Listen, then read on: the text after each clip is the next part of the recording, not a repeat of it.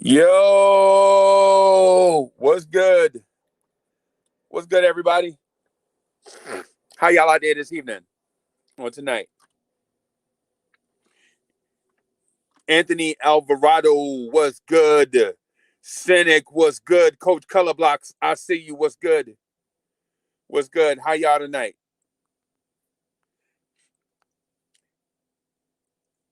I'm just happy to be on, man. I'm just happy to be with y'all. You know what I mean? I'm gonna post this link out here. Hold on, let me do that real quick.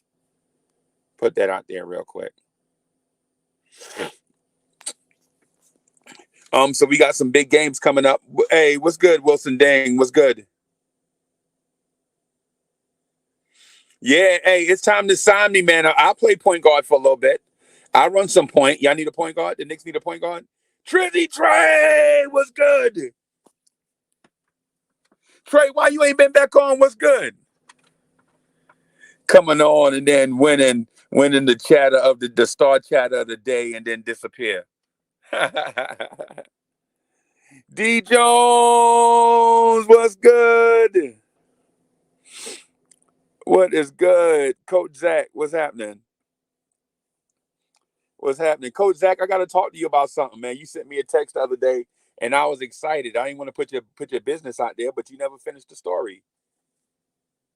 I gotta get with you.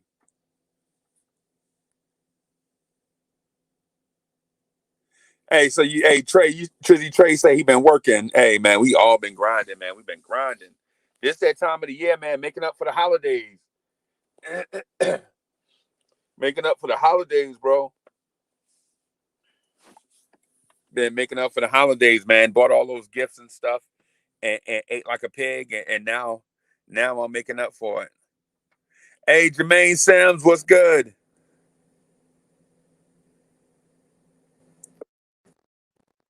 Um, uh, Hood Kev is in the building. What's good, Kev? Hey, Fred, what's going on? Ain't nothing to it, man. Chilling out, trying to make some.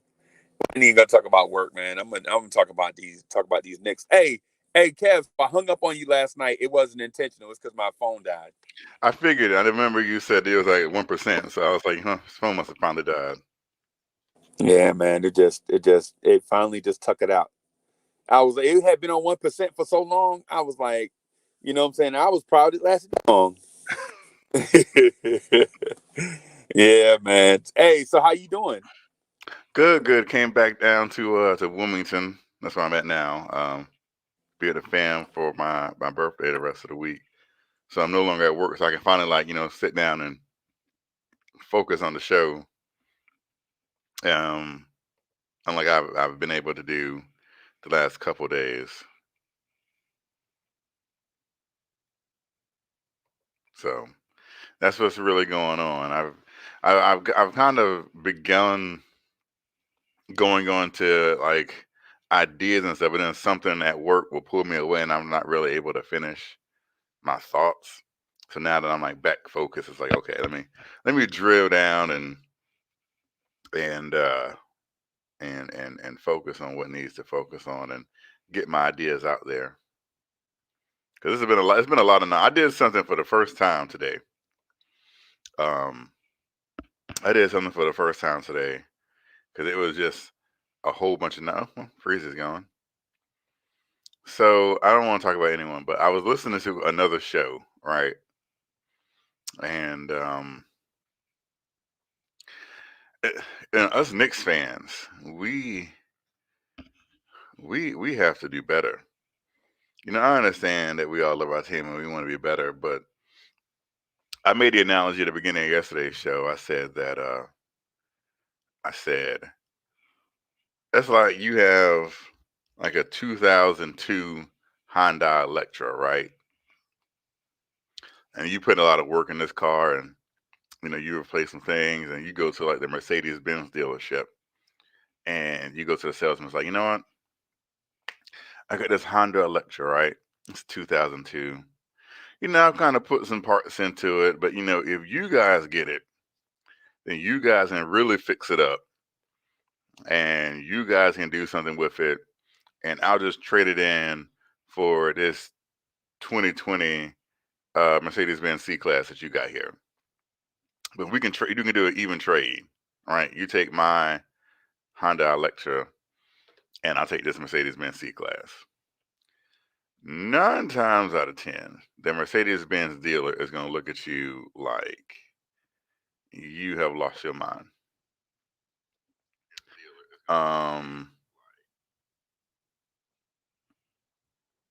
So it's one of those things where we all can sit here and say, "Oh man, I really, really want Bradley Beal." Like I was on. This is literally I got before I put it out there. I got to make sure I get Freeze's permission. 'Cause I don't want to drop no names. I was listening to a show, right? Hey, sorry about that, man. I got Oh a no, message. go ahead. I got a message saying the StreamYard server stopped responding. So yeah, it was something strange. What's up, everybody? What's up, guys? What's up? Was I on live or was I just talking to myself the whole time? You're on live, Kev. Nah, Oh, okay. Because Yeah, when you said that, I was like, wait, was I just talking to myself?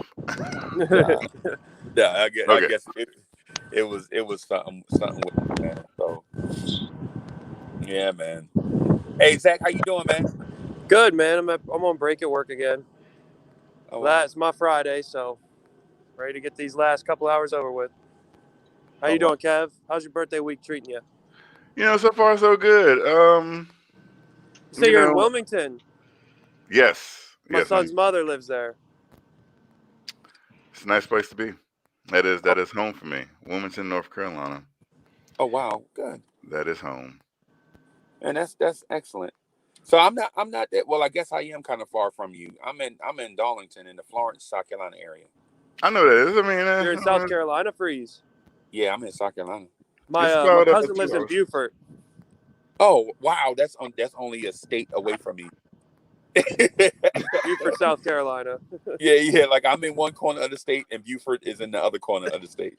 Okay, I haven't been down to visit her yet since she moved. Her husband's in the Marines. Oh, okay. Yeah. Yeah, to answer your question, Freezy, I'm asking that question to certain someone next week. Oh, okay. It just that came in. Good. I'm excited. I can't wait to hear the results. Yeah, I mean, if that person's smart, they'll say no, but you know how it is. Yeah.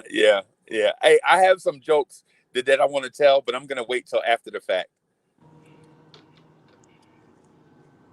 Some notes. Jokes. Some jokes. Yeah, I got some jokes I want to tell about that topic, but I'm gonna wait till after the fact. I might just spill it because. No, don't spill it. Don't spill it, man. Don't spill it. What am I missing here? Hold on. What am I missing here? Coach Color Blocks. Let's see if you can put it together. What's up, Coach? I'm good. I'm chilling. So I'm asking a certain someone in my life a certain question next week. That's gonna change my life. Okay. And it's an important question. It's not like paper or plastic. And it's a yes or no question. Gotcha. Hey, a certain package got delivered this week, so I sent a picture to Freezy. Yeah. Nice. You gonna do a live? Yeah. Yeah, YouTube. Hey, so I got a question I wanted to ask Coach since y'all are here, and we have a Knox in the building. Hey, what's up, Mo? So I wanted to ask y'all a question. Am I wrong for assuming that Kevin Knox is completely lost right now? Like there's something going on that I can't put my hands on, or is it he's doing what he's asked at a high level, and it's just not relating or being shown by sticks? Like, is he doing intangible stuff? I don't know if he's a lost cause or not. I mean, we all kill him, but we just got to give it time under Tibbs and see what happens. To be honest, right. I don't think he's either. But there's a lot of small things that. There's an echo going on. Yeah. It might be me. Is it me?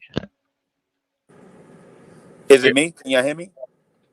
I can hear you. Okay. Yeah.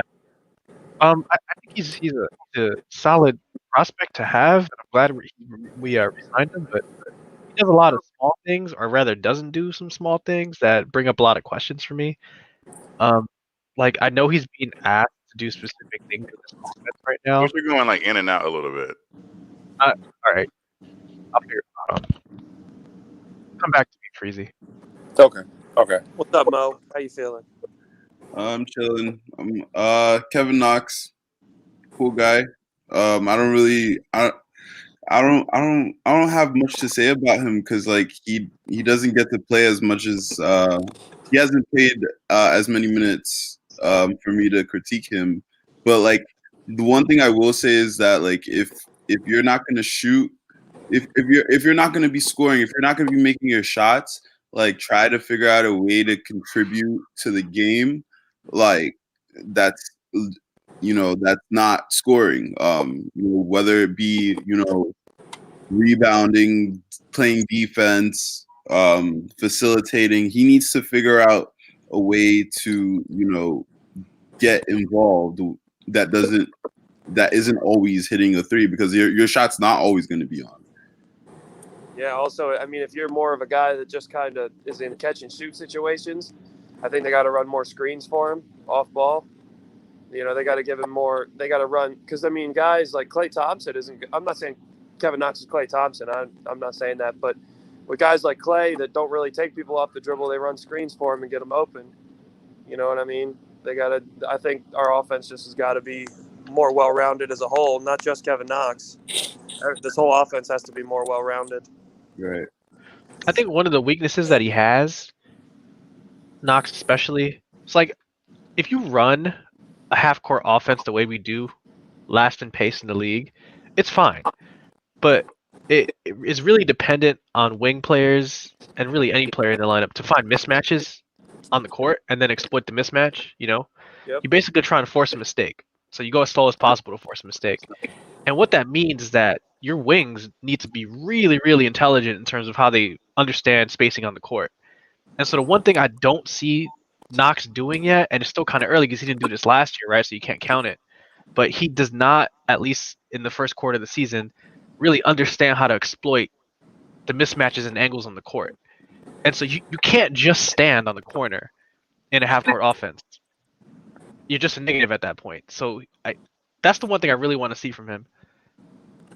With or without a point guard. With or without a point guard. Chuck. Oh, God have mercy on my soul. I thought it would be easy. What's up, Chuck? What's up? You know what? I rewatched me and your debate, Kev. Oh God. Oh God. In your last two rounds, you said absolutely nothing. Oh my God. Here's the thing, Chuck. I'm not living in the past. We having a whole discussion about something. Yo, and Chuck want to talk about something that happened last week. We had a drinking contest every time. We literally having a whole conversation about something else. And Chuck want to come in, mess the whole flow, and talk about something that happened last week. No, I want everybody before we do that, let's see if there's some substance to what Chuck is saying. Let's see if there's some substance to it. Yeah. One round, he literally said, he laughed for 10 seconds and then said, I want to see Knox go against Carmelo. And that's all he said the whole round. And he got that round. How? Chuck, that's nothing. That is not substance. We need a drinking contest. Chuck, let me hear that. Right, Chuck, or Cornerstone you sound like a Republican senator right now, giving all the excuses of why Donald Trump lost. No. Like, oh my God, they did this, and there's people voting in this, and they shouldn't be doing that, and this happened, and this happened. Chuck, you lost. Let it go. I asked everybody to go watch the last two rounds of Kev. Chuck, you lost. And tell me what did he say? You said nothing. Lost. Again, let me read this one more time in case everyone didn't hear this. Okay. Chuck, you lost. Let it go. No. This living in the past. Listen, you can't change the outcome now. Say nothing. You trying to change the outcome? Freezy, what is this? Favor. Chuck, Freezy. what do you hold on. By having this conversation, what are you trying to accomplish? Because I didn't watch it until today. But what are you trying to accomplish with this conversation? No, I just couldn't believe it. because I was stuck on Vibes lying on me, so I rewatched that 100 times. But then I said, let me watch me and Kev. And what you did was disgusting. You said nothing. Hey, You said absolute. Freezy, please go back and watch Kev last 2 rounds and tell me what he said. He said absolutely nothing. Apparently, he didn't have to say anything to beat you, Chuck. Yeah, I got you. But what I want to do is this though, and let us finish the down on Knox. That's an indictment on you. And then what we'll do is we'll dedicate. I talked about the draft. Let us finish this quick, and we'll dedicate time to that specifically. So that'll be uninterrupted. So we won't have 2 conversations going at one time. Y'all cool with that? I guess. Yeah, I mean it's not going to accomplish anything, but fine. But Freezer, let me ask you a question, right? I want to ask you a question to your question. You asked this question about Kevin Knox, and I get where you're coming from with it because we want to see Kevin Knox do more, right? But are you saying this because it's the context that Kevin Knox was drafted by the Knicks and he's young? Because why can't you sit here and say, you know what? Why between the 2 Utah games is Austin Rivers averaging 3 points a game? What can Austin Rivers do differently? But you don't have that conversation. The conversation is, what can Kevin Knox do? Because Kevin Knox is disappointing me. But people don't want to mess up. Like Austin Rivers between the 2 Utah games, Austin Rivers literally averaged 3 points a game. But everybody wants to harp on what Kevin Knox isn't doing. Because Kevin's Kev. So the thing is it's not bashing Knox.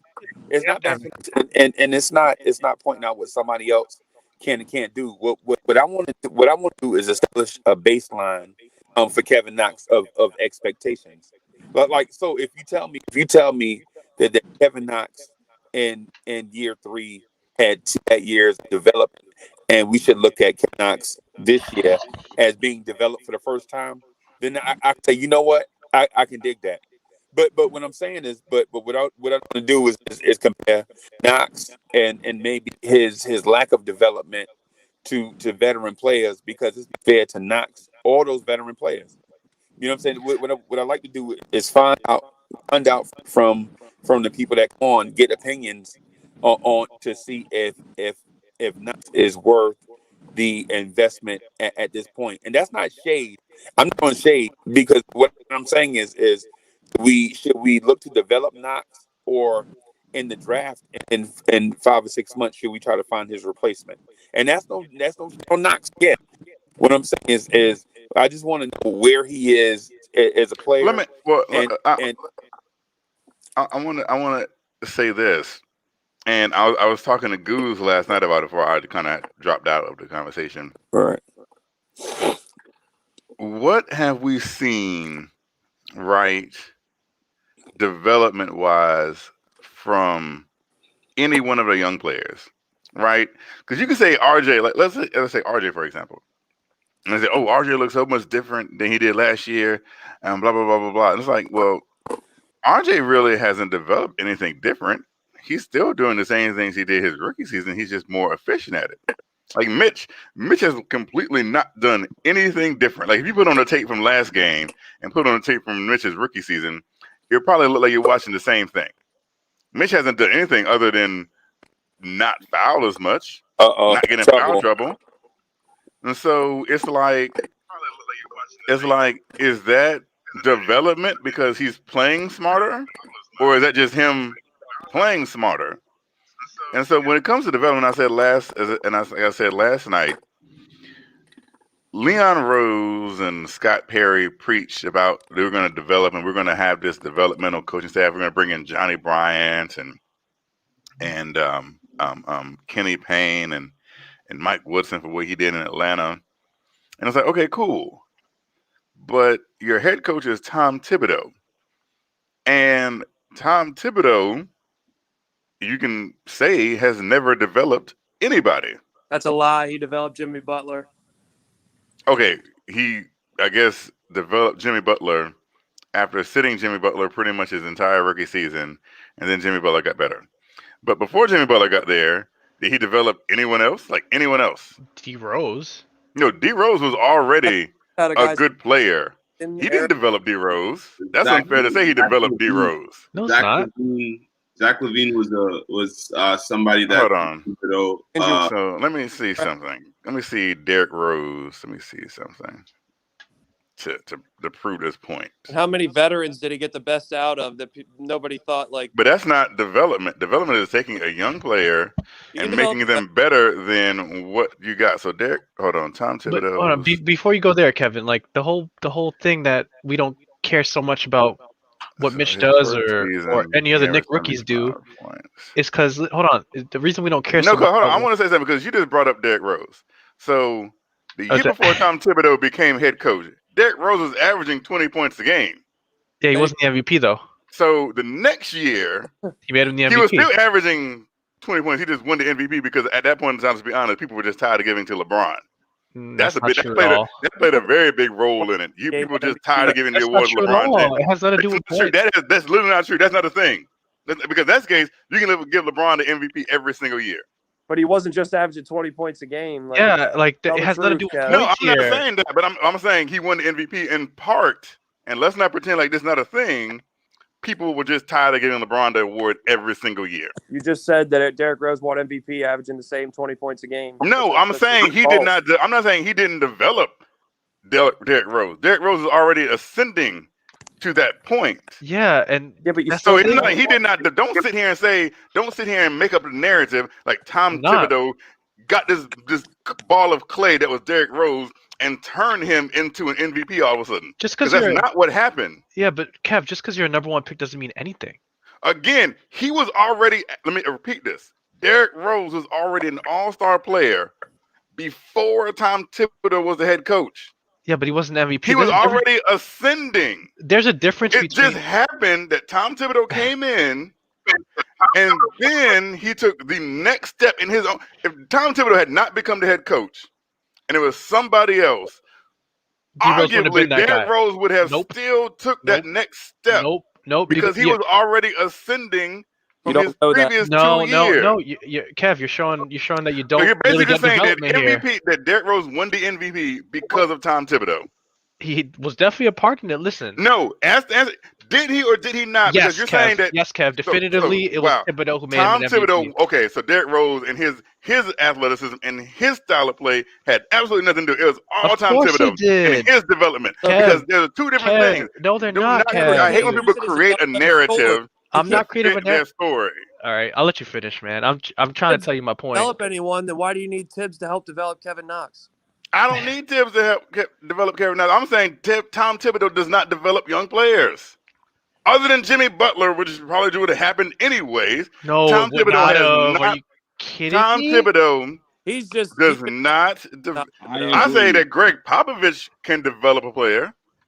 His staff develops players. I'll say that, but I can't sit here and say definitively over Tom Thibodeau's career, he routinely develops younger players. So you're saying Greg Popovich made Tim Duncan what he was?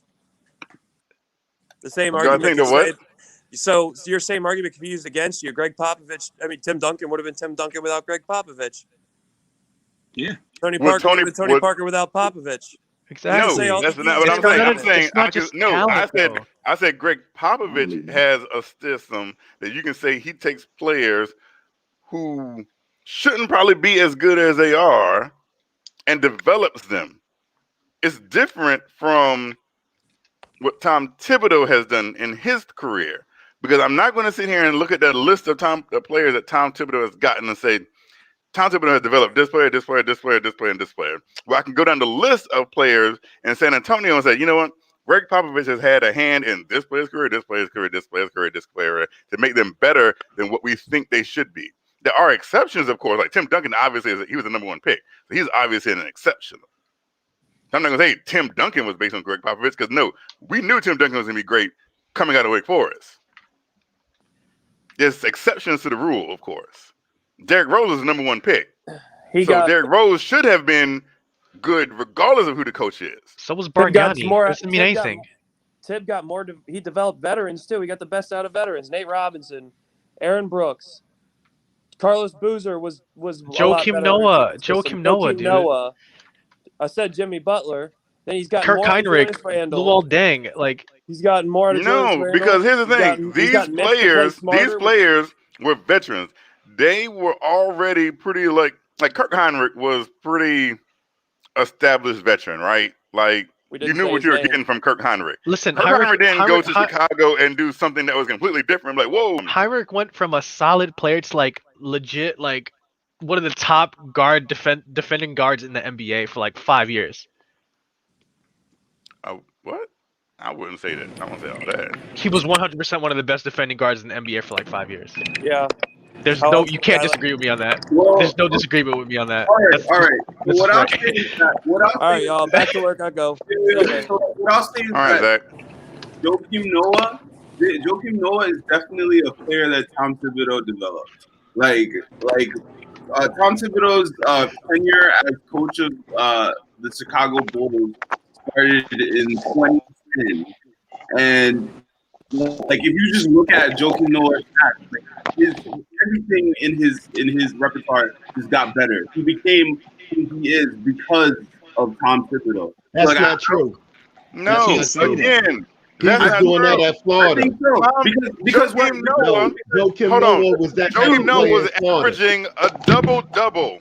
Yo, can you let me finish? Before Tom Thibodeau got there. No, it's all about Kev right now. Kev, you're not letting anybody argue against you.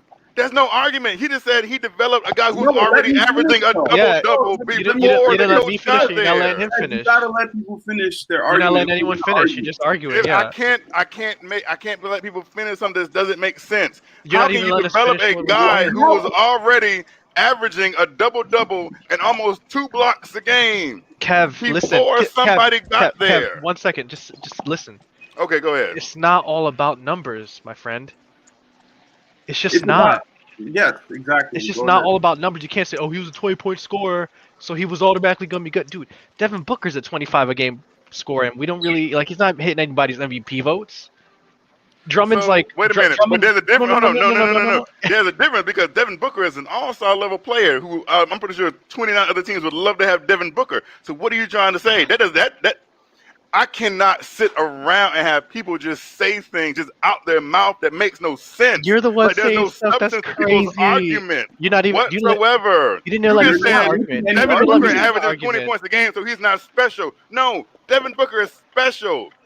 He would be special anywhere. Yo, we agree that all of these players are special. That's why we're here sitting down. Every player in the NBA is special. And the NBA is a special. Kevin, you're not letting anybody argue, bro. You're just going off. You're not letting anybody say anything. Exactly.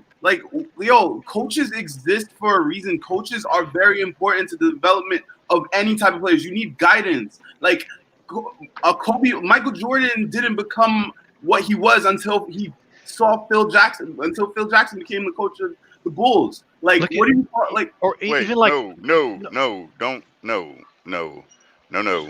don't win a championship without a good coach. You just don't know. There's a difference between saying Michael Jordan was not Michael Jordan before Phil got there. And I know you probably never watched Michael Jordan like that, but Michael Jordan was like that before Phil got there. No, he was not. He was already on his way to being a championship. Sometimes having a coach come in is the perfect storm to something. Michael Jordan legit was leading the league every year in scoring. Michael Jordan was killing everybody. Michael Jordan lost in the Eastern Conference Finals to Detroit. Michael Jordan changed his mantra, his mindset to come back differently. And just so happened when he did, the Bulls hired Phil Jackson.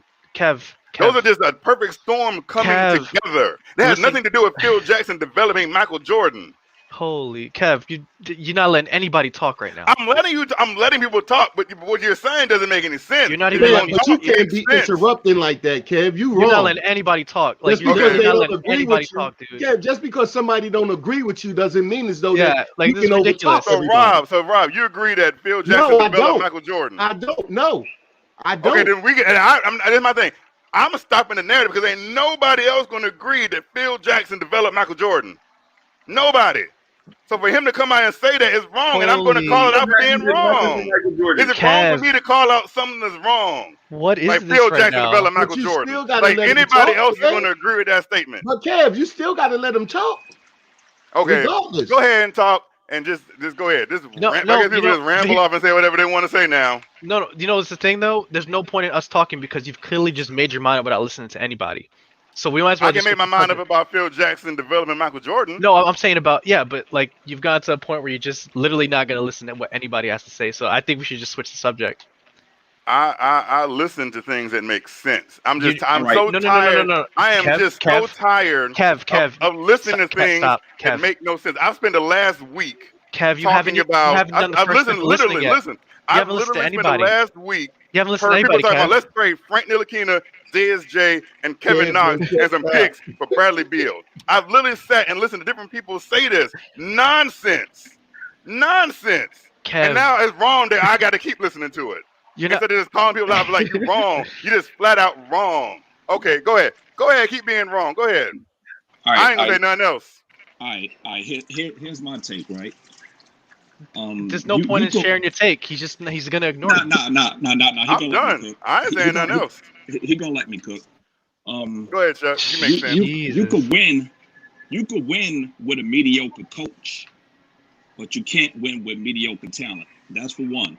For two, developing usually takes place in the off season, away from the coach. It is cold out there, yes, sir. So guys work on their game and come back and add new things to their game. And it's impossible to say he got better because of the coach. The coach may put you in a position to show your skill set better than another coach would. It is freezing out there, boss. Hey, I was gonna take this down anyway. All right, what's up, Freezy? Who's that, Freezy? Your mic. Yeah. Oh. But as far as saying somebody develops somebody, players usually get better. Young players usually get better year by year. Without hey, the coaches. Can y'all hear me? Yeah, we can hear you. You have to mute Freezy. Okay. Yeah. Okay. Players usually get. I heard what y'all was. Players usually get better year by year. So I find it hard to say, oh, he got better because of the coach. The coach developed him. It's hard to develop in the game. Development, in my opinion, happened during the off season. That's when you get to work on your game. It's hard to work on your game in the game. Like Coach said before, you develop your shot by taking 1,000 shots or whatever. You can't do that in the game. You can't take 100 straight free throws in the game to develop your free throw shoot. You can't practice dribble drills in the game. So when a player develops, I credit that player. I never credit the coach. I give the coach credit for putting him in position to show his skills. I'm done. Damn, you finally said something that makes sense. I always say something that makes sense. No, you don't. Listen. No, you don't. You finally listen. You finally said something that makes sense.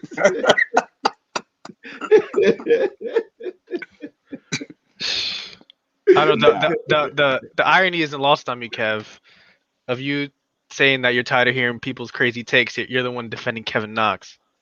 This has nothing. You know what? This has nothing to do with Kevin Knox. This has something to do with people just saying dumbass shit. Yeah, I said it because people just say dumb shit.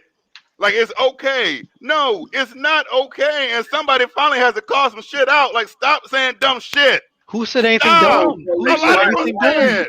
Wait, why do you own lot? It don't make no sense. It really don't. Literally, I have watched 3 different shows. 3 different shows. People are like, oh, let's trade Knox, GSJ, and Frank and some picks for Bradley Beal. And people are dead serious when they say it. Like, that's not dumb. Like, nobody calls nobody out on just the dumbest stuff that people say. And that's cool. We listen to it because we Knicks fans. We all live in a delusional world, and it's just cool to say dumb stuff. And what other fans and people say, oh, Knicks for clicks because we fall for dumb stuff. all the time, and nobody says anything about it. So when some people do say something about, oh, you just tripping, you tripping. No, stop, wake up. Stop living in this fantasy world. And everything is just like when someone sit here and says, and I'm telling you that when someone sit here and says that Phil Jackson, as great of a coach he is, helped develop Michael Jordan, you're gonna sit here with a straight face and say, you know what, that's true. That's right. Phil Jackson had no positive impact on Michael Jordan's career. You said he helped develop Michael Jordan. Okay, all right. We're splitting hairs. Yeah, you're just arguing semantics, Kev. You're just arguing semantics, that's how I'm going to take it. No, Kev, you gotta calm down, first of all. Yeah, like, dude, you're bugging right now. I'm not. He said out his mouth. Like, you Phil Jackson. Yeah, like, no. Phil Jackson developed Michael Jordan. We can run the tape back. Ask Chuck. I do it all the time. That's what you said out your mouth. You said Phil Jackson developed Michael Jordan. All right. So okay. So are you gonna go crazy over that for the next 2-3 hours? Because if that's the case, all I'm saying is I'm so tired of people coming on here and just saying just ridiculous things all the time. Look, Kev, but look, see, Kev, this is one thing that you got to get to. Hey, when people come at Knox, it's okay. But look, sometimes you got to understand that at the present time with them coming at Knox, sometimes you just don't have no rebuttal because he's not doing nothing right now. This has nothing to do. Okay, I want people to listen to me when I say this as clearly as possible. What I'm saying right now has absolutely nothing to do with Kevin Knox. Except that it does. Has everything No, what I have to say is someone came out their mouth and said, Phil Jackson developed Michael Jordan. This has nothing to do with Kevin Knox. Yeah, and you were already on 10 before then. Yeah, you've been on 10 since you got here, bro. But it has nothing to do. What I'm on 10 about has absolutely no. Stop. Listen, I like Kevin Knox. Yes, it's true. But I'm a New York Knicks fan. Okay, I like the Knicks. My favorite player is Patrick Ewing. I didn't stop liking the Knicks in 2000 because Patrick Ewing was on the team. No. What are you talking about? Because people have this narrative that everything I say revolves around Kevin Knox, and it doesn't. It doesn't. But okay, can we just change the subject?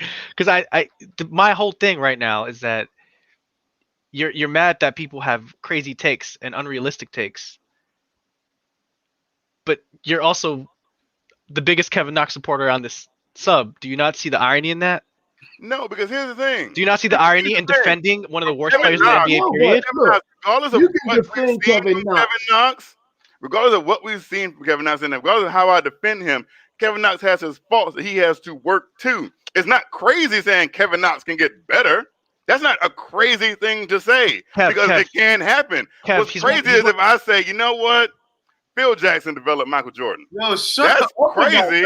Shut up about it. It's not the most important thing. Like y'all, you just gotta arguing over the most moot point I could think of. Like you're picking the tiniest hill to die on right now. Like no one's arguing that with you. Like you're arguing semantics right now. I don't understand that. Like I'm not arguing semantics. You are literally arguing semantics. No, like because you keep saying the irony is I call people out for saying crazy because I believe that Kevin Knox can become a better basketball player. Oh my god. That's what you said. And I'm going to take what people say literally. So it's not irony for me to feel some kind of way that somebody came out their mouth and said, oh my God, same Mo came out of his mouth and said Phil Jackson developed Michael Jordan. And everyone agrees, yeah, that was a crazy thing to say. Everyone can agree that was a crazy thing to say.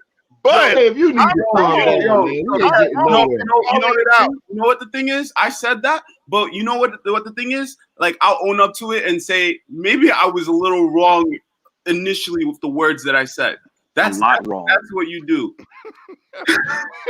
It wasn't a little. It was a lot. I mean, do you see where I'm coming from, though? Yeah, that was ridiculous. Yeah, Kev, we all agree with you. We all agree. There's no one arguing the point that Michael Jordan has not developed Michael Jackson. So let's just move on. We can understand. Look where it came from. Oh, Shorty Young. It came from a young guy who didn't see Mike and Phil other than through film. So It was a wrong statement. Jordan, can we all agree? Can we all agree that it doesn't matter who coached Michael Jordan? He had a compulsive need to win. That no matter who coached Michael Jordan, he was going to be the player that he was going to be. So let's just pick another topic on the Knicks and let's just move forward. Just move on from that. We're arguing about that. We're arguing about something that no one is arguing about except you, Kevin. Didn't he just say let's move on? Yeah, I've been saying that for the past 10 minutes. All right, so why don't you let it go? Who we play tomorrow? Bro, what are you talking about? Right. I literally said, can we change the topic? And then Kevin wanted you're the only one still talking about it. We all letting it go. But now what you keep on saying, let it go. Let's move on. Holy, what is this? I had a question. I had a question yesterday. Cleveland is playing a little bit above their heads in terms of competitiveness with the teams that you've been beaten lately. Do you guys attribute that to their front court, Sexton and Garland, or do you attribute that, or would you throw Drummond in there as well, or the overall? They got a good team. Yeah. You have to put Drummond in there, most definitely. They got chemistry. They got They got height at the right places, and they got 2 scoring guards. You can win games, and you got games off when you're not supposed to play. So, they right along where we at, I guess.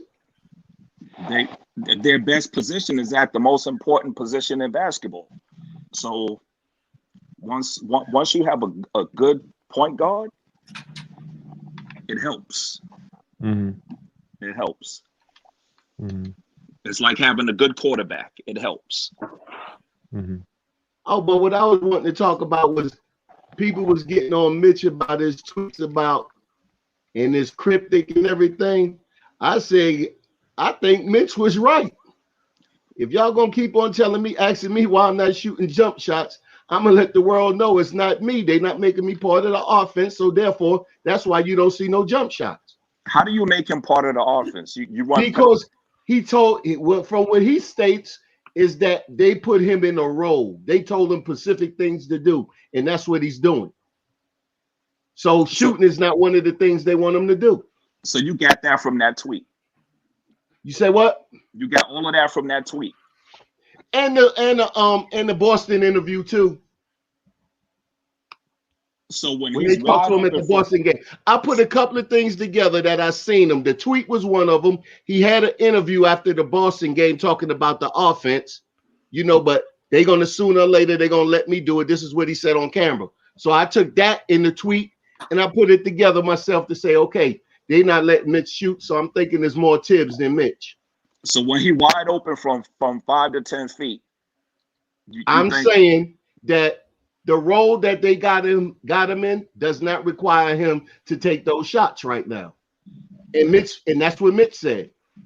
My take on it is this. Let's say, for instance, you got this ability that you see that you have a 50-50 chance to make a wide open shot, whether it be from the 3-point line or from 12 feet out, whatever it may be. Would you go against the grain and take those shots to show your coach you holding me back is a detriment to the team, and you're showing him physically in game that you can do it? Or are you going to be concerned that for some reason Tibbs is going to bench him? I mean, Tibbs is not going to bench him for that. Tibbs had him benched in the beginning of the season for Joel. Well, he don't have a 50-50 chance of making that shot. You know what I'm saying? He already had him. You're a young player. I would take it with a first-year coach. Don't listen to Tibbs. You might be on the back end of the bench. That's an experienced coach. I wouldn't go against him right now. I wouldn't. But at what point are you going to show your coach that you can you have the skill set to expand your game? Sometimes you just got to wait your turn. You can wait your turn in the game, or you can wait your turn on the bench. Choose where you want to wait at. Well, here's the thing about it with Mitch. There are certain people who, I guess, on the team can do certain things, right? And so I think we can all agree that Mitch Robinson is pretty important to the team's success, right?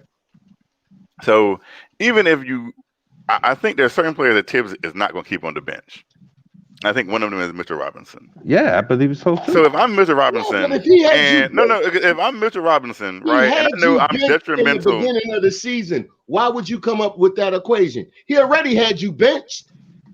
When? He already had you benched. Who's going to speak on it if somebody bench a guy that makes $900,000? But it's not that here's the thing. If you bench a player, right? He was 'cause never a starter. He Who? was never a starter to be benched. Who, Mitch? Yeah. When was he a starter? Well, I'm saying through training camp coming in, it was obvious that Mitch played better than Noel's. But they had Noel starting. It's not common sense to say that he wouldn't have done it. It's not But like right now, can we say say right now, can we say that Mitch is the starter and his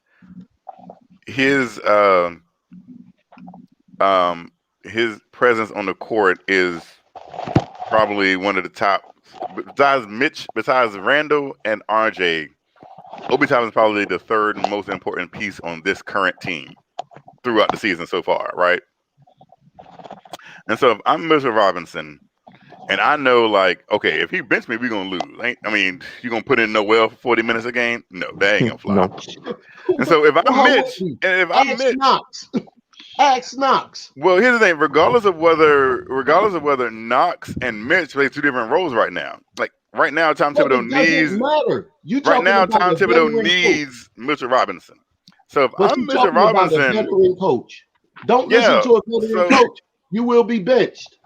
Okay, and see what happens if they bench. And for what? For taking a jump shot? Good luck being a coach and explain to the world that you benched your best center because he took one jump shot. What's going to happen if they bench Mitchell Robinson? He has to explain himself. At some point, explain themselves. No one is infallible. Tom Thibodeau is not infallible. Thibodeau will not have to explain that. You don't think he's going to be asked that question? Why isn't Mitch out on the court? He can in the locker room interview. He doesn't have to answer the question straight up. He can make it look like it was something else. Let me ask you a question. So Mitch takes a jump shot and Tom Thibodeau benches him. Who's starting the next game at center? Noel. But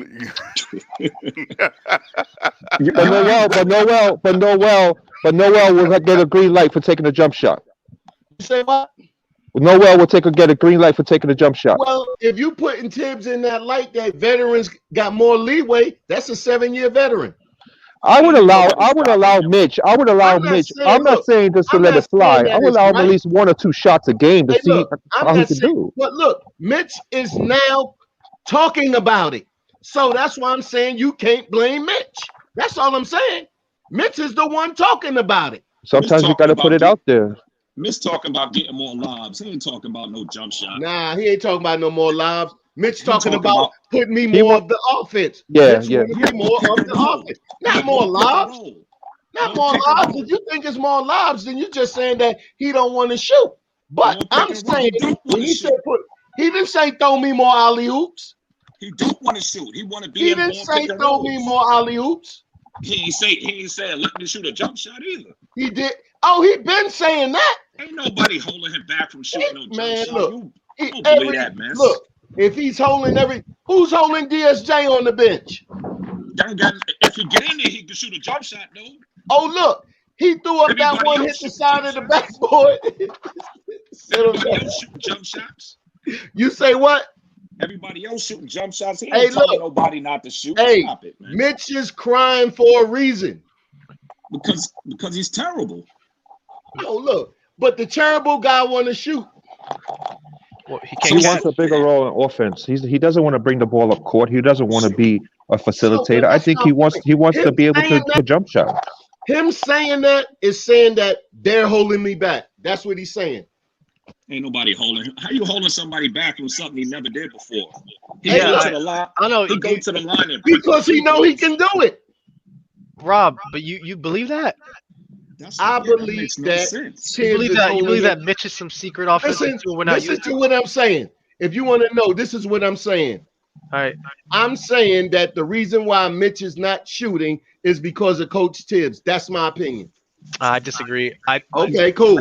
I see where you're coming from. 3 years. Yeah, I see where you're coming from. Like, there's definitely a lot of instructions that he's getting, but but it's not to not shoot. Like Mitch isn't shooting because he can't catch. Hey, look, Mitch is not crying about it on social media. He's got no hands, bro. He can't shoot, man. Mitch has no hands. How you gonna say this man is catching the ball out the air? Do you understand that? Let me tell you a secret. When a player can only catch alleys, that means they don't have hands. No, that's not true. Mitch is catching alleys with You're one hand. You're just wrong. You're just wrong. I'm telling you.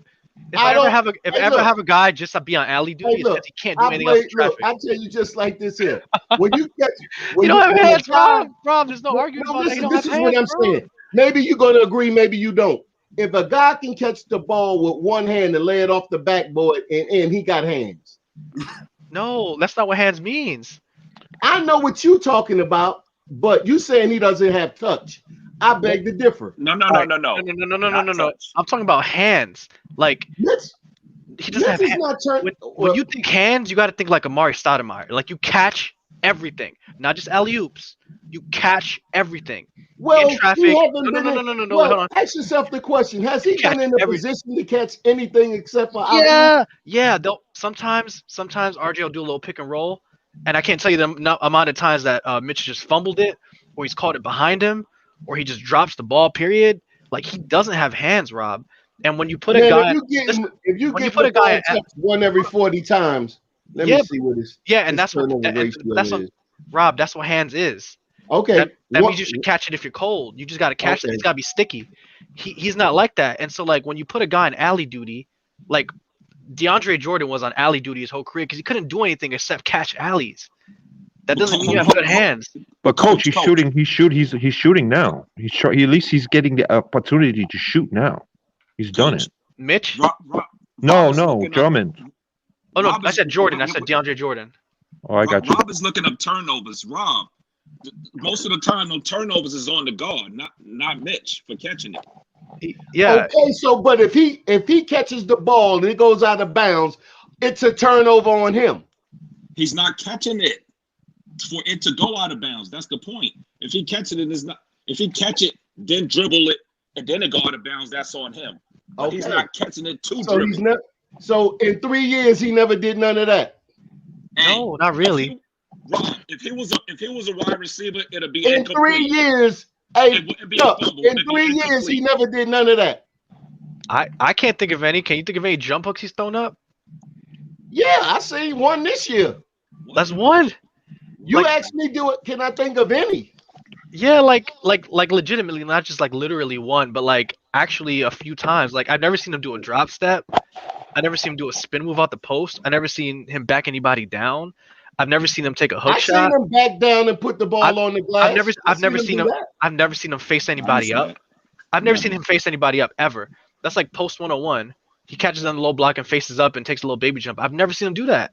Like I wouldn't let him do that anyways. That's the point, because he doesn't have hands. But coach, if he catches the ball in open space and there's no defender closing in on him, take a shot. Take a shot. All right, he won't. I wouldn't say take 5 or 10 per game. But then if that's the case, I feel like he's had chances and hasn't done it, because there's been a few times he's been open at the top of the key or at the free throw line. He just doesn't do anything with it.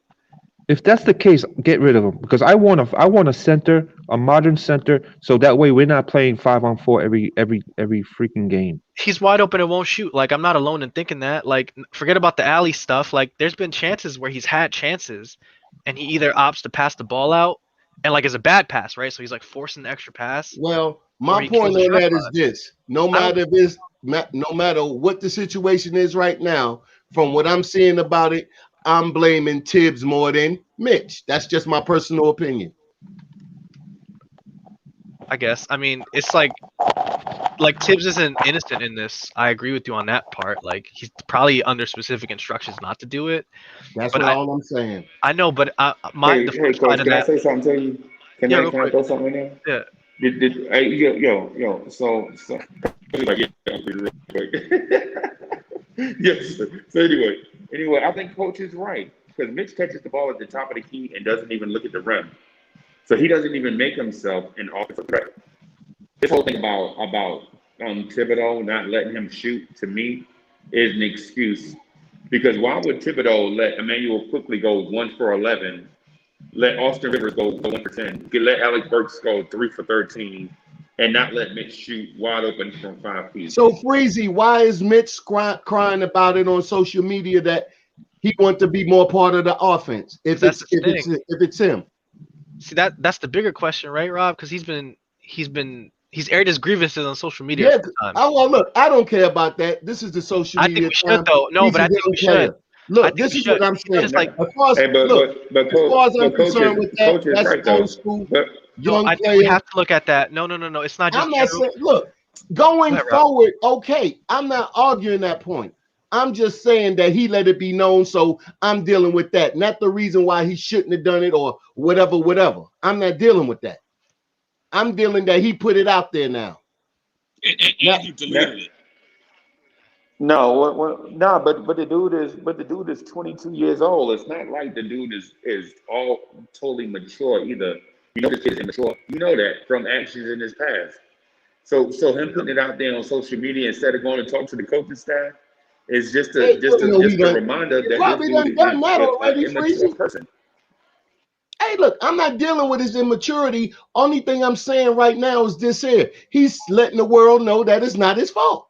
Now, they're going to deal with that one way or the other, how they're going to deal with it. But he's saying that he feels as though he needs to be more part of the offense. So how they going to deal with it, they're going to deal with it. But he put it out there. That's his fault. Okay, well, maybe it is. But now he's saying that, okay, y'all not seeing me shoot. I'm taking it like this here. Talk to them. So I'm just bringing it to the forefront that Mitch is saying that it's not his fault that he's not shooting because everybody wants him to shoot. Right. He's putting it out there that it's not his fault. At that point, I think he wants to shoot. He should be.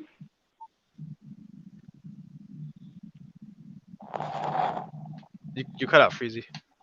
Like you taking it all the way to shooting. He didn't specify shooting jump shots. You're bringing it to jump shots. I said, Chuck, my own personal opinion. All right. That's all I said. Okay, I disagree. I think if he had confidence in his shot, he would have took 1 million of them by now in his third year.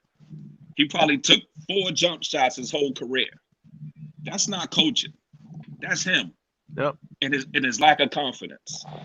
And we talk so much. Tibbs talks so much about practice and how practices are important for him. Yeah. And he's played guys depending on how they practiced apparently. And if Mitch hasn't shot, I think it's a Mitch thing. Yeah, you think Fizdale cared if he shot? Fizdale ain't care. He didn't shoot with Fizdale, Miller, Tibbs. He didn't shoot with nobody. He couldn't stay on the floor long enough with them coaches to shoot. Nah, he was out there. I just don't think fundamentally, Rob, that there's like some secret offensive weapon there. I just don't think there is. I'm not saying that he's going all of a sudden it's going to go from 0 to 30. People always make the statement that Mitch don't shoot. Mitch said this is the reason why. I'm just giving people another situation to look at. That's all. I'm not saying he's going to hit the shot. I ain't even say he's going to be good at it. It always is why Mitch don't shoot. So Mitch put it out there. Okay, we go from there. I'm not saying that they're going to allow him to shoot. He's going to hit the shots or anything like that. Well, we see why he don't shoot when he go to the foul line. Well, yeah, I just don't think he's that good. I don't think there's anything more to it. I like him, but let's catch the ball first before we talk about being an integral part of the offense. Well, I see him. I just need to catch the ball. Look, I see him just like this here. Now, you can say that, okay, yeah, he don't catch the ball. I never seen him feed the ball to him in the post for him to drop it. But he doesn't even back nobody down. Okay, though, but we're assuming that he can catch the ball with no proof. No, we got proof. No, they don't pass him the ball. No, we got proof. He can't catch. Watch next game, Rob. Okay. You'll see dumb down. You'll see dumb down plays. Only thing I ever see him get is a handoff. Yeah, and those are gimmies and he misses them.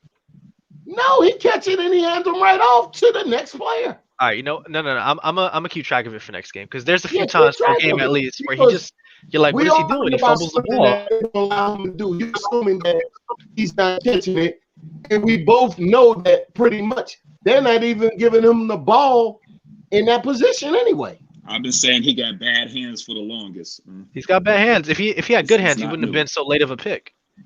Because another thing, he's only shooting 43% from free throw on his free throws this year, which is like down from his first 2 years. So it's if he had hands, if he had like reasonable hands, he wouldn't have dropped down to the like second round or whatever. No, the reason why, because he went straight out of, he never made it anywhere else but what? Straight out of high school, sat out a year. Yeah, but with his size and athleticism, they would have found a spot for him in the first round. Dude, like Jackson Hayes and players like that are getting drafted top 10. He just really doesn't have hands at that level. No, also because he didn't play in college. I guess, but I mean, my big issue was him is the tweet. He's just digging I mean, how big is the shovel for this hole right now? Because there was already bad media coming in preseason because of the Team USA stuff. And now, we didn't have any sources for that other than just rumors. But everything he's done since that news has just justified the fact that maybe he is too immature to play. I don't think so. That Team USA thing was 2 years ago. They just rebought it back up for their own convenience. But then he hasn't done anything to help himself out here. Every 2 years, the 2 years that Mitch played in New York previously to this season, we ain't hear anything about no Team USA because nobody cared. Soon as Thibodeau came over here, then we get this Team USA thing, which was 2 years ago. If you're going to talk about anything, I feel as though that was unfair because it was 2 years ago. Well, if the man decided that he didn't want to play, that was his own decision. It didn't hamper his rookie year. It didn't hamper his second year. It hampered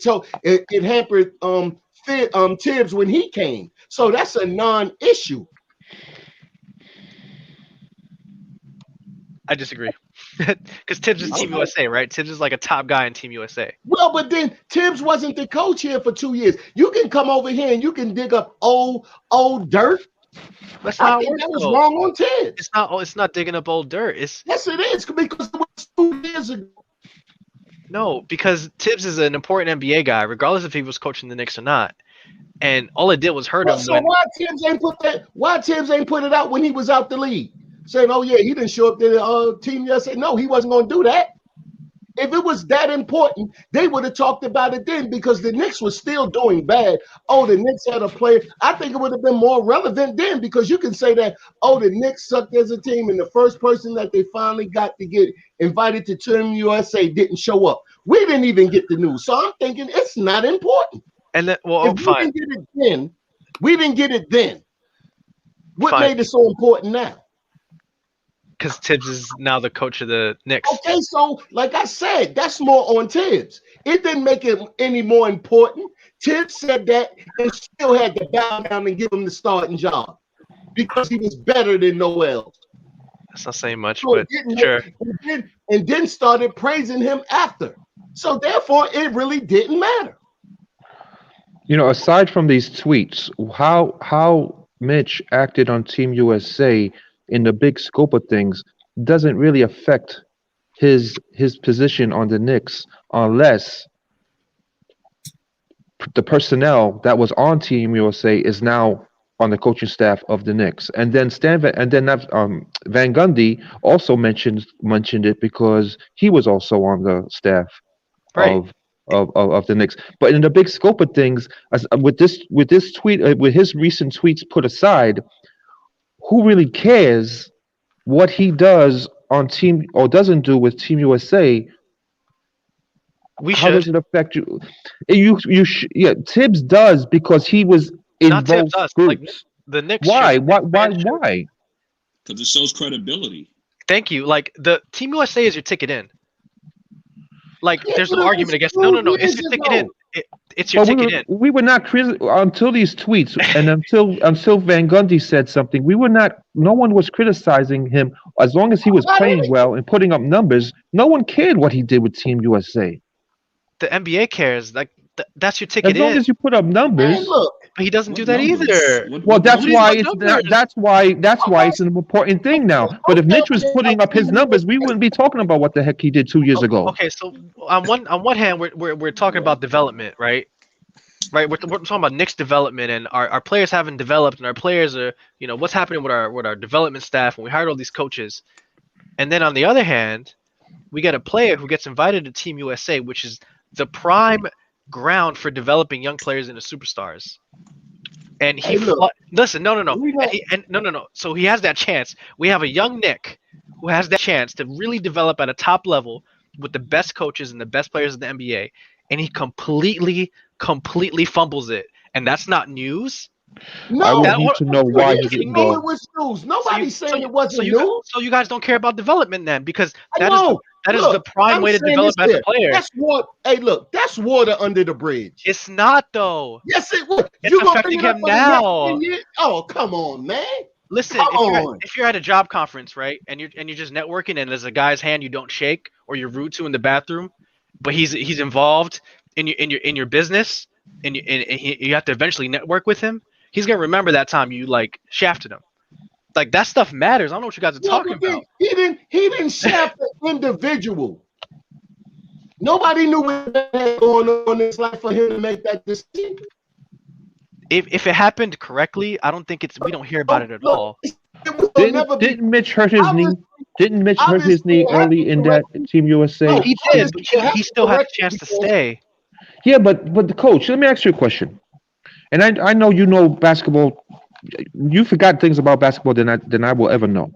But are you going to risk your long-term availability with your team when you tweaked your knee to play on Team USA? Wouldn't your overall health for the team that's paying you be more important than risking harsher injury to play for Team USA? Oh no, he didn't. But that's the thing. He didn't have to play.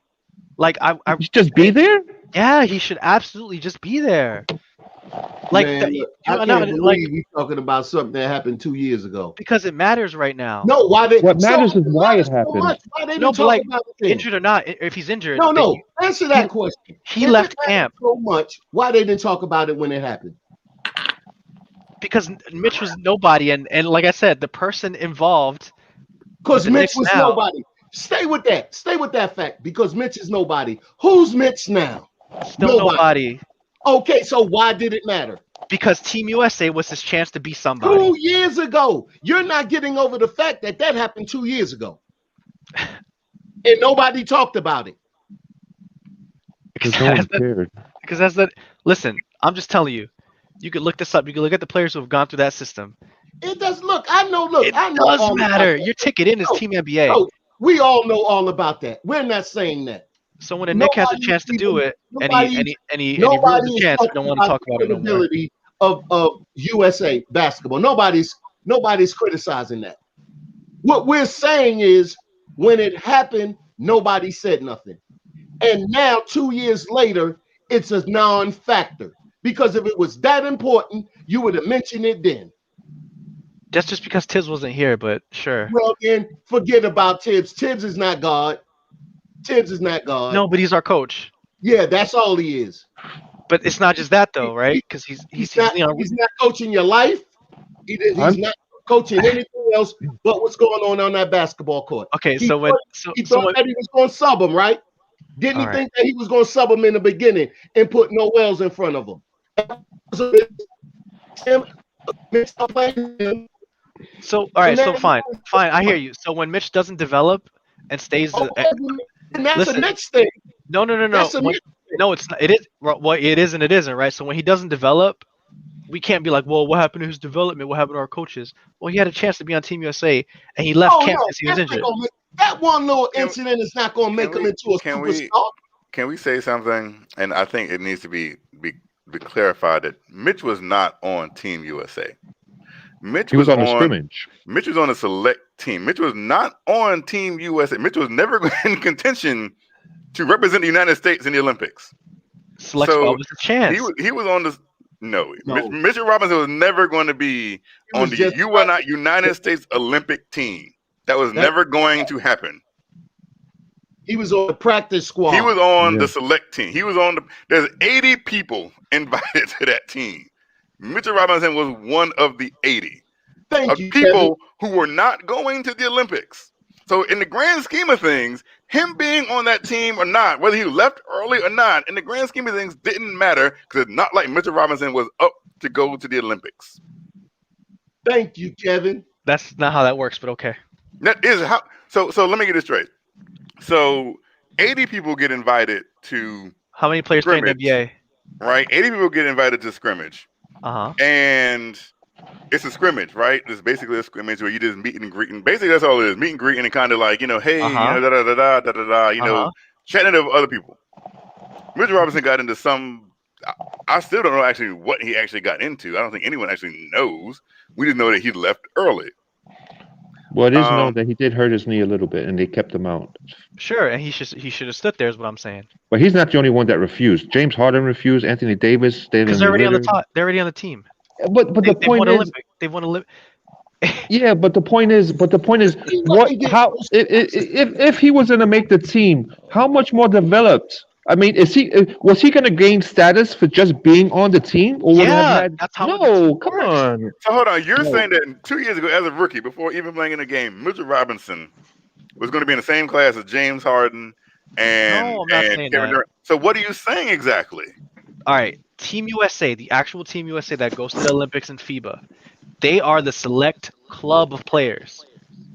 When you get invited to the practice squad, that means someone's paying attention to you. And that the chance for you to maybe make that squad and make those connections and get that coaching and get those endorsements and meet those players so you can be on teams with them, that's the opportunity that exists there. So when a guy who's a Knick, who's an undrafted second round pick or whatever, has the chance to get into that club and he willfully and forcefully leaves because he's injured and throws a hissy fit, then yeah, that is an important thing. It's the same way if you got invited to go visit a college while you were in high school or something like that, and you opted just to not go for some silly reason.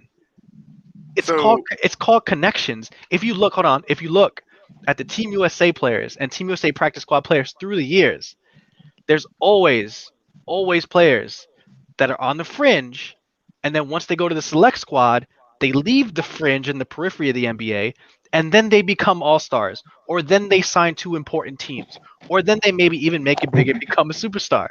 Like if one of our Knicks players botches that, that's huge news, and it tells you a lot about that player. That's all this is. That's all this. I'm not saying he's going to be the next Anthony Davis. I'm not saying nothing like that. So if I were a coach, and if I were his coach, I'd be so PO'd at him for doing that because I'm here's the thing. I would be PO'd if I was Tom Thibodeau and I was his coach 2 years ago.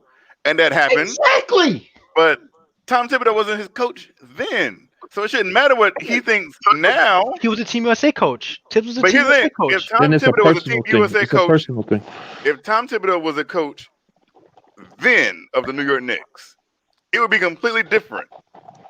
Completely different. For Tom Thibodeau to feel some way about something that he had no parts of 2 years ago. I mean, why would Tom Thibodeau feel some kind of way about a player in an organization he wasn't a part of? Kev, you're a manager, right? Yes. If you botch a project, are you going to get a chance at the next project? Depends how you did it. No. If you botch, you know what I'm talking about. If you botch a project, will you get invited to the next project? If you earn your way back, yes. If you get blacklisted, exactly. What makes you think he won't ever earn his way back? Because look, here's why he won't make it back, or I'm having trouble thinking he's gonna make it back. Because since those 2 years have passed, his behavior has been filled with these passive aggressive tweets. He's on his 6th different agent right now, 3 years into the league. That's crazy. We have reports of this immaturity thing going on.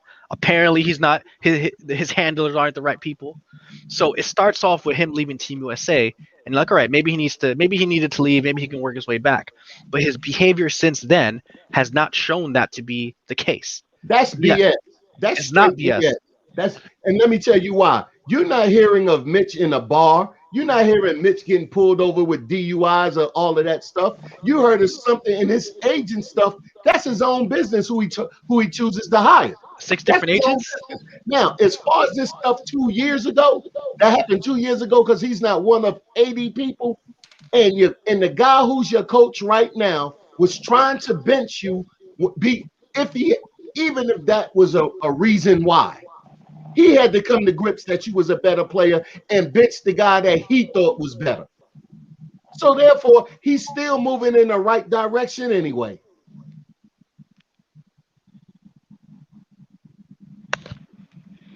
I mean, that tweet doesn't say that.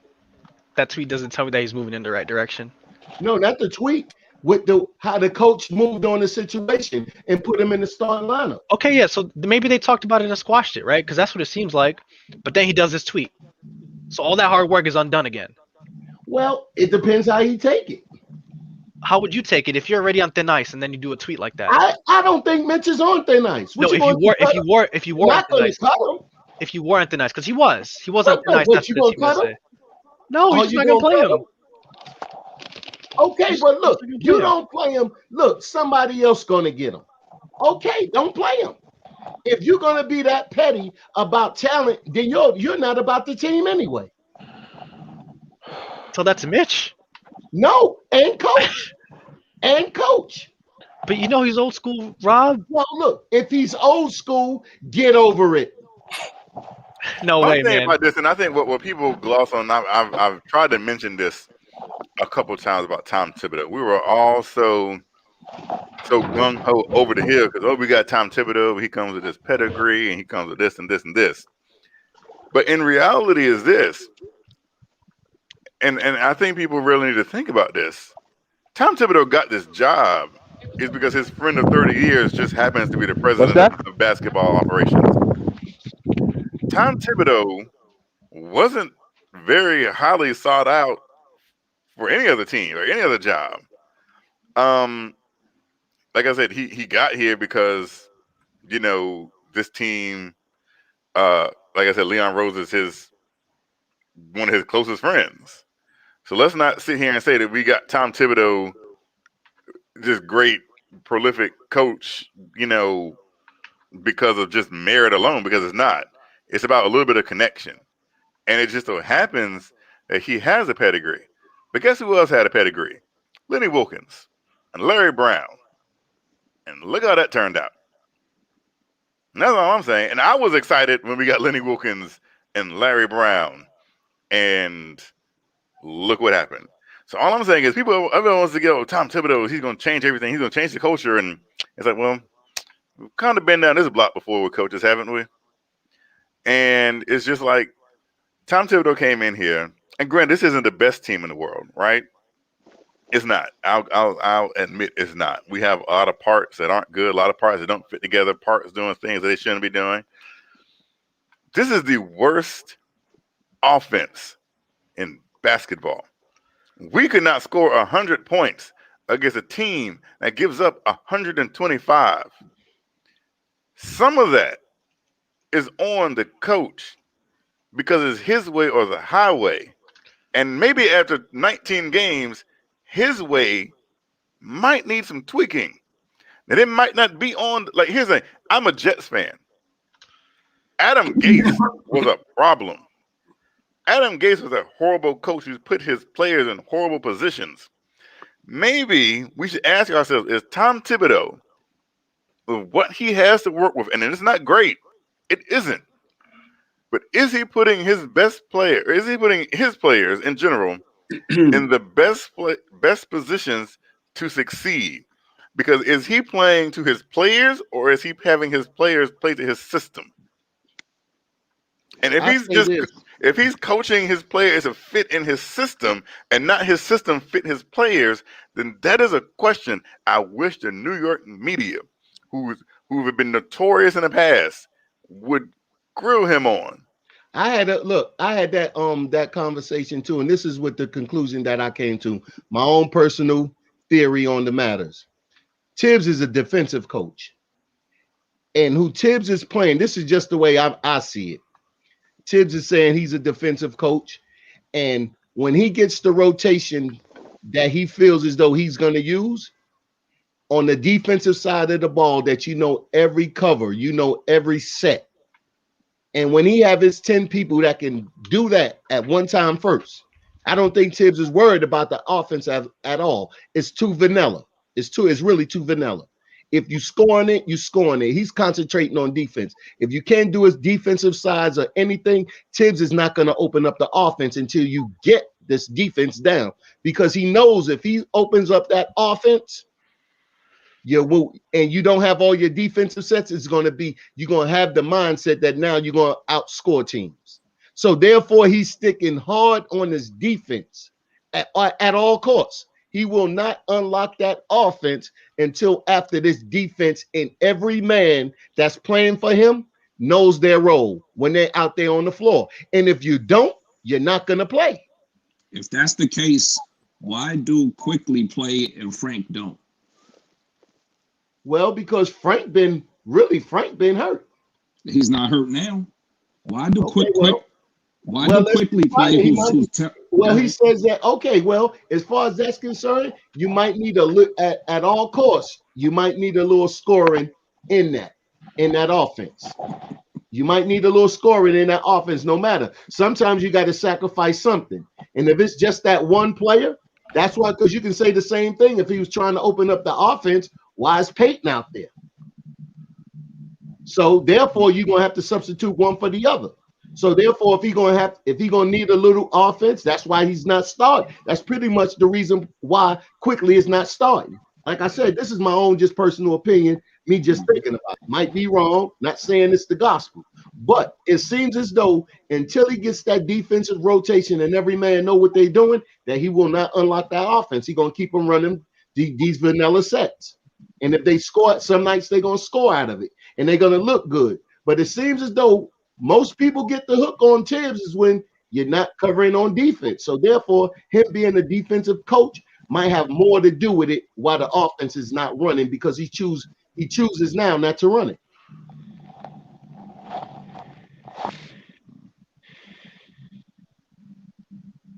I just don't think that it's just very obvious. Like I said, I've seen this story before with these coaches with these pedigrees come in, and but he's not Lenny Wilkins and Larry Brown. Larry Brown in New York, he was looking for the money, and I was gonna say he wasn't in it when he was here. Yeah, he wasn't in it at all. Lenny Wilkins was just trying to get the 900 wins. Yeah, to be the number one coach in wins. The one thing I think Lenny Wilkins was more invested. I think Lenny Wilkins was more invested. I don't think so. I think one thing you could say about Tibbs is that he's in. Like, he doesn't take on a project unless he doesn't do a project unless he's all in. Yeah, I think Tibbs is all in. So, and look, we 5 more wins now than we had last year at this time. Yep. We was what? No, out of 20 games? No. We 7 more. We was like what, 2-18? It was really bad at one point. I forgot the number. It was really bad, yeah. It was 4-18. Because it got up to 4-22 before they fired no, it was 4-18. Fizdale. It was 4-18 after 22 games. Yeah, 4-8. So we was 2-18 after 20 games. So with that being said, look, it doesn't look good. In some of them 90 Knicks games with Patrick Ewing and Don, they didn't look good, but they was getting wins. The difference is ugly, man. Like I said, and I keep saying this.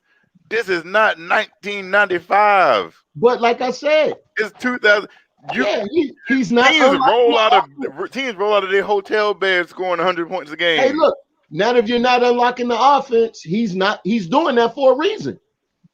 Until you get his defensive sets down and rotations and everybody that I play know this defense, this offense gonna look vanilla. But here's the thing.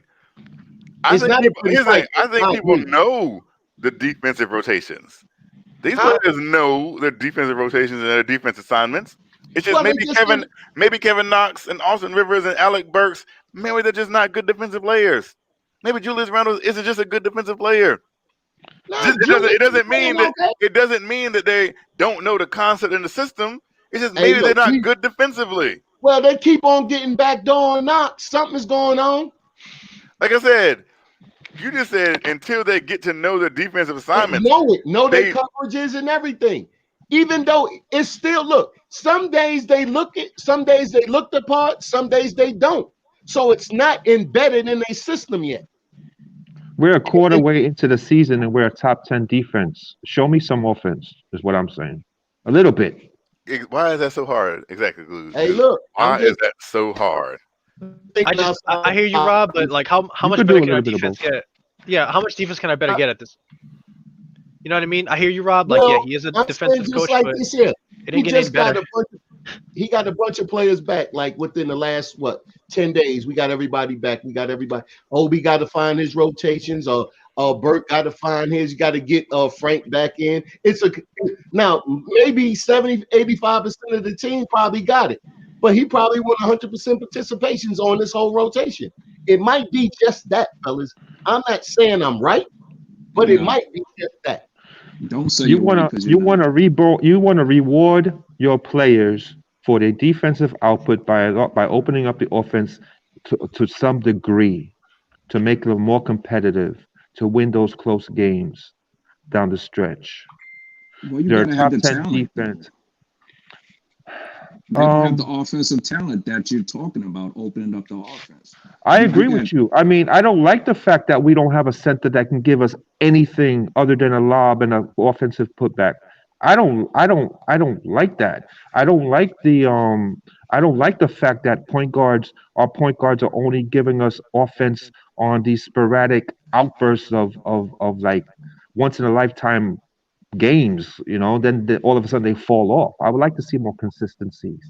The only consistencies I see right now is in Randall and to some degree Barrett in the last 10 games or so.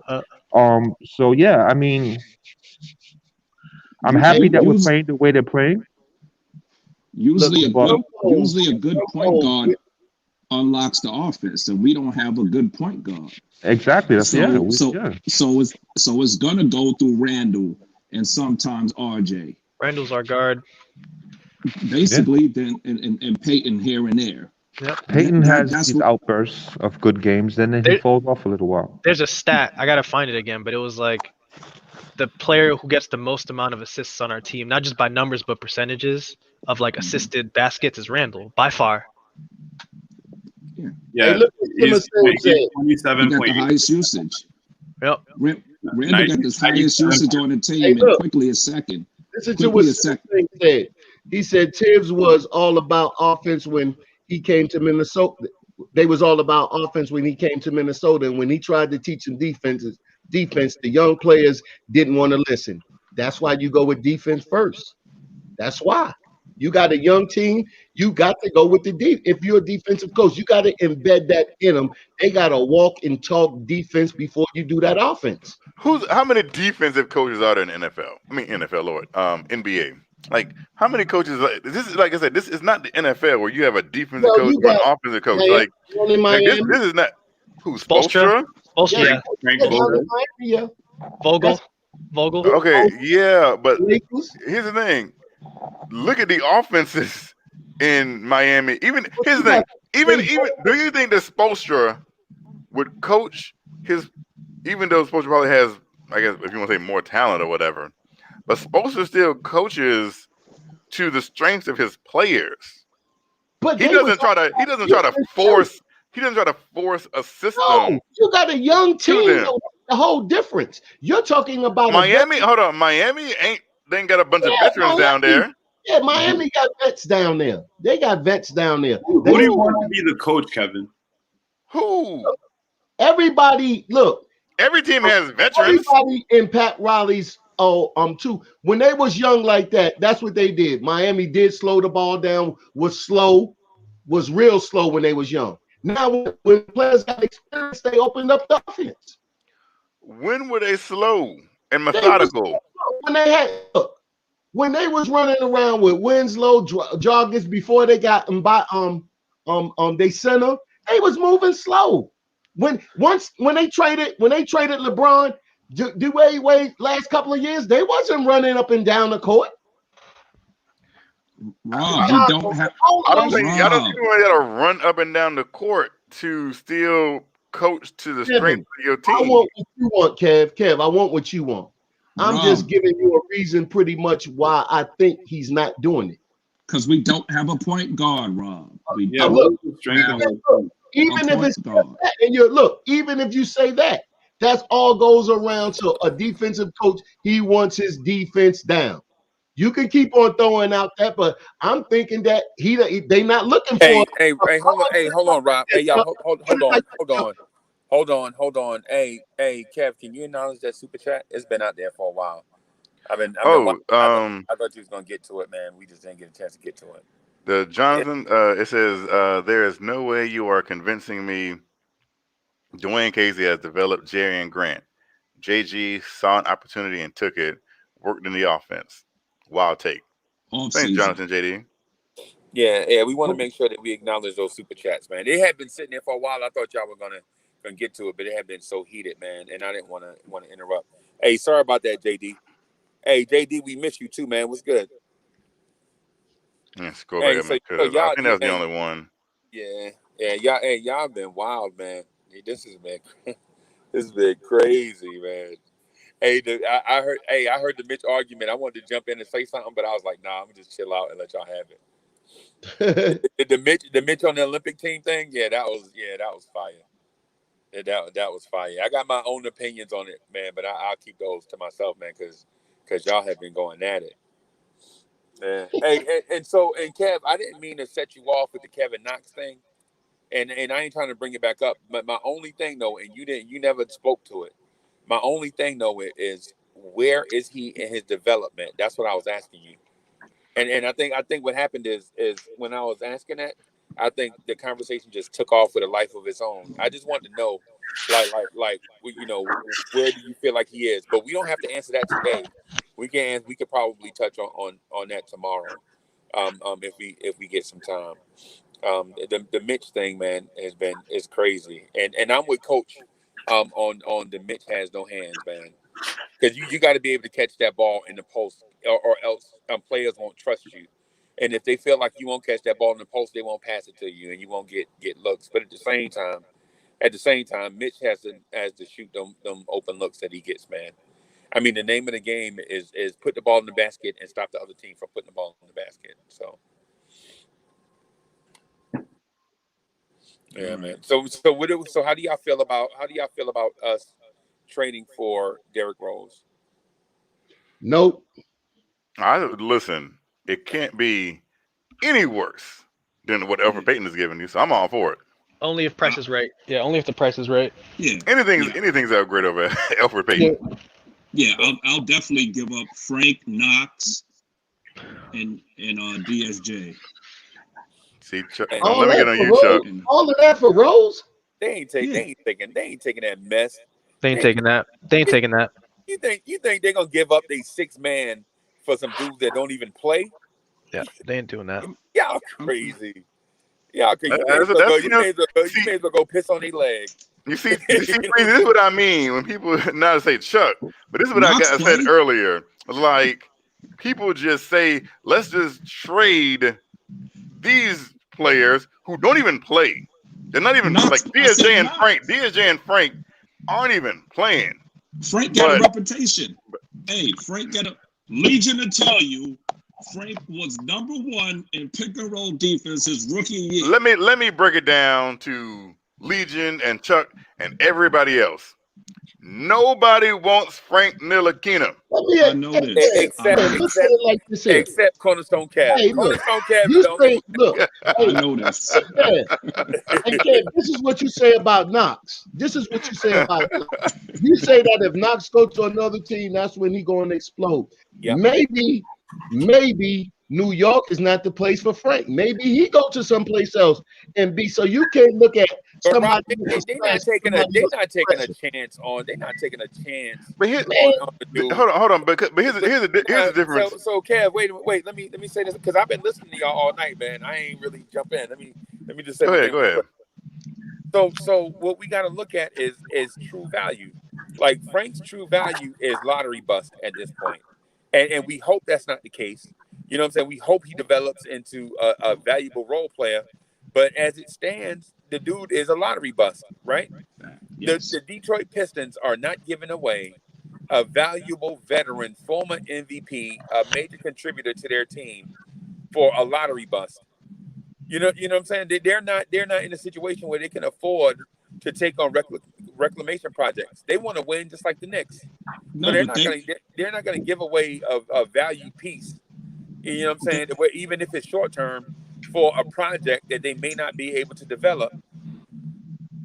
No, but you're giving them 3 projects plus Rose is on the back end. So we got Frank's a bust, right? And Knox is almost a bust, so he ain't a complete bust yet. Right. But he's on his way. And DSJ got a chance. Right. Wait a minute. Hold on, Freezy. How is Frank a bust and Knox is almost a bust, but DSJ got a chance? Nah. Hey, because Kev, put your face back in the camera, Chuck. Because he's trolling you. And so no, he not. He believed that. Now, basically, what Chuck is saying, the only thing worse than 1 junk call is 3 junk calls. That's what Chuck just said. Give him 3 junk calls for D Rose. That just makes the argument even worse. You know what I'm saying? And so the thing is, for Derrick Rose, you're gonna have to give away a valuable piece. It's just like when you go in the grocery store, man. You don't come in there with junk for value. You do value for value. You know what I'm saying? So are you going to re-sign him after this year? Hey, you know what? So we're 19 games in. We have to see something from him between now and that time. When payday comes, we'll reevaluate. But I'm not setting money aside to sign him. When payday comes and he's improved, yes. If he's the same guy, and when payday comes, no, you ain't getting paid because you ain't worked. Are you going to use him as a 6th man like the Pistons do, or are you going to use him as a starting point guard? Are you talking about Derrick Rose? Yes. Oh, I thought you were talking about Frank. I'm sorry. No, I'm talking about Derrick Rose. He'd be the 6th man. Yeah, so Derrick. I think Tibbs would use him as a starter. Derrick Rose, I think Derrick Rose is settled into that role as 6th man. Yeah, he likes it. He's been playing. He's gonna be hurt. Man, go ahead and get Rubio, man. Don't even fool with Derrick Rose. Rubio looks kind of washed this year. You're right, and I think the thing is if the Knicks trade for Derrick Rose, I think that signals that Elfrid Payton is going to the bench for good, and Emmanuel Quickley will be your starter. So you have Quickley as your starter, and D Rose as your backup. And why do you say these things? That makes 0 sense. I mean, we did the Derrick Rose experiment. Why would we want to revisit that? I'm not saying that Didn't he go missing in action? I'm not saying trade for Derrick Rose. What I'm saying is if the Knicks organization trade for Derrick Rose will stay in that 6-man role and Quickley will start and Elfrid Payton will go to the bench. No way. Yeah. I agree. I truly believe if Derrick Rose got here, he may not play big minutes, but Derrick Rose is going to start. He's starting. I don't think Tom Thibodeau wants to start. I do not believe Tom Thibodeau wants to start Emmanuel Quickley. I think Tom Thibodeau is going to do everything in his power. Because here's the thing. You can't sit here and say, okay, Emmanuel Quickley has played majorly better than Elfrid Payton, right?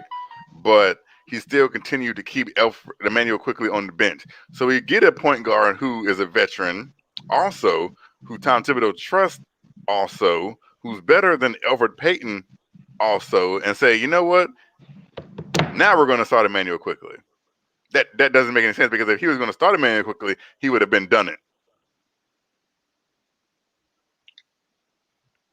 So I just think that if Derrick Rose, if any other point guard comes in here, any other point guard, they're going to be the starter over Elfrid Payton, and it won't be Emmanuel Quickley, to the chagrin of many Knicks fans. I hate to bust your bubble. They're not looking for a point guard. They better. Looking for a wingman, right? They ain't looking for. They ain't gonna probably do nothing. No, they're doing something. You think? Yeah, because that cap space, if they don't do anything with it. No, they might facilitate a trade and do something like that with that money. That, yeah, but they're not going to do nothing that's going to impact the team. Yeah, I can see that. Be like the third guy in a three-team trade out. Mm-hmm. Cade, here we come. We won too many games for that. No, what you're going to get out of it is you're going to get you some first-round picks and maybe somebody that you're going to cut. That's the only way they're going to facilitate something. They're going to wind up getting some picks. Somebody going to need something to make a player travel. They don't have the money, and they're going to use that cap, but they're going to have to give up some draft, some first round picks. The Knicks going to facilitate the trade, eat the money, and get the picks. It'll be one pick, not some. It might be two. Nah, not two first rounders. They might get one for each from each team. Nah. To make it work. Here's the thing. The question is, do you think that Tom Thibodeau is going to Leon Rose and said, "Hey, can you get Derrick Rose?" No, since he's available.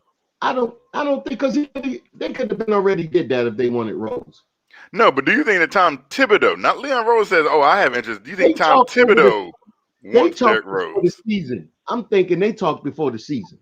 If they wanted Derrick Rose, they could have put something together to get Derrick Rose. Rose wasn't available for this. Derrick Rose is available now. No, he was available. Since Derrick Rose is available now. Believe that. Derrick Rose was always available if you wanted him. I don't know. I think when they got Killian Hayes, I think they wanted Derrick Rose to mentor the Killian Hayes. I don't think he was available. Derrick Rose don't mentor nobody. He don't even talk that much unless he's crying about Chicago. Rob is right. D Rose ain't that type of guy. Yeah, I don't know from all the reports and articles and everything I've kind of gathered is Derrick Rose was fine helping Killian Hayes along. Man, please. Derrick Rose probably be like, man, next time, man, you might want to go left instead of right. He ain't doing the Chris Paul thing. Yeah, I agree. Because Rose's whole thing was how he was happy with that 6-man, less spotlight on him kind of role these past few seasons. He just wants to get his right now. When they was talking about Melo going to Chicago, D Rose said, "Man, I ain't going over there trying to recruit nobody." You know, that's just his mentality. He not going through all of that. He is not going through all of that. He gonna sit back. Look, but the one I'm just saying, just keep it. It's nothing really out there. Play your hand. Get to the draft, and then you get you something. Right now, there's nothing out there that's going to do anything. I know y'all think this is a playoff team and all of that, but it's not. Hold on. I got a super panel for Jonathan. Jonathan, go look at the enemy and Kev battle. And his last 2 rounds, he said absolutely nothing and won both rounds. He started the round off by Hold on. Where is the super chat at? No, I don't see no super chat. I said it's a super panel. Now, a what? A super panel. He started off by laughing for 10 seconds, and then all he said was, my God. I want to see Knox play against Melo. Knox play against Melo, and he won the round by saying Knox play against Melo. Think about that. And the other round, he said absolutely nothing again. Listen, both Chuck, my battles there's no point. 3-0. There's no point in being salty about it. The chat thinks that me saying nothing was still better than your argument. How about that? No, can we say that? My argument. The chat vote. Did the chat vote? Because the chat heard what was said. So the chat voted and said, you know what? Kevin saying nothing is still better than anything Chuck's saying. All right. Maybe you should look in the mirror at yourself and be like, you know what? Maybe it's me. I did that as I was winning. What I said was the set. What I said. Why are we talking about? Why do you do this, Chuck? We was having an actual conversation about something, and here you go again, bringing this out of left field. Because I'm gonna start calling you Cliff Floyd because you're a left fielder. You said because I said nothing. What I said was it's more important to hit on that first round pick than it is the second round pick. We need to flip that. And you came on and laughed to yourself about something old and said, I want to see Knox versus Melo. That'll be fun. And you won with that garbage. I got robbed. Sports vibes lies. He lied on me and you. I got robbed on 2. I'm still an undisputed champ. The people you literally aren't. You sound a lot like Donald Trump right now. The people have voted. You're pulling a Trump. You lost. The people spoke and you lost. Get out of the White. I have to call the Secret Service. Rob, get him out of my office. Okay, Hey, Michael Moore, don't say nothing down there. Okay, goodness the people grief. spoke. The people voted. They voted. Chuck, regardless of what was said, they voted. It's going to be a you revote. lost. You did not get more votes. Regardless of, you could have had the greatest argument in the world. The people still voted against you. It's not what you said. It's not what I said. The people didn't like what you said. That's it. That's what it comes down to. It has nothing to do. Listen, it has nothing to do with a sports bias lied on you. He lied on me. I laughed for a minute or whatever. They voted. They said, I do not like what Chuck has to say. No, they was hating on me. Okay, regardless, you still lost. What probably happened is, Chuck, if they hating on you or whether they didn't like what you said, you still lost. You did not get the votes to win, regardless of what was said. If this comes down to people have to vote, if it comes down to Chuck, voting say system, you sound like Randy Orton when Batista took his WWE belt. That's what Chuck doesn't understand is, regardless of what was said, people voted. They voted. It wasn't like a panel or something. People voted. They didn't like what Chuck said, so they didn't vote for Chuck. And you got to understand the politics. They watching it with their girlfriends, and their girlfriend was like, "Oh, who's that?" Oh, so they was like, "What?" And Chuck, they voted against Chuck, let me tell you something.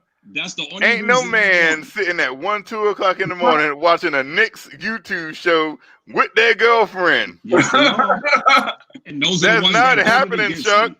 Those are the ones that voted against me. These people have spoken.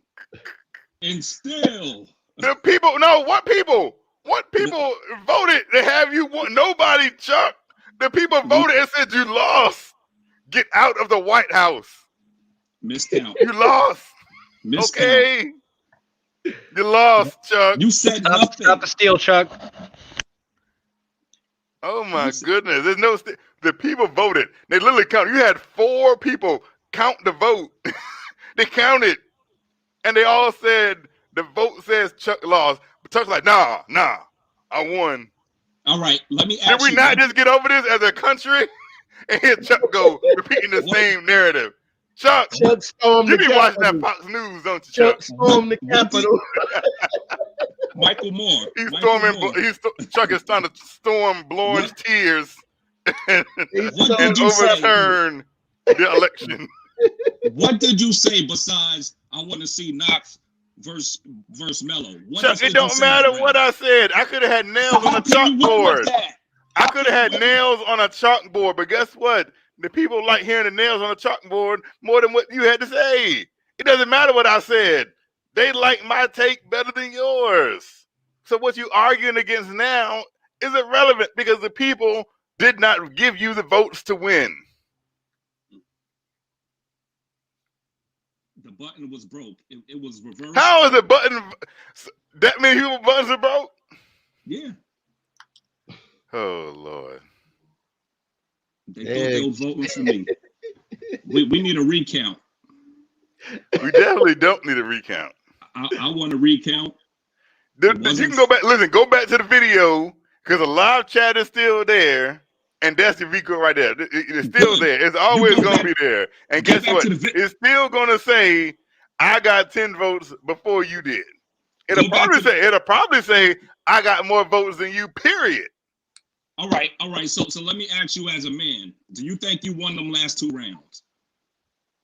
Huh? Do you think you won them last 2 rounds? The people think I won. That's all that matters to me. The people think I won. I'm asking you. If you remember what Don't ask me. The people think that I won, Chuck, so I won. If you remember what you said, do you think you won them last 2 rounds? I want you to tell me that. Chuck, it don't matter what I think. The people, the Orange Tears family came together and they voted. And they said, you know what? I'm voting for Hoodie Kev. This is my vote. So it doesn't matter what I think. What I think is irrelevant. It's what the people think. And the people think I won. Because you had a tie on, that's all.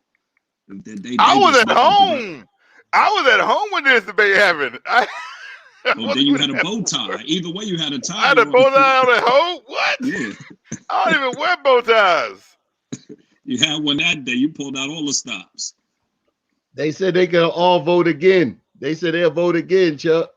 Rewatch it. We watched that the second and the third. Oh God. I mean the third and the fourth. And tell me what Kev said. He said nothing the last 2 rounds.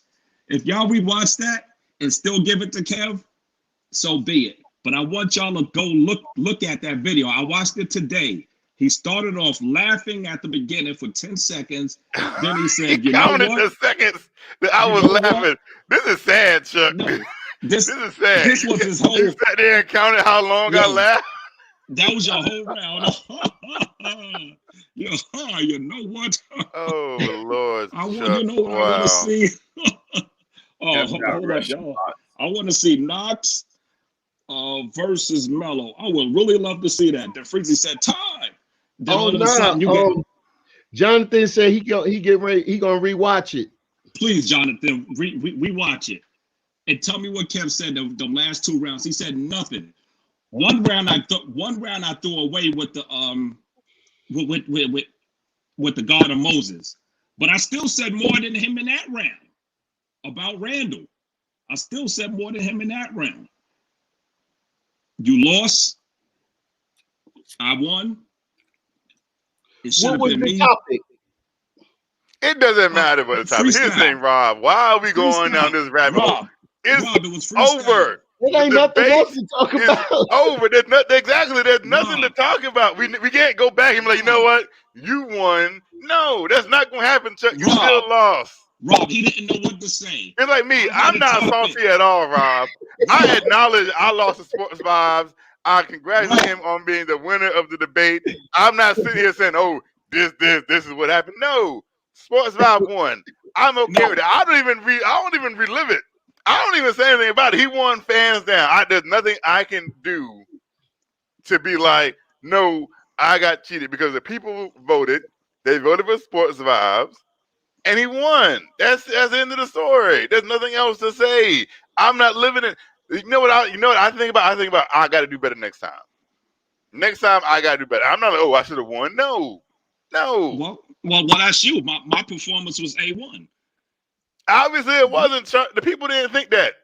The people did not think, Chuck, even if they rewatch it, they're not going to vote again to have you the champion. So it doesn't matter. No, they won't vote again, but they'll come on and tell you, like, oh, we messed up. I bet you that. Okay, so how many people about to go back and be like, you know what, I should have voted for Trump? It's only 2 my minutes. bad. I didn't mean to vote for Biden. It's only 2 minutes of video. You go back and you Kev, if you go back and watch that and tell I don't need to go back, Chuck. I am okay. I lost 2. Okay, I lost 2. No. You lost. Period. It ain't no 2. I didn't lose. You Chuck, lost. You lost. No, I didn't. I got cheated. Oh God. By the voters? The voters cheated you. Yes. The same people who you want to vote, you basically call them frauds and liars. You basically calling the voters frauds and liars, but yet you want them to go back and vote for you again. Well, that's not really good. It's not good sitting here saying that you want them to vote for you and you calling them frauds and liars, Chuck. That's not persuasive on your account. Those are your words. Sports Vibes tricked them. You know what I'm saying? So he rocked them to sleep because he did quickly 3 rounds and then he lied on me in the first. So they was asleep, but they fell asleep at the wheel versus him. Then versus you said nothing, all 4. I beat you the first 2 easy. So let me get this straight. If the people weren't so why did they vote for me, Chuck? Because they wanted to see 2 brown skin dudes go at it. That's your whole arc. Wow, Chuck. Wow. Because they wanted to see 2 brown skins guys have a debate. That's you. Yep. Mm-hmm. Yep. Chuck, that makes no sense whatsoever. Hey, I can't explain they thinking. It had to have been that. That's the only thing I could see. Because both of y'all was terrible. Chuck, are you a well respected member of the panel in Blue Orange Tears community eyes? People not look up and revere Chuck. My right? debating no. My What? debating no. It's only my it's only my Freezy impersonation. That's it. But they hate on my takes. So let me get this straight. You wanted to go into a situation where the people hate your takes. Yes, because I'm right. And yet, this is a system where the people have to vote for there to be a winner, right? Yes.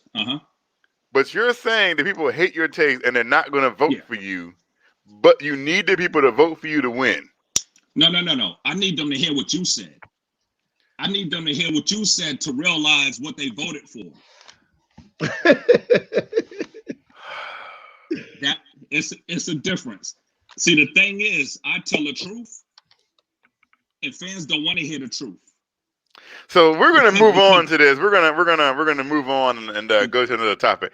Let's talk about Julius Randle's All-Star bid. Right? Has anyone else voted in? I did vote. Anyone else vote yet so far? So if I'm not mistaken, I don't know if I did on NBALive.com, right?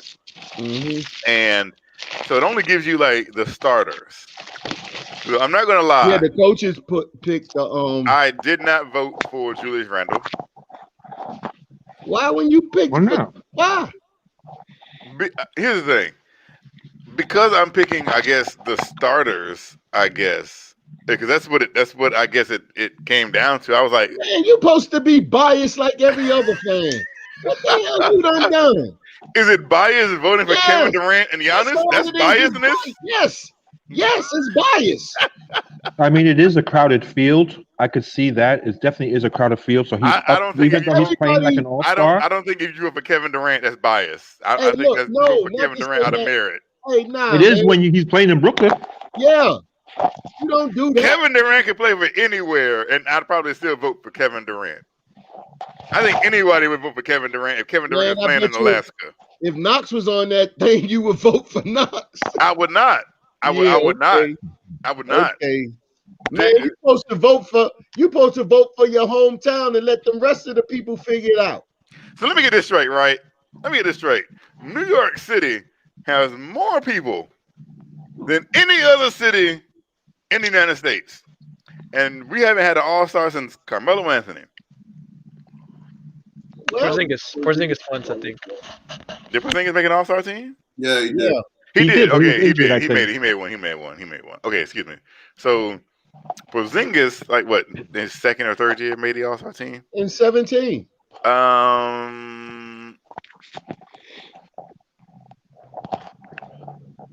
Was you out there flooding the box for Courtney Lee?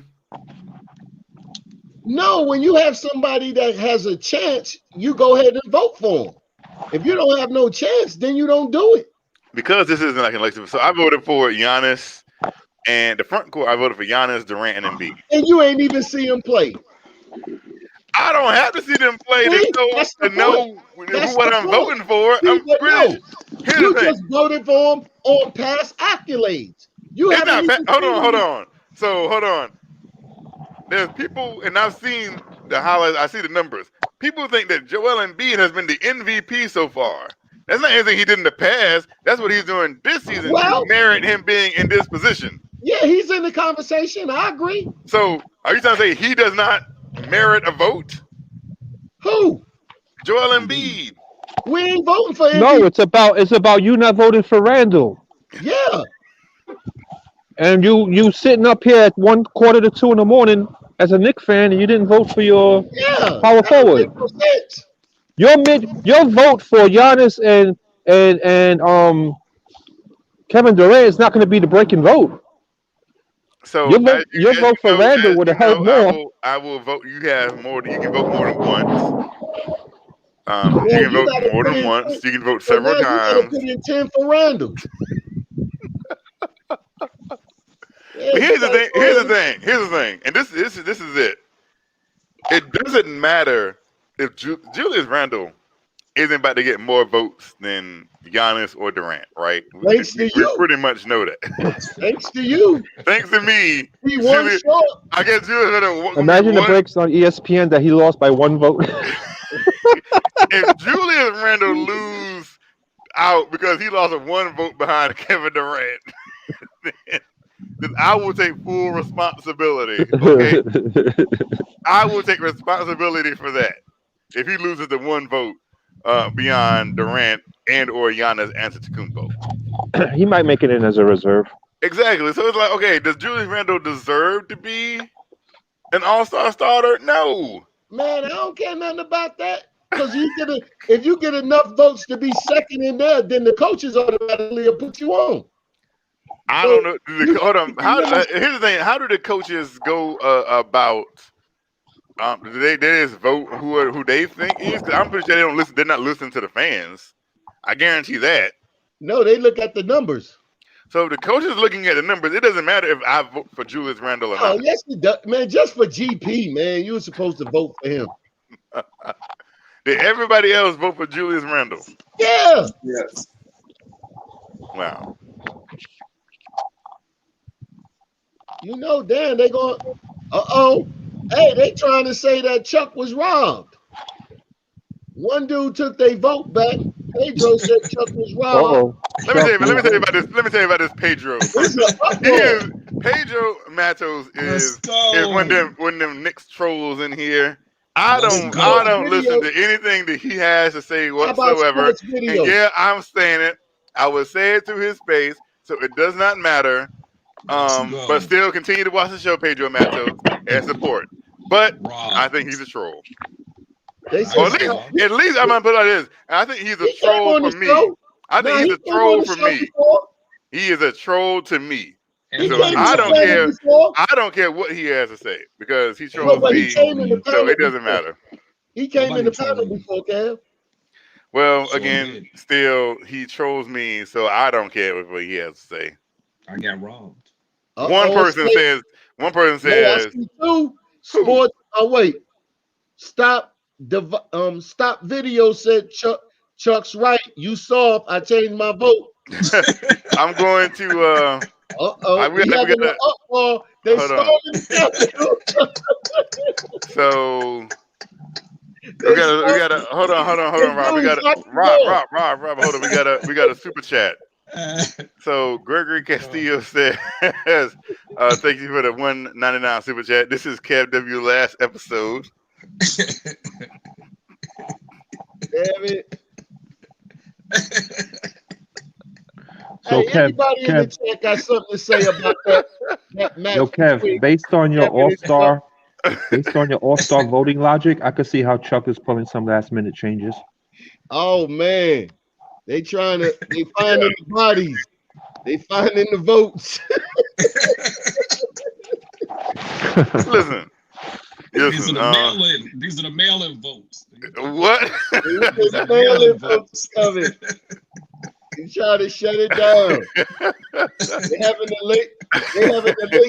having the late surge in Georgia. So here's the thing. The Knox family voted twice. Do we? Oh man. Here's the thing. Let's break down the Eastern Conference, right? Yeah. And but here's the thing.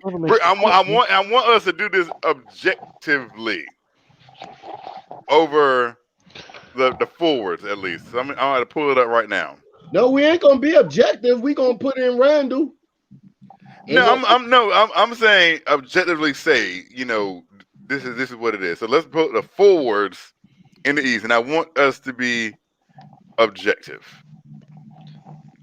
So we have the forwards. We have Durant, Embiid, Antetokounmpo, and let's just say those three are pretty much locks anyways. Let's go ahead and say those three are locks, right? There's no debate that. Then you have Jason Tatum. You got Jaylen Brown. Is Jason Tatum an all-star forward this season? Yeah, but Tatum and Brown are all stars this Well, year. Brown is Nah, a they've been guard. hurt. I'm not talking about the guard. I'm talking about the forwards right now. Oh yeah, Tatum for sure. Yeah. No, So- they've been on protocol. I don't think they played enough games. Tatum. Listen, Kobe Bryant played 2 games and was voted to the All-Star team. So what? We not doing that. You said be objective. I'm just saying, Uh, objectively, uh, uh. okay. He's got enough. I'm looking at it. He's got enough games. Okay, so Jason Tatum has enough games. Yeah. So is he going to make the All-Star team? Yeah. Okay. So that's 4 forwards right there. Then we have Gordon Hayward. No, I don't think they're going to have him in. No, but he's doing well though. Yeah, I mean he's doing well, but I don't see him making it. Let's go down the list. Nikola Vucevic. He's center on this.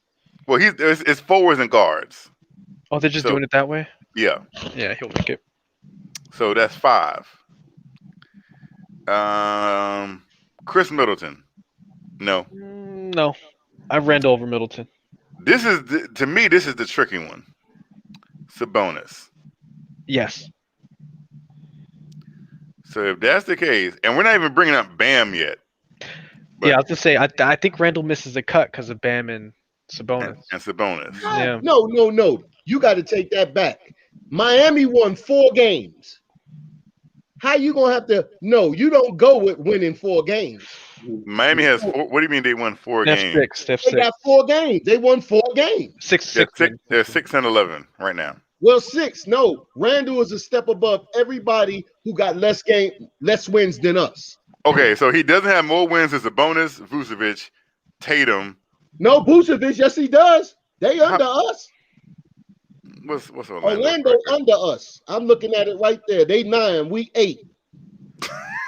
So they're right there, really. Hey, look, still, you said keep it a buck.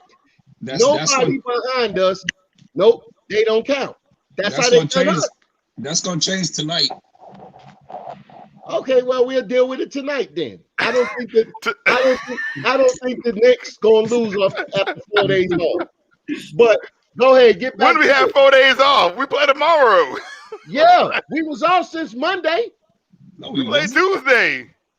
All right, since 2, so 3 days then. Dang.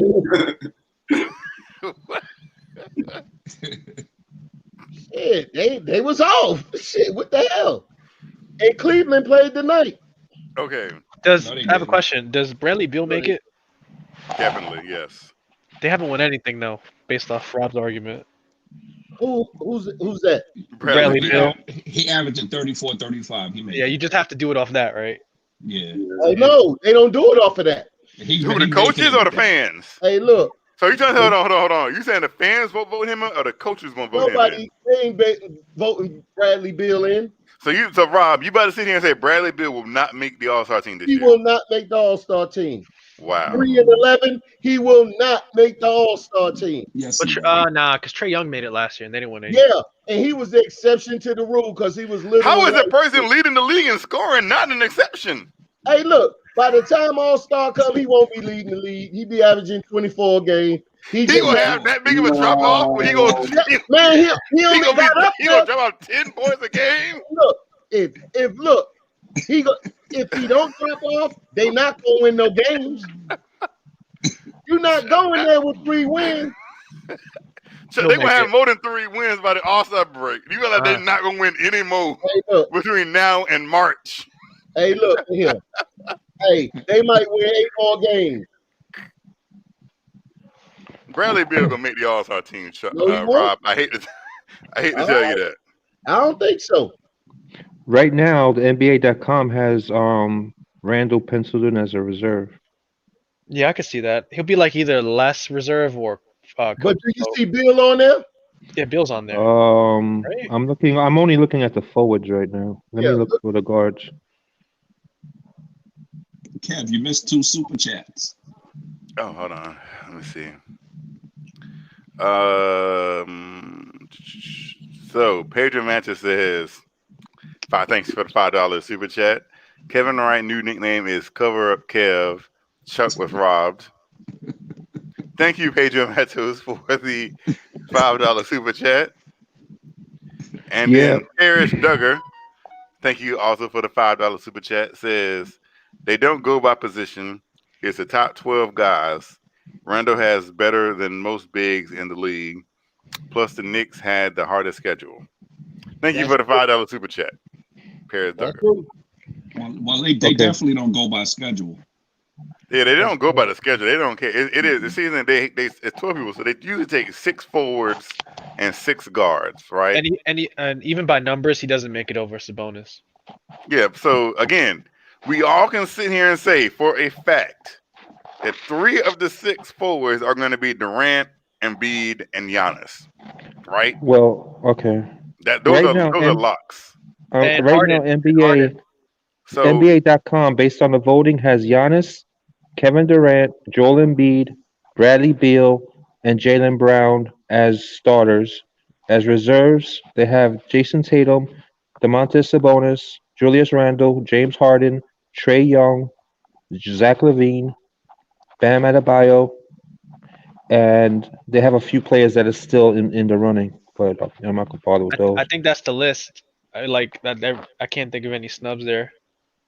I mean, but here's the thing: as this is only after 1 day of voting, also. Right. I think that's about right. That seems about right. But like I said, if you're going by 6 forwards, 3 of them are locks. So Julius has to beat out Bam, Tatum, Sabonis, Vucevic, more than likely. Middleton. He'll beat out Middleton, but still. Yeah, he'll probably beat out Middleton. It's just fan-wise, I don't know if he's going to beat out Bam. I think Bam kind of has like that cult kind of following kind of thing. He does. So people are going to vote for Bam. And people are going to look at Sabonis since the Oladipo trade that Sabonis is the best player on Indiana. And they're probably going to vote for him.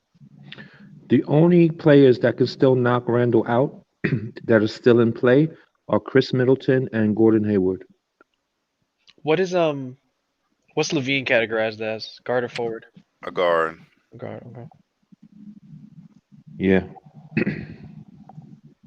Yeah, I think Randall makes it. I want to say he does. I really do. I really, really do. I think it's going to come down to him and Sabonis. And I think they'll pick Sabonis. Well, that's the thing. I think one of those guys, if they don't make it, will get the coach's vote.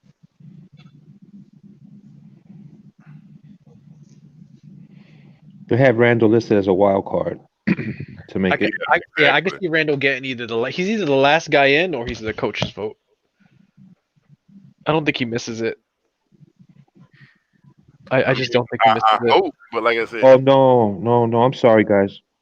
They don't have Randall listed as a wild card. The wild cards they have listed is Zach LaVine and Bam Adebayo. Oh, so he'll as wild one of cards to them. make it. Okay. Randall makes it some way. I think he makes it some way. I mean, as we know, there's always every year we'll say, "Oh, this person got snubbed. This person should be it," and it'd be funny if it is a Nick that gets snubbed. I hope he doesn't. I hope he does make it, but there's also that possibility he doesn't. It's just because the stats are so close between him and Sabonis. It's like they both do the same thing, right? Yeah. So it'll look down to like Indiana's a better team. Better. Yeah, Indiana's a better team, so he might get that average. That's all I'm saying is because they both do pretty much the same thing.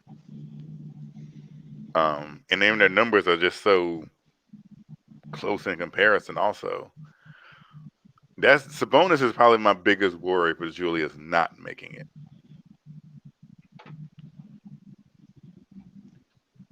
He's 20 points, 12 rebounds, 6 assists. Julius? Sabonis. Oh, Sabonis. I'm sorry. And Randall is what? Probably the same thing. 22, 11, and 6. They're pretty much identical numbers. Exactly. No, they're not. Randall got the edge.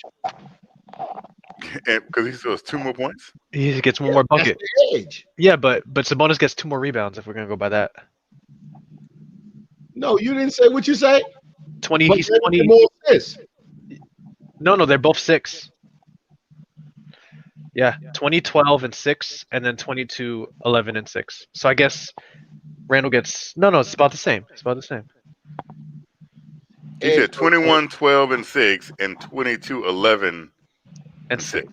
Yeah. So 1 more point compared to 1 more rebound. Yeah. And they shoot the same from the field, basically, and shoot the same from 3, basically. Their PER is the same. Their win shares are the same. Randall. Randall got the edge. No, they'll look at that PER number and that win share number, but they're identical. Sabonis is 20 PER. So is Randall. Got the edge. Randall And they're playing. both. Wait a minute, isn't Sabonis shooting a lot higher than Randall from the field? No. Yeah, 55 to 46. It's a deadlock between them two. Well, right now the wild card has the edge. They have the pole position over the other reserves. And Bam Adebayo holds that position right now. So if anyone gets knocked out, it's gonna be Bam Adebayo who knocks them out. Bam At this could get point, hot too. He could also get hot. Bam. Like they can win. Like Miami can win like 5 straight, and then the narrative changes. so the question is, out of the forwards, who is Bam Adebayo more likely to knock out of the reserves? Sabonis or Randall?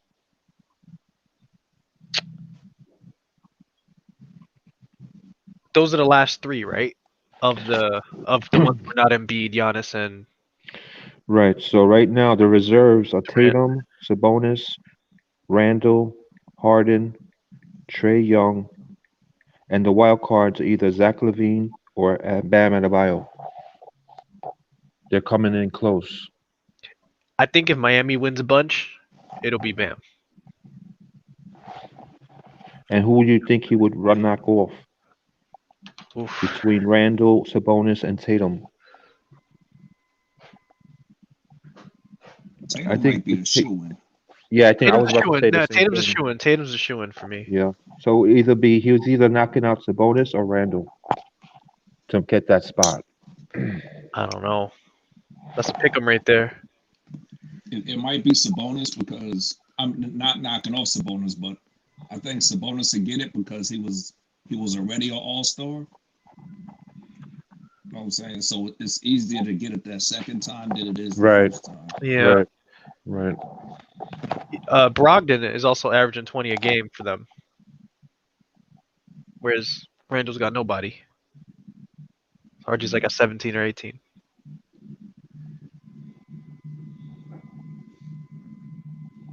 Yeah, I think it might come down to the seeding. Like Pacers being a better seed, they might just give it to Sabonis because their stats are just identical. Oh yeah, does Brogdon make it? He's playing really well this year. Let me see. He might still. 23 points. He's still in play. They have him he's listed. They're still in play. Chris Middleton, Ben Simmons, Malcolm Brogdon, Kyrie Irving, Colin Sexton, and Gordon Hayward are still in play.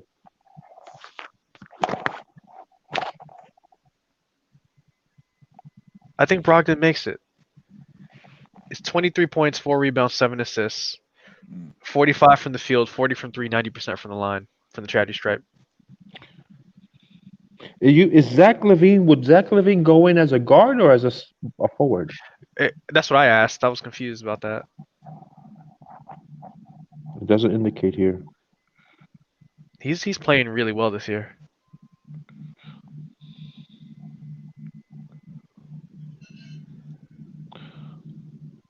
Yeah, he's averaging 23, man. Brogdon's. I didn't even realize that. Well, the starting guards they have listed so far would be Bradley Beal and Jaylen Brown. They make it for sure. And then the reserves, they have Tatum would go in as a forward. Yeah. They have Harden, Trae Young. Trae will make it. Harden. The question for me is Kyrie. Does Kyrie make it? Nope. Kyrie ain't making it. No way. I think the fans will vote him in, though. I agree with you, but I think the He's fans still will in vote play. him in. Yeah. Fans frustrated with him too. I don't know. He's got to be one of the most popular players in the league, right? Yeah, but do you think he makes it after that thing he just pulled? Nope. He won't make it. Yeah, it might be a politic thing. Yeah. Might be a politic The NBA is not likely to reward a guy who kind of goes against the I think grain like that that. the fans won't even vote him in. The players won't vote him in. No. No, the fans won't. Fans won't either. Kyrie doing too much. Are you guys interested in the West at all? There's still more in the East. Tobias Harris is an interesting one too. The coach Yeah, might see him. come in. Hold on. He's got a bounce back year. 20 points, 7 rebounds, 3 assists. 46% from 3. They don't even have him listed as in the running. Okay. So yeah, I think it's Randall then, right? Randall, keep it up. Randall getting in. What's the how deep is the roster in the All-Star game? 10? 12. No. 12. What's the West?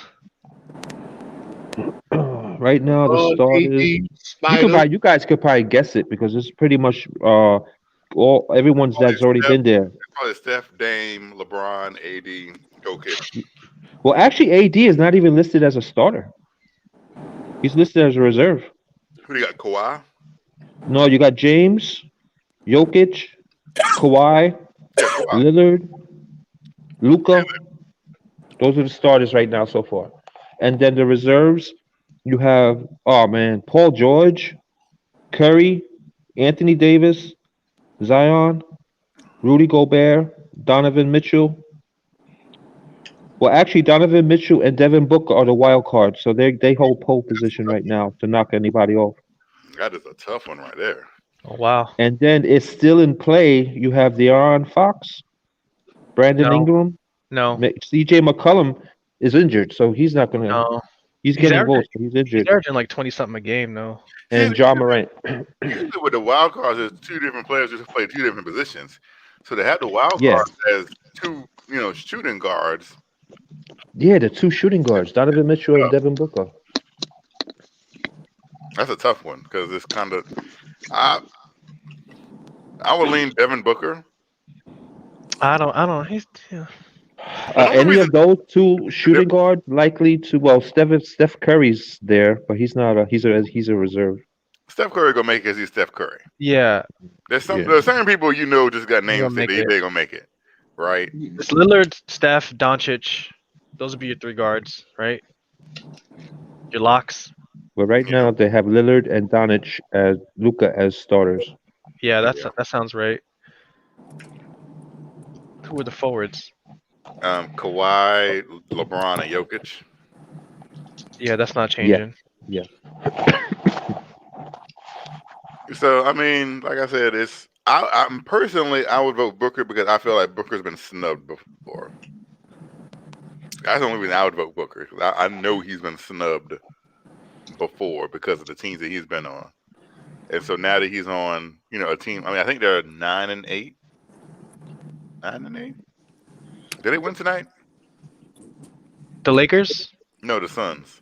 Yeah, they won. Yeah. So they're 9-8 because they were 8-8 coming in, and so they're 9-8. So he's on a pretty decent, okay team. I think he should get the nod, just because, like I said, he's been snubbed in the past. So that's why I would just vote Booker in, just off that alone. Who you got, Chuck? I know you over there want to hate on somebody. So which one are you going to hate on the most, Booker or Mitchell?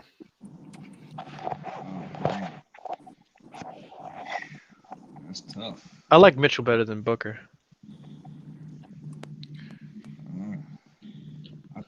I think Mitchell's. I think not Mitchell, but I think Booker's a better shooter.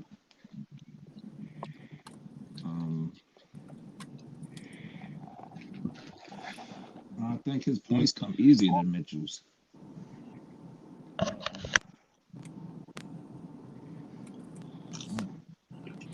I think a lot of people will get on Mitchell's side because of, I'm not going to call it a beef, but ever since that Shaq comment, I think people have been rallying around Donovan Mitchell for some reason. And that might be something that helps him out. Yeah, that comment was stupid. I don't know where Shaq is coming from with that question. I think he kind of mentioned as, can Donovan Mitchell be the piece, the main option on a championship team? Yeah, but what do a triple double have to do with anything? That's just stupid.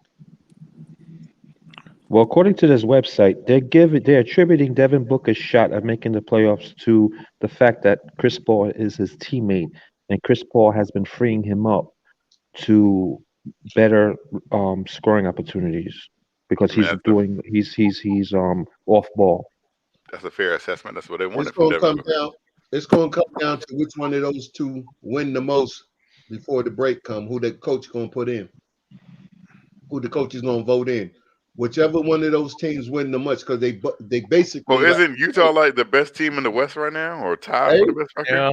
that's why he's gonna go in, and he's the incumbent. He's the one who went last year. Booker haven't made one yet, right? I think he made one. Did he make it last year or the year before? I think Last Booker year, I made think. one.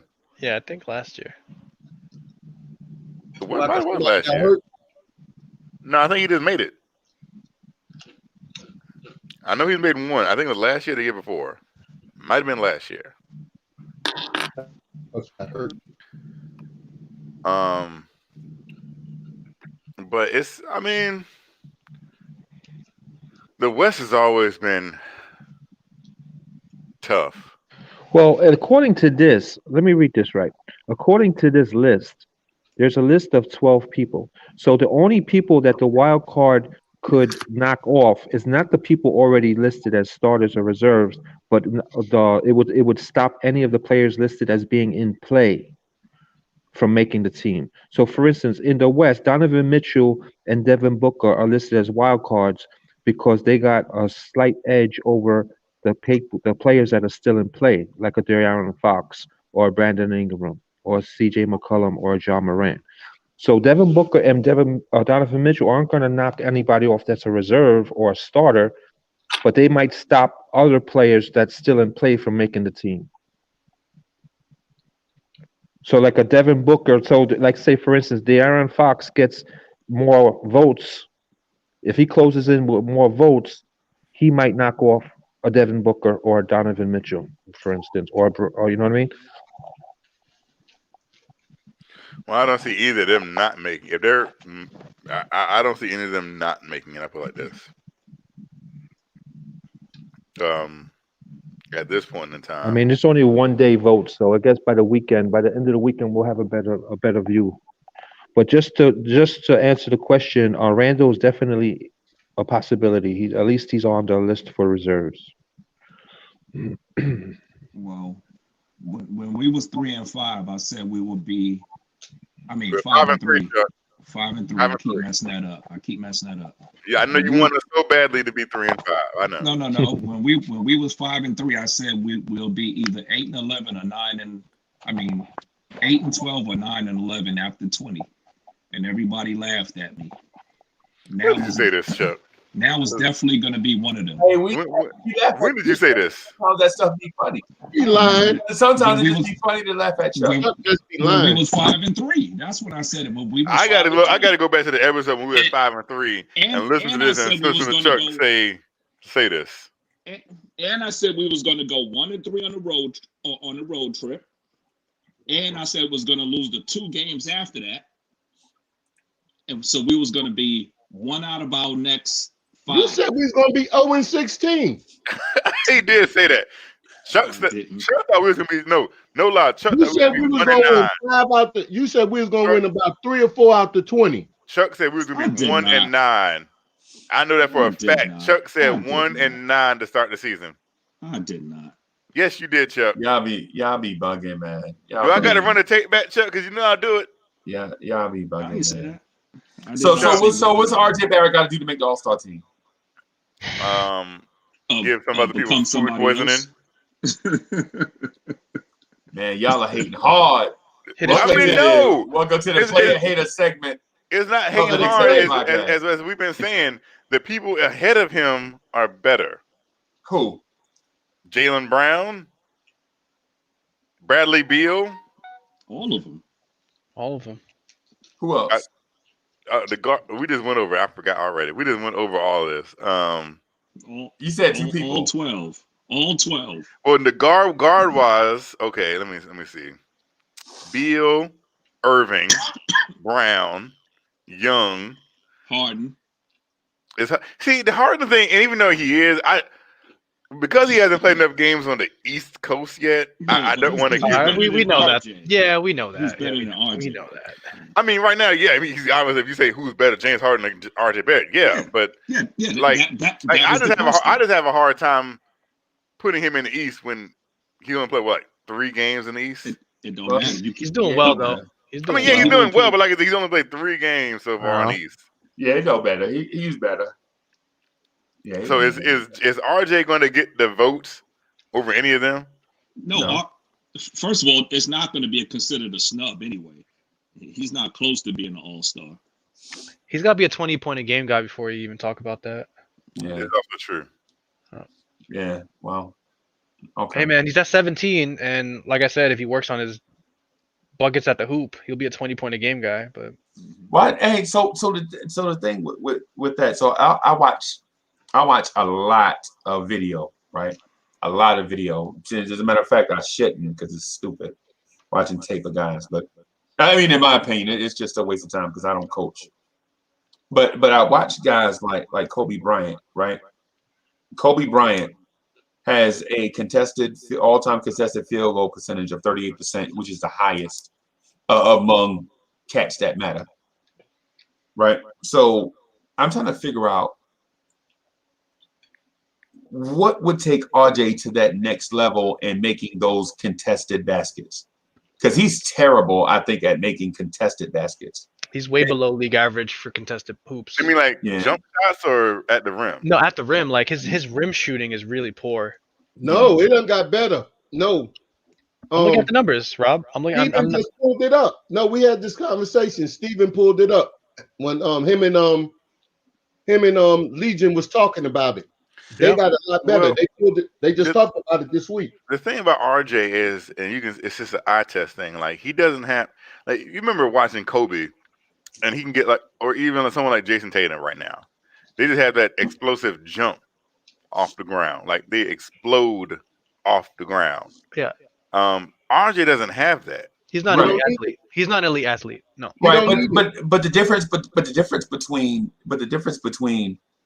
elite Kobe and just regular, so the difference between Fro Kobe and old man Kobe is Kobe at age 28 and beyond was not an elite athlete. Maybe he had the footwork. But yeah, I was going to mention. That's what I was going to mention. But he had elite level footwork and post moves, and he had elite level counters and shiftiness where he can get to the basket and play the defender. Basically, Kobe's moves were like jujitsu. Like he would like literally play a defender's weight and momentum against them to get them out of position based on where they were going. Right. To counter that, Paul Pierce. To counter that, it took Kobe how long to get to that? He didn't see, 18 to 27-year-old Kobe could rely on his explosiveness to get him by. RJ is Paul Pierce. He's not Kobe. Don't even no, because not Rob. RJ would never be as great a shooter as Paul. Paul Pierce was a sniper. Paul Pierce had the footwork. Paul Pierce was all right. Paul Pierce had the footwork, Rob. Yeah. Paul Pierce was all right. No, Paul Pierce had the footwork. He catch a triple threat. Yeah, he catch a triple threat and take on anybody. You're right. And Paul Pierce also was a great contested shot shooter like Kobe. Yeah. Right. If you look at his contested shot, and I'm not talking about at the basket. I'm talking about overall. With I think the measure or how it's defined is if you're double team, like 2 or more people on you, or one defender that's like 2 feet. It's some kind of weird thing, but it's like Paul Pierce could make a bunch of contested shots, right? And so the thing with RJ Barrett is RJ Barrett scores about 17 a game, and he does not make a lot of contested shots. No. So when you work on RJ to get RJ to make contested shots, I think you'll see his scoring average skyrocket. Not go through. No, I'm not talking about like 35 a game or something ridiculous like that, but I'm talking about like you may see an extra 5 to 6 points added onto his scoring average. He may get to 22, 23 points a game if he can start making contested shots at a decent level. I'm talking about like maybe at like somewhere between 26 and 28%. He also needs to hit his free throws. And his free throws, yeah. There's also no case before. I'll tell a little story right quick. So when I was on a team, like when I was actually really athletic, I used to play like picking like I used to hate it because he used to kill us. Like my stepdad will come down to the court and play with me and my friends, right? And he's like 20, 30 years older than we were, but he was like solid, and like he didn't jump or like move really quick.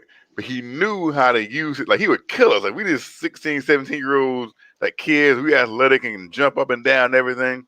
And he just come out there and just use his body and get his points. And he would kill us because he knew we young and our tendencies, and he knew how to use his body and use his positioning. Like that's just something that comes with age. Knowing, okay, I got this kid on me. I know what he's gonna do if I get right here to my spot. And it's also about RJ finding his spot. Like, okay, if I get here, this is what I'm going to do. Boom. No, I don't think RJ has a spot right now. Like, he doesn't have that spot that he can go to. Like, boom, I'm here, and I'm gonna kill him. RJ got a spot. He got two of them. No, RJ does not have a spot. RJ in his mind, he's like, okay, if I get to my spot right here. The last 7 games, RJ got 2 spots. He got the top of the elbow. He got the top of the key. Left to the elbow, he got that spot, and he also got the spot in the middle of the floor right now inside the circle. He got 2 spots. He go to at least 4 times a day, 4 times a game, and he gets 3 baskets out of it. You know what too though. Last 5 games. So the spot thing in my mind is the spot thing in my mind is a tad overrated, just a touch. You know what I'm saying? Because Michael Jordan had his spot on the floor. It was the free throw line extended. And it's the same place that you like, what Carmelo Anthony liked to catch. Except Carmelo Anthony, once he got to the free throw line extended and got cooking, he liked to do that pull-up 3 off the wing. But Kobe Bryant, on the other hand, of all the scorers and all the GOATs, now I'm not talking about just Joe Blows, of all the GOATs, Kobe had the most diverse scoring whatever, because he could score from anywhere on the floor. You know what I'm saying? His thing was, as long as I can get my shot off, I can make it. That's the difference between Kobe and Mike. I think if RJ develops a right hand and also uses the thing that Kobe did learn to do, and I think RJ needs to do also. Kobe used the opposite rim. He would power and use the opposite side of the rim to finish off the glass. And a big man can't depend on that because a big man's goal is to protect the rim. So Kobe could glide to the other side. He used to roast Tim Duncan with that. So if RJ developed some of that, I think RJ be better. Well, I think like all the great wings in the history of the NBA, all of them, they all had incredible triple threat games. Right. And I don't RJ doesn't really work out the triple threat too much. No. It's just that'll come with time, to be very honest. But it's an interesting one because he's not super athletic, so he can't just like dunk on people to get over it, Right. Yeah, he's fine, but in a few years, I really want to see that triple threat game actually progress because that's going to be the key for him to be in a 25. Let me give you a stat. Since January 13th to the present, RJ Barrett's been 7 for 15, 7 for 12, 5 for 11, 9 for 19, 10 for 17, 8 for 17, 4 for 9, and 7 for 11. Like I said, RJ, right before your eyes, been finding his spots. This is what he shot before these games. He was 4 for 13, 5 for 18. And then that's going all the way back. RJ done found his stride right before your eyes, and nobody is even noticing it. That RJ has been more efficient from January 13th to the present. Right. Shooting efficiency because RJ has found a spot to shoot from on a consistent basis. And you will see this grow. That's the hope. And you will see it stop soon as Simmons is on him. No, he did it again. What? Chuck, come on, man. Really? Cleveland. That was the most random. When he struggled with Cleveland. Hey, Rob, how many players have Ben Simmons? How many teams have Ben Simmons? Hey, he gonna get Ben Simmons too. And only one team has a Ben Simmons. He just Come got on, man. Utah.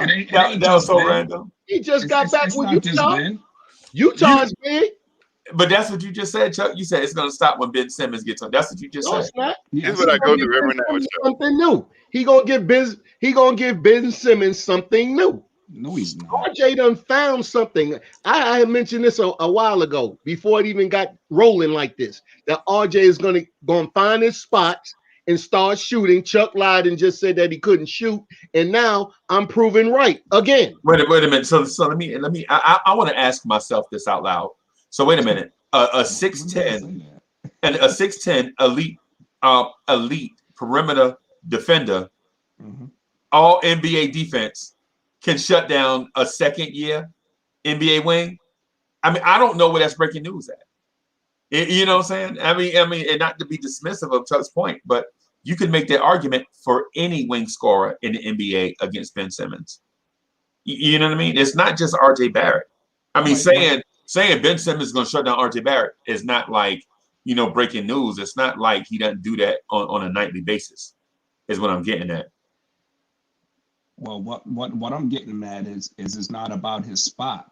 It's about the defender. So it's not like he randomly found did it against Utah. Utah some spot on the floor. Hey, look, who was guarding him on Utah? He did it against Cleveland. He struggled against Cleveland the first time. He played him back again. He didn't struggle with him. He found him. Same defender. Nothing new. He killed Toro the next time. So what you saying? Who was guarding him on Utah? Who was guarding him the first time? Conley or something? They switched it. They switched up on. Yeah, they had little guard. They had Mitchell on. Who guarded him when he shot bad? Who guarded him against Utah? Well, he's a bad shooter. Oh no, but now all of a sudden now he's a good one. When was he good? The same people since January 13th to the present, RJ has been shooting about 54% from the field. At guard, that's not bad. That's pretty good at guard. He's got to be consistent with it, yeah. And so my issue with RJ, and it's the same issue with a lot of the young players. When defenses show them a different look, they struggle as if they're not prepared for that different look. Like quickly struggled against Utah when Conley and I forget the other guy's name. When Conley and the other defender, whoever it was, jumped out on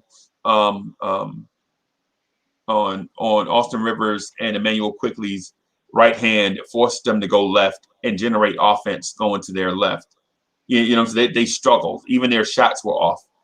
You know what I'm saying? And things like that happen to RJ Barrett when teams want to force him to go right. Like, RJ, put this ball on the floor and go right.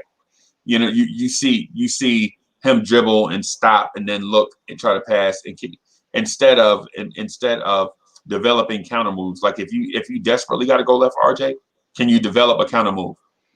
You know what I'm saying? Can you go right and then go back left? Or can you half spin like Kobe and go back left? If you have to go left now is what I'm saying. Nobody noticed it. He's been showing you it for 2 weeks. Nobody noticed. No, Rob. What I'm saying is what I'm saying is the dude going from 18 points per game to 25 points per game is what I'm saying. Oh yeah, that's what I'm talking about. And because in order for that to happen, first you get efficient, and it's gonna come because he's gonna find more spots to score from. But Rob, what I'm saying is teams watch film on this, so they know what RJ's doing to become more efficient. So they're going to counter that. So now what's RJ Barrett going to do? And there have been games when teams knew RJ wanted to go left, and they hedge left. They come out real high on left and make them want him to go right. And instead of still being the aggressive scorer, he's looking to pass. Right? Is that RJ's game at this point to be a facilitator with his right hand? Well, to answer your question on that is this here. They made an adjustment. Right. RJ made an adjustment. The adjustment RJ made right now is making RJ efficient. Let's see what the next adjustment that the NBA makes before we say RJ needs to make another adjustment. Well, made the adjustment. I'm gonna say that the adjustment is the same adjustment that Kevin Knox needs to make. They need to develop an offhand offensive game. But right? he's been scoring off the right side of the ball. That's what I'm saying. Things are happening right in front of your eyes, and people are not noticing how RJ is getting off now. It's different from some people would say less is more. Less RJ shots is makes him more efficient. He gonna struggle tonight. He gonna struggle tonight. You take away the bad shots. That's for anybody. Until you find more places to score from, you score from where you can score from, and then you work on scoring more. He gonna struggle tonight, Rob. You gotta start somewhere. He gonna struggle tonight. He gonna bust Cleveland up. He might drop 30 on them. You want to bet that? What, 30? Yeah. I won't bet 30. You give me a number. See if I go higher. You just said 30. So Kev, what do you think about Kevin Knox developing an offhand handle in order to drive to the basket? He won't. I think Kevin Knox is a 3-level scorer already. It's just that once he get on defense, he get that defense together. No way. Put him on the floor. Not until. First of all, he gotta develop his right hand before he develop an offhand. He's not a 3-way scorer. He's not a 1-way scorer. He's an opportunist. He did it his first year. He don't have no go-to move. Not yet. I agree with that. Okay. He needs to be. Most young players in the NBA doesn't have a go-to move until after probably year 5. All right. He needs to be set up. He's a catch and shoot guy. For now, I agree with that. For now. All right. And that's gonna be for good. See, I don't make up fake arguments. When you say something right, I will. Right. As you should. Hey, so y'all are agreeing for the. Somebody told me that y'all had beef, that y'all wanted to debate each other. Chuck is no comp. Never. He lost. Look, Chuck is no comp. Hey, I beat the brakes off of Kevin. And Chuck, everybody who you back did and not. those 2 Oh my God! rounds, Listen, Chuck. I beat Kevin 4-0. Listen, Chuck. Listen. You lost, and it's Guys, okay that you lost. The people did not vote for you, which means, regardless of whether you think you had the better argument or not, you did not get the votes to win. I won. Period. Kev, you didn't answer my question about Knox. That's because everyone else answered your question. I was about to, but other people jumped in. I think Goose wanted to jump in too. Go ahead. No, go ahead, Kevin, because I want to touch on something else. So I don't want to change the subject until you finish your point. I just want to ask a question. The question is, what does Knox need to do to develop? What was the rest of it? Offhand. Dribbling is. I already answered it. You can work on your handles. Anyone can have better handles. That just comes with practice and repetition. That's all that is. Anyone can dribble. All right. Some people lack the coordination to dribble to become a good dribbler, and Knox happened to be one of those people. When you say lacks coordination, yes. He's not a baby. I feel like this is about to be smoke. Here's my thing. Any person over the age of 3 has coordination. Unless you have some kind of disability. I'm not saying anything, dribbling coordination is different. Dribbling coordination. I've seen centers dribble the ball down. I'm talking about Knox. I've seen JaVale McGee last week. No. Dribble the ball down in traffic and do a reverse layup. So I'm not going to pretend and say, he doesn't have coordination, because everything that you say Kevin Knox can't do, Kevin Knox has done before.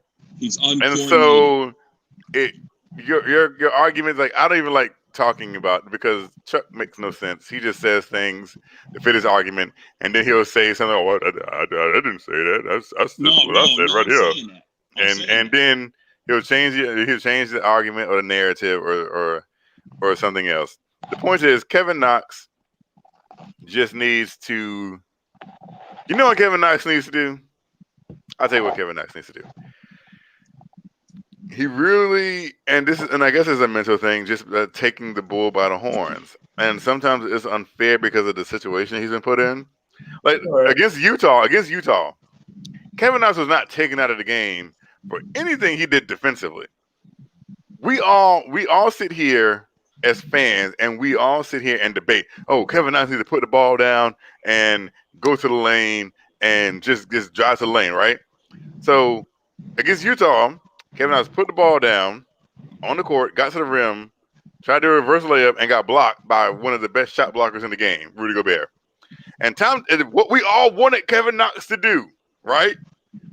Tom Thibodeau then called a timeout and took Kevin Knox out the game because he got blocked on a layup by arguably the best shot blocker in basketball for something we all wanted Kevin Knox to do. It had nothing to do with anything defensively, or you can't say, oh, he didn't do this on his man. No, he literally drove to the lane and got blocked by Rudy Gobert, and Tom Thibodeau took him out. But yet, Alec Burks was like 0 for 8 and was just in the game, just jacking up shots left and right. Well, Kevin, the question was though, should Knox improve his handle? You know what I'm saying? Here's the thing. I don't think, and this is being honest, and I'll say this is just being honest. And this is just me being truthful. I don't know what Kevin Knox has to do. I don't think Kevin Knox knows what he has to do. I do.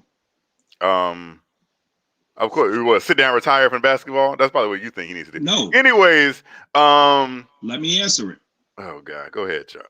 All right, Kevin Knox need to go to Tibbs and ask him to run him off of screens to get him open. They don't do that enough for him. His strength is shooting jump shots and nothing else. So the best way to utilize that, I'm being honest with you. The best way to utilize that is get him open. So for one, he need to be more active. He can't just go down the court and stand in a corner. Right. He need to be ran off of screens. He need to be Rip Hamilton. He need to play like that. You know what I'm saying? But I don't think he have that motor. So to a lesser degree, he need to be that guy coming off of screens to get that jump shot off, because that's where he gonna make his money at, because he can't do nothing else. He can't drive. He can't put the ball on the floor. He's uncoordinated. He played like he's 7'6". Are you done?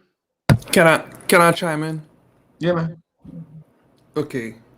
Kevin Wright, what the hell you smoking, man? You mean to tell me that Kevin Knox is coordinated? And all of a sudden, he just got pulled out the game because of one play. Yeah, that's what happened. Did you watch the game? No, I watched the game. I watched the game just as well as you did. He missed defense assignment after defensive. No, that's assignment. not why. No, stop. No, do not lie to the people. You are lying. Lie to the people. I cannot do that because you sit here and telling a bold-faced lie. Kevin Knox got taken out of the game against Utah. You telling us a bold-faced lie. Kevin Knox got taken out of the game because he got blocked by Rudy Gobert. Literally, the next thing you know, Tom Thibodeau calls a timeout and takes him out the game at the 4 minutes. Do not sit here and tell them lies. I am not about to sit here and that he missed.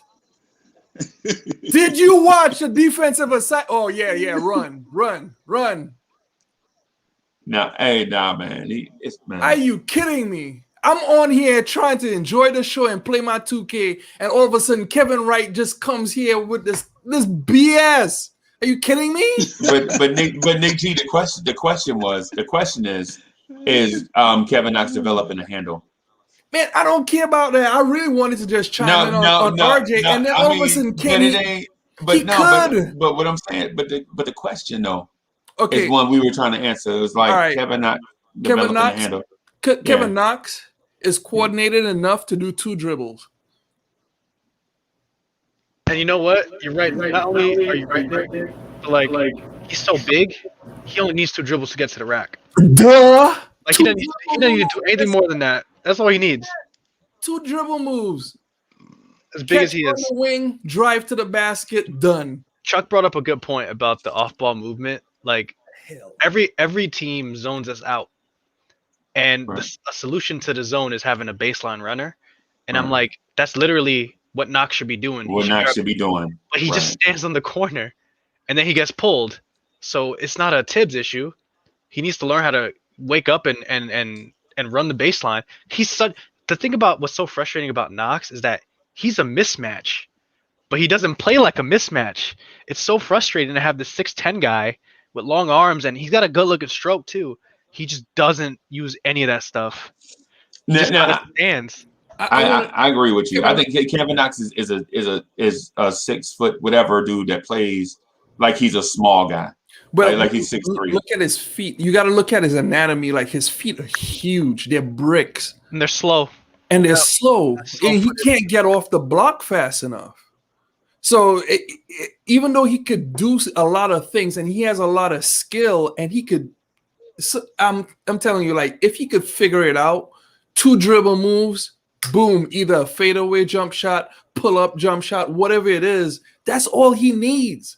And the one move that he needs to look at is mellow baseline, rookie to third year mellow moves.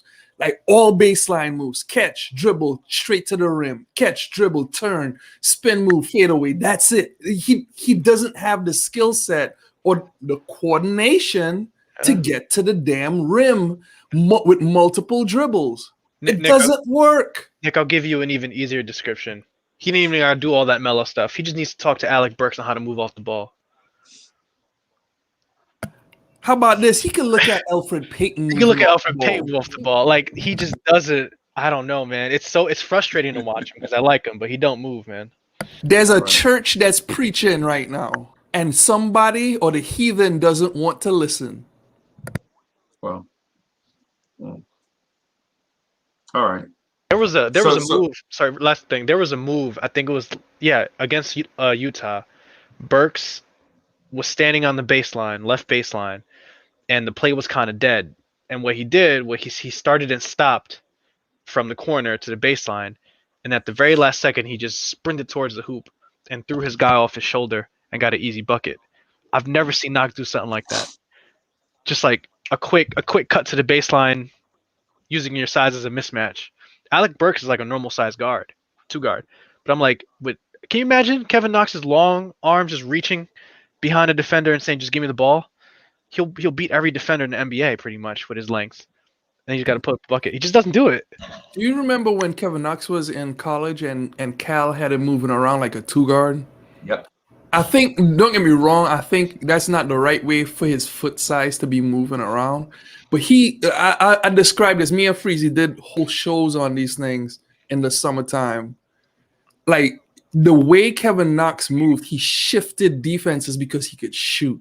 Yeah. People, if he hits 2 jump shots, all eyes will be on him, Kyle Korver style, around the basket, because he'll make the defense just think about him.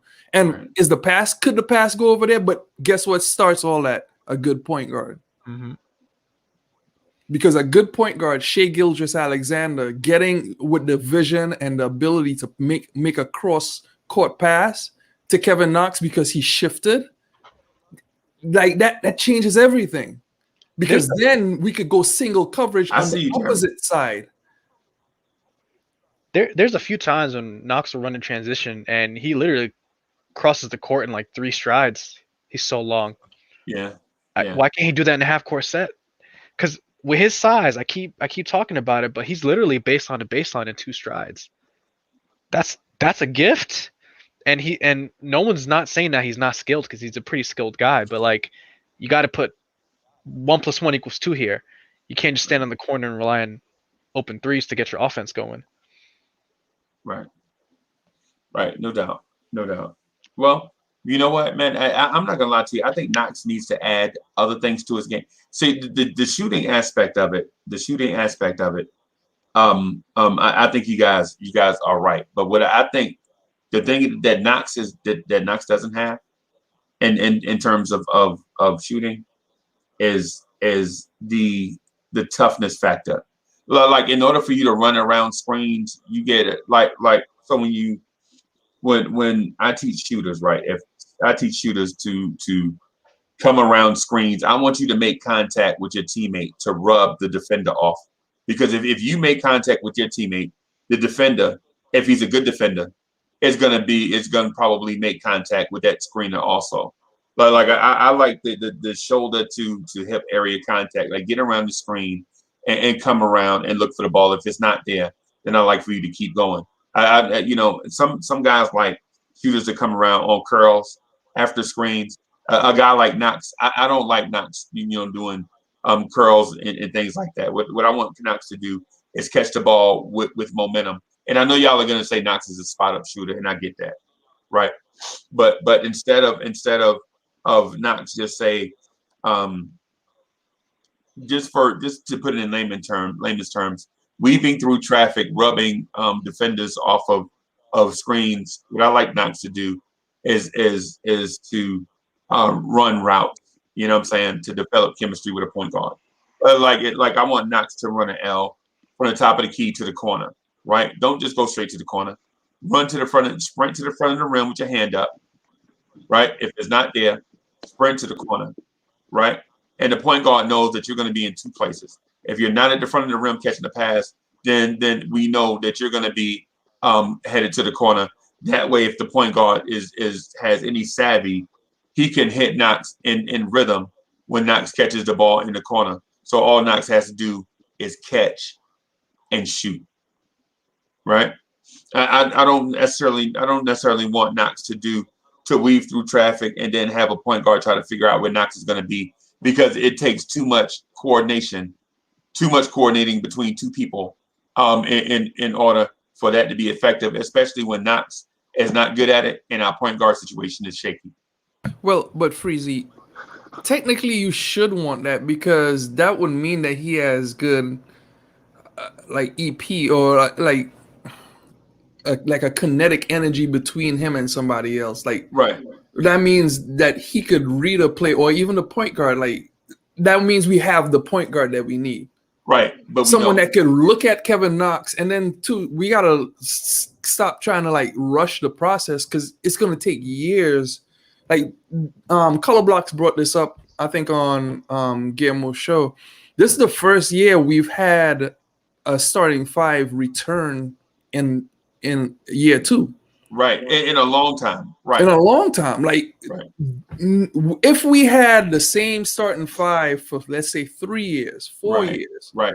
Like the chemistry that we're looking for, that what you're describing, would be there. And I was listening to the Utah. So we agree. So we agree. I agree with you, but it takes time, because we do want what you're saying that we don't want right now. Like, in the future, we want that, but right now might be the time to practice it. Right. And but what I described though is what you teach sixth graders that want to be on the B team, the 7th and 8th grade team. So you teach them that stuff, and what that does is for shooters, it gets their feet moving, right? So the ball's not on. So say for instance, on the weak side of a play where defense is zone up. You know what I'm saying? I don't know if I want Knox in that corner on the weak side, because teams are run man when they try to say you ice your pick and roll and you have Knox on the back side of the play. I don't know if I'm loving Knox on that side. I think I might rather have Knox at the top of the key, right? And that's what I'm saying. So when the ball reverses, comes back to the middle of the floor, then I send Knox back to the corner. You know what I'm saying? But not straight to the corner. Run a route to the corner. Go to the front of the rim. Decide which way you're going to go, left or right. Go that way. The point guard that has synergy with you can hit you, in a catch and shoot situation. Is what I'm getting at. But you're right. I spoke to that this morning about the roster constantly being turned over. guys are not going to have synergy. You know what I'm saying? Or rhythm with each other. In my opinion. I think everything you said is right, Freezy, but I also think that's a level of basketball IQ he hasn't shown yet. Right. I know. I get it. I get it. You know? And part of that, in my opinion, is the cat was too raw coming out of college. Agreed. You know what I'm saying? Part of that has to do with a dude not understanding at his height what he could do physically. You know what I'm saying? If you're say I at 6'9", 215 or whatever he is, he's one of the biggest human beings walking the earth. Literally. At 6'9", 215, right? But he plays like he's 6'3". In my mind. You know what I'm saying? I wouldn't dug up a player that Knox remind me of in his first 2 years. Y'all remember Anthony Rudolph?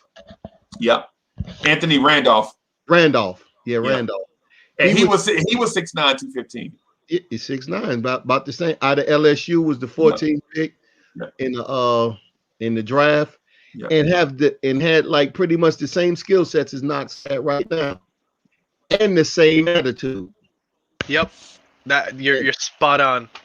And he's playing over there now, and because when I thought of him, I thought I'd look him up and see where he's at. He's playing over there in Savannah. He had got into it with Porzingis in one of those EuroLeague games when Porzingis was playing for his country or something in the EuroLeague, something. But he got all type of death threats from people out of New York and in Savannah about the little situation that him and Porzingis got in on the court. Right. But now he's pretty much a better player now, you know. But right now he's about 31, and he said that he had got offers in the league to come back over and play, but he chose not to. He said he's making about $3 million over there where he's playing at. But he said that, you know, it was too much of a mental drain on basketball, just besides basketball. Right. He said, you know, all the ins and outs of the NBA, and he said over there he's doing just fine. So he said that he declined offers. And I watched them. They won a couple of EuroLeague championships. Matter of fact, they had beat Porzingis in them in Spain and in another. But hey Rob, I could think a few things better than being a millionaire living in Spain. Right. Oh yeah. But yeah, but hey, you know, and me too. But I'm just saying, but as far as like his mental health, as far as like it was more all mental what he was talking about. He's saying, look, you put all $3 million in that bag and he can make a life of it. Pretty much that's what he was saying. But the worst thing was for him. So you know.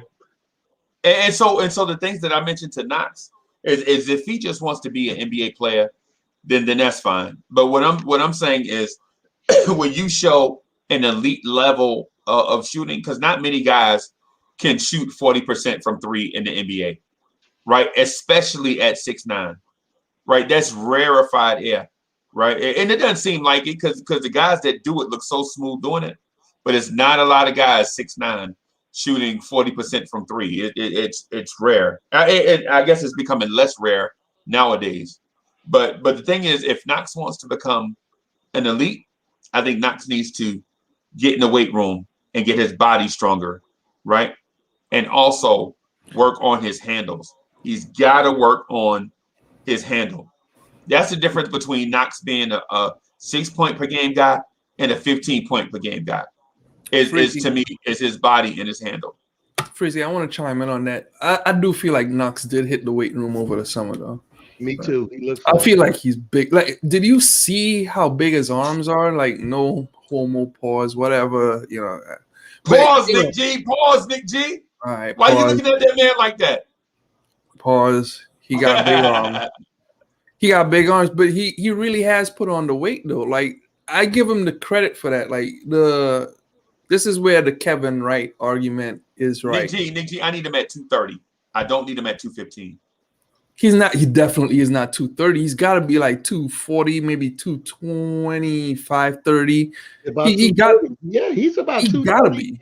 No, Kevin Knox ain't no 230. He gotta be 230. Kevin Knox is not no 230. Kevin Knox is about 212, 215. No. He came in the league. He came in the league at 202. That was his draft day. Yeah, but that's back then. Now he put on some weight though. No, that man ain't no him on 230. that. Like there's a lot of things we could be unfair, or people could think is unfair about what we're saying about Kevin Knox, which I don't think we're being unfair. It's just he has put on weight. He did do some work, and his handle has improved. It's just that it's got to get tight. It's got to be. He can't lose the ball that easy. He can't be Mr. Fumble Fingers. Like there are things that it's almost like his fingers are cooked carrots. It's just soft. It's just wet. What? It's Are like you Nick G? Are you from the Caribbean? Yeah. Okay. All right. So okay, you threw me off. You threw me off just now. Okay, you threw me off. It's just like I mean. I don't know, man. I just his defense is really what's keeping him off the court. That's the problem. But he's getting better at it. He is. I mean, in all this full disclosure, he is getting better. It's just it's gonna take time. And then I agree with you. Like Rob, you said 5 years or something like that. He's gonna get there. Like it's gonna take time. This is year 3. He got 2 more years. He's a slow poke. He's a slow developer. He's a slow developer. I thought you meant a slow runner, Rob, because I agree with you there too. But no, Knox can get on the break now. Knox can get on the break. Yeah. He can run. He can run the floor though when he wants to. I think it's because of his stride, less of his speed. But all right, but even then, like the biggest question, right? Yeah, it's because of his stride. I feel like the biggest question for him is if we accept that he's a slow developer, like how long are we willing to wait? And what's the ceiling for this kid? Because I think that's the main question. Is like, well, we're already year 3. It's kind of been stagnant. What do we wait 3 more years? No, I really say let's put it in this proper perspective. It's year 2. Year 2. That last year really was tough for him. I don't. All right, I'll give you that. No, the one thing is just like you said, color blocks. And I know people don't like this, but we have 2 draft picks, and Dallas pick is constantly going up. Yeah, they lost again the other day. Yeah. The problem is, like, we could easily draft someone at Kevin Knox's position that is better, that could shoot, that could do all those things, and Kevin Knox not be anything for us.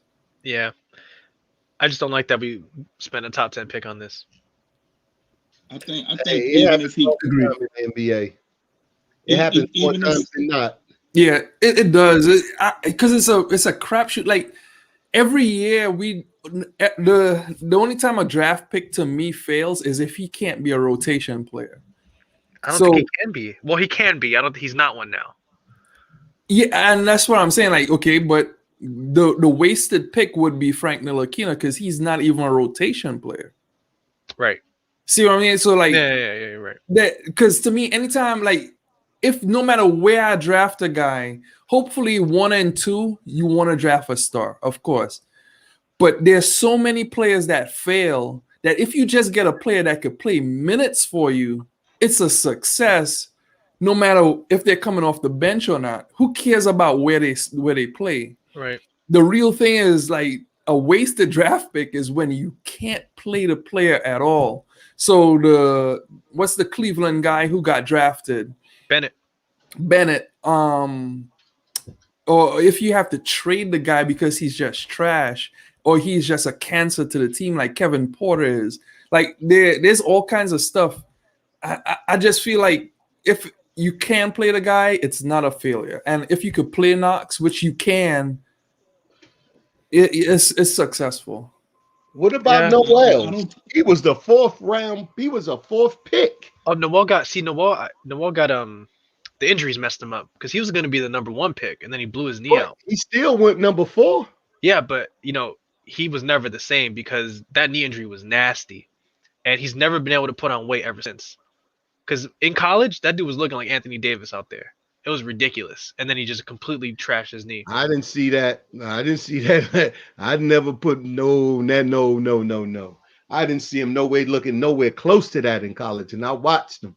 I was a Kentucky fan. No, I'm not saying he's Anthony Davis, but he was. No, he not in college. He wasn't like I'm not comparing Anthony Davis to him now. I'm comparing college Anthony Davis to him. No way. He was definitely the number one pick, though. They have him projected as the number one pick. Yeah, number one. But look, he was the number 4. He took a year off, and then look, he had an injury that everybody that you can get over. He just was trash. At the end of the day, he was trash, and he was a spent pick, a number 4. So we talking about a number 9 pick versus a number 4 pick, and Philly recovered from that because the next pick was Embiid. The next year was Embiid. Or in reverse. I don't think a handle fixes. I don't think a handle fixes Knox. I think his problem is his gait. You remember how Shumpert used to run? He used to run like he stomped, like he was heavy footed. Heavy foot. I was gonna say lead feet. He had a problem. Yeah, Shump used to. If you go look at old tape, his running style was like a stomp style. It was no fluidity with it. I'm not saying Knox have that, but Knox have a problem with his gait. So even if his handle was good, he still would have trouble driving. It's because his coordination is not there. You know what I'm saying? So fixing your handle is not fixing your coordination running. But Knox get to the basket lately. Knox been getting to the basket. He just ain't been converting yet. He got to the basket on a couple of occasions last game. Dribbled right to the basket, blew the layup. If nobody's there, he could get to the basket. But no, where the defender was on him, he took a defender with him. He just missed the shot. And he's gonna probably do it tomorrow 2-3 times. Because I noticed it because he quit hanging in the corner. And I said, oh, Knox put the ball on the floor. That's an interesting comment though, Chuck, his gait. Because I actually do think RJ needs to change his gait too. And also do some yoga. Like he needs some flexibility classes. He's very stiff. Very stiff. Oh. RJ needs yoga bad. Like he needs to he needs to stretch. Like it's kind of tough. But that's an interesting one. I gotta look at Kevin Knox. I don't really I feel like just because his feet is so big, you all remember when Kevin what's his name? Kevin Durant got hurt the first time with his ankle, and they thought that the navicular bone, which is an ankle injury, might stump or slow down his career, and he had to get screws inside his leg. My only concern about Kevin Knox, I fear that he gets that same injury because big men with really big feet, and like if they move too much, they get that injury. And what's his name? Who just got drafted? Bol had that injury, and then Kevin Durant did too. Kevin Knox looks like he could have that injury. Liz Frank? Huh? The Liz Frank? Is that what it is? I believe it is, but it's the navicular bone inside the ankle or whatever it is. It really is kind of rare, but big man with huge feet get it. And I don't know if the gait would change that though, because some people need to change their gait too. DSJ need to. Mm-hmm. I feel like I don't know if RJ needs to, but I know he needs to work on his flexibility. So it's like all kinds of stuff. DSJ need to pick up baseball. Cam Newton had Liz Frank too. Guys, I want to change the subject because we're talking. It's 3:00 in the morning. We're talking about players who are not even getting any minutes here. I was reading the Post. I'm going to touch back on the Mitchell Robinson topic just for a minute. Now, I was looking at the Post, and they had asked Tom Thibodeau about the tweets.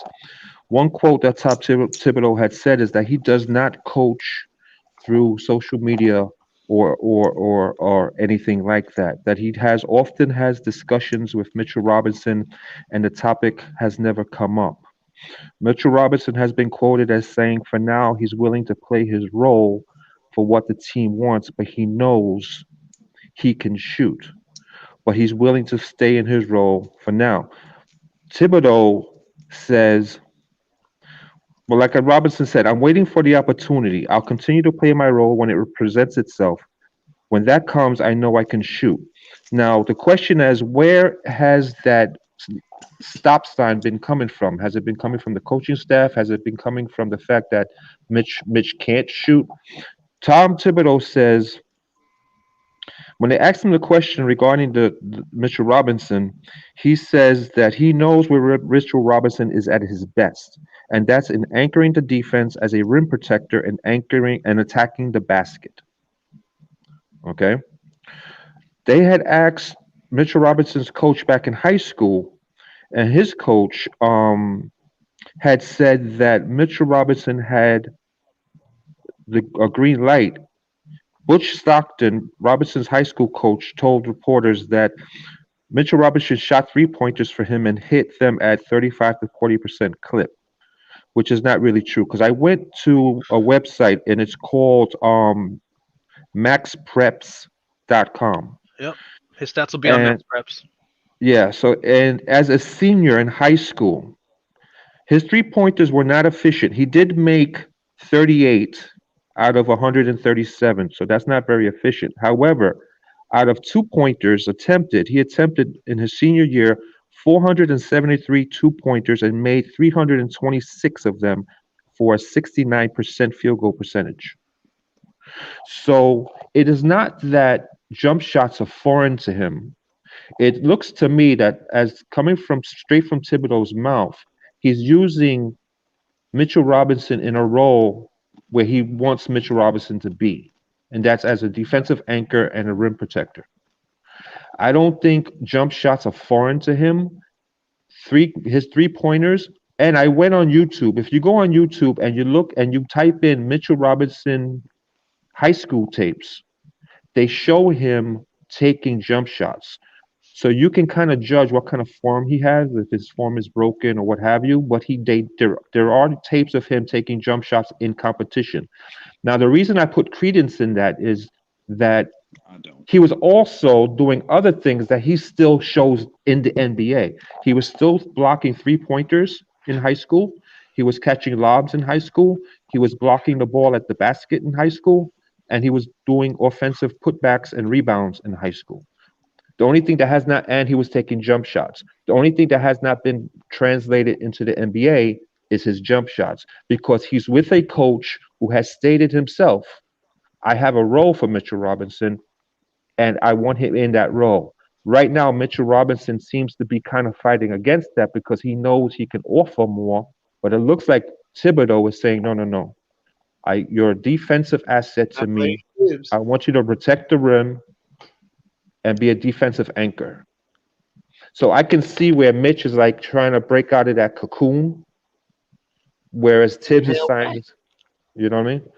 It's not Mitch. That's all I'm saying. That's what All I of was that was putting out there wrong. earlier. That's the only thing that I was putting out there earlier, is that Mitch is saying that he can do these things, and he's being held back. It was it Tibbs, or was it, or you follow instructions, or you don't, and you sit on the bench? Well, the point is this: at this point, he never went to college. So the only research you can do with him as a senior in high school. Now, if you see him doing the same things in high school that he's doing in the NBA, then it's not an aberration, right? If he's blocking 3-pointers in high school and say, oh, these are high school competition, he can't do that in the NBA. But yeah, he did it. If you see him dominating the boards in high school and then say, well, he can't do that in the NBA, well, he's doing it. You don't have a college record to go by because he didn't go to college. But what I'm saying is, it is not like he's never took a jump shot before. In high school, he took over 300 jump shots. He wasn't very good at them, though. Well, he was in his senior year, he was shooting at 64%.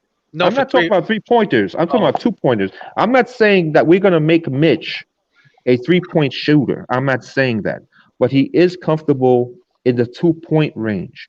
Even if he was efficient to some degree, but listen, what I'm saying is you would have a point. If you would have a point that he can't do it in the NBA if his skill set didn't translate at all. It didn't. Everything I just told you, you're not listening. He was blocking 3-pointers in high school as well as the NBA. All right. That has nothing to do with shooting. Why? That has no. An open jump shot is an open jump shot, Chuck. An open jump shot is an open jump shot. All right, hold up. Just because his defense transferred don't mean his offense transferred. Obi was dominating in college, not high school, college. His offensive putbacks transferred. His lobs transferred. That's the easy one. Those are easy ones. But what I'm saying, Coach, is that you can't write this guy off as a non-offensive factor from at least the 2-point range just because you don't feel comfortable with him doing it. When his coach is not comfortable with him doing it, and he needs to change his coach's mind. But what I'm saying is, it's not a coach. His coach himself has said he's more comfortable with Mitch under the basket as a defensive anchor. He said it himself. So all four of them said that. All four of his coaches. Hey, look. No, that's what I'm talking about. His coach, his current coach. His current coach is the only coach I give a damn about. His current coach. With the other coaches. He's not a rookie.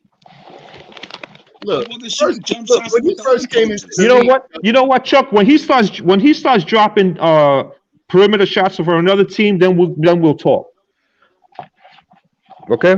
Right now, you're gonna be trying out. You're going to be trying out a team with a 5-on-4, a roster of 5 players against 4 because you're not going to give your center the opportunity to show what he can do. So good, you with me now, right? You looked up a stat. Hey, good, you with me. He didn't go to college. He didn't go to college. All right, but you went and looked up a stat from when he was 13. And expect them to do not 13. A senior in high school. A senior in high school. If he would have went to college, do you think he would have been allowed to take a jump shot or no? If he would have chosen to go to college, he is allowed to take a jump shot. He is allowed to take one. No, he's not. I just quoted you Tibbs' quote, Chuck.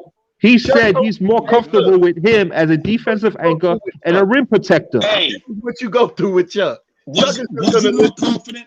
Was you more confident in high school than you are now? Was you more confident in high school talking to chicks than you are now? No, I'm more confident now. I'm more confident as an adult, as a man, as a grown man. Well, here's the thing though about the jump shooting thing. So one, you're partially right, Goose. Thibodeau is giving him instructions not to shoot. But for I've been saying that all night. I'm glad you found the article. That's all I was saying. No, you're right, Rob. No, I agree with you on that earlier. If he had the confidence, he would have been shooting. But here's the thing about shooting though, because I can give insight into this. You know how you know a kid's gonna be a good shooter at the pro level in high school? There's an easy way to tell. In high school, they're already shooting from 3-point range, from NBA 3-point range. That's how you know a kid's gonna be a good next level shooter if they're already pulling up from NBA range in high school, consistently. They don't touch the 3-point line. They step 3 feet out. That's where they pull up from. If they're doing that, if they play their perimeter offense out there already at 17 years old, they're probably gonna be a D1 prospect. And I've watched the Mitchell Robinson high school highlights. He's like 1 foot, his toes at the 3-point line. He's not pulling up from 28 feet away. He doesn't have the handle of the perimeter game from that far away. The transition from high school and college to the NBA is that line. The 3-point line in high school is the mid-range of the NBA. So if he's not already comfortable pulling up from farther than that, he's never going to be more than a free throw line extended kind of guy in the NBA.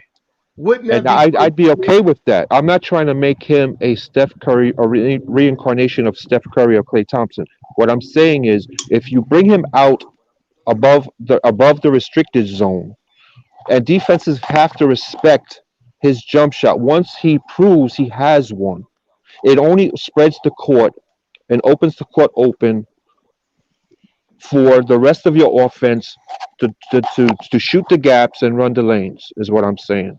I'm not That's fair. parking him at the 3-point line is not what I'm talking about. I'm talking about making him a mid-range jump shooter, which he has shown he has the ability to do. I'm not telling him to have a free reign to take 18 shots a game. I would limit his shots before I would tell him don't shoot at all. That's fair. I have my counter, my devil's advocate point. Hold on, real quick. What did he shoot? Real quick, Chuck, just real quick. My devil, and I'll let you go. My devil's advocate point to that, Guzman, is I see where you're coming from, but this is now 3 coaches in a row who have set the same exact offensive idea for Mitch. We've had 3 different coaches, 4 really, if you count Mike Miller, who basically said Mitch Robinson is a rim runner. So what are they missing that we're not? This is the counter. This is the counter for that conversation, Coach. You look at it like this here. I'm just coming into the lead. I haven't been drafted. I got to do anything. I'm showing my athleticism all over on the defensive end. Once a coach sees that, oh, I got somebody that can do that. Sometimes coaches get stuck in their own way. And they say, well, this is what he's showing me right now, and I need somebody to be able to do this. I'm a young player. I can't voice my opinion yet. I haven't been drafted. I haven't been to college. I'm a late 2nd round pick, so I'm going to do whatever the coach asks me. Now in my 3rd year, I'm feeling a certain type of way about what else I can deliver to the floor since I done established myself now. So now that I've established myself, I brought this to you. You can say the media what you want, but I brought this to you. You know what I'm capable, what I think that I'm capable of, but you're still not putting me in an opportunity to do it. So that's part of it too. So these 3 coaches feeding the gym. I got me a defense. Because right then 3 years ago, rim running, that was what everybody wanted. They wanted somebody like that at the center. So therefore they cultivated that. So now he feeling as though he can do more. And now he's going to his coach. Well, no, you're good. You're good right here. You can hear that analogy all the time. But this boy is voicing his opinion about what he can do and what he's been doing. So therefore, like I was saying, I felt as though my own personal opinion was that Thibodeau wasn't giving him the shot. He found the article that proves what I was saying was right.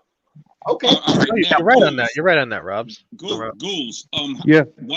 What field goal percentage did he shoot from 10 foot out? I'm guessing you're categorizing that as 2-pointers because they don't have distances. They have 3-pointers versus 2-pointers. So as a senior, he attempted 473 2-point jump shots and made 326 for a 69% field goal percentage from 2-point range. Now, see, some of that included dunks. Wouldn't that be your field goal percentage in terms of field goal attempts? Include dunks? No, I got the numbers. I got the numbers. Because we're talking about jump shots now. We're not talking about layups and dunks. I got the numbers. Okay. All right. This is last season. Well, you're talking as a pro, or you're talking as a senior year in high school? Pro, because it is kind of interesting. His field goal percentage was 72%, right? Yeah, but that was all from 2-point range. There's a dunk. Yeah. Anything past 3 feet, he shot 30% from the field. Anything past 3 feet. How many attempts? I'll tell you right now.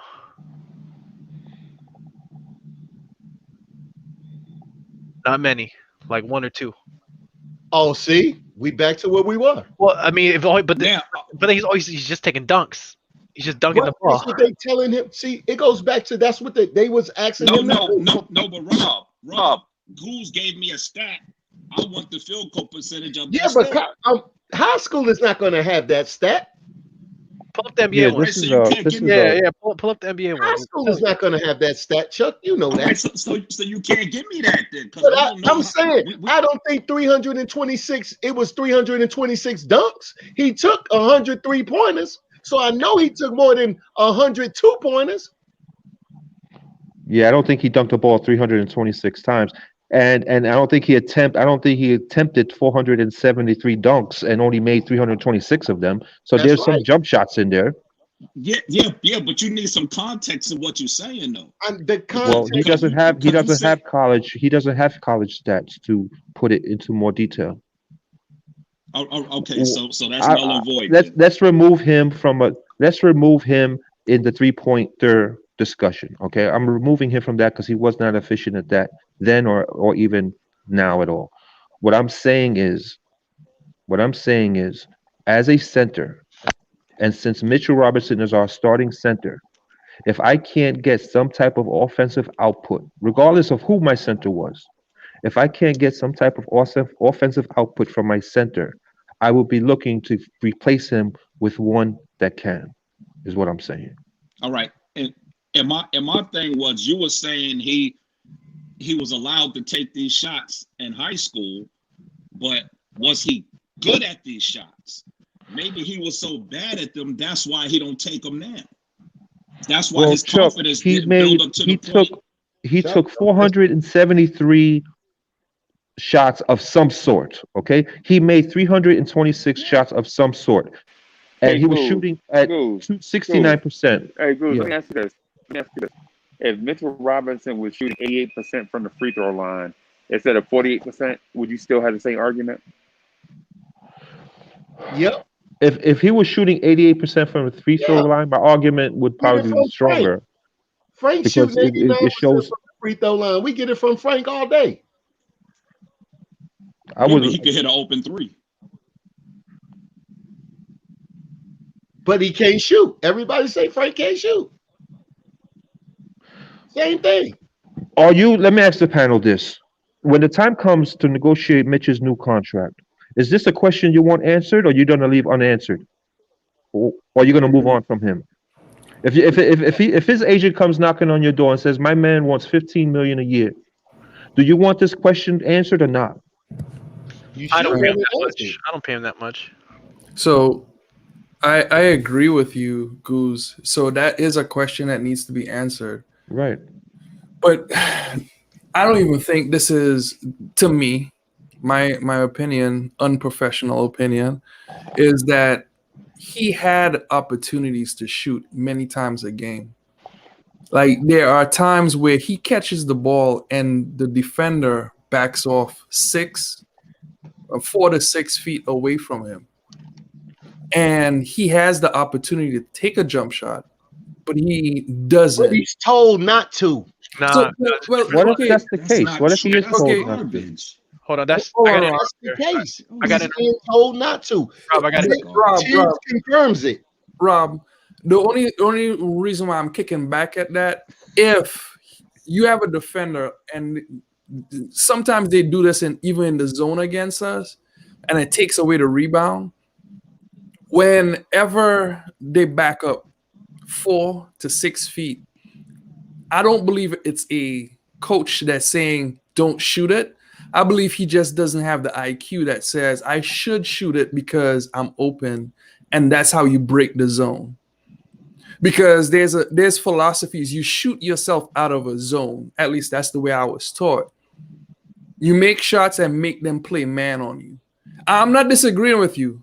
The coaches may be, but how many times do the great or good players tell you break the play and make a play happen out of what happens on the court or reacting to the defense? Okay. Because let's say if someone backs off from you and you know in your heart, I could shoot and I have a free throw line shot because this man doesn't respect my jump shot, and I could break the defense, which is zone, I could shoot it and I could get us out of it. So sometimes that's an IQ thing. I'm not saying you're wrong. I disagree. And this is why I disagree. If your path to the NBA came like Mitch came, a late second round pick, you in the lead on the wing and the prayer. Your first 2 seasons, you're fouling out of every game. This is the first true coach, a legendary coach that you had. Mm-hmm. I don't think that you would buck the system on him.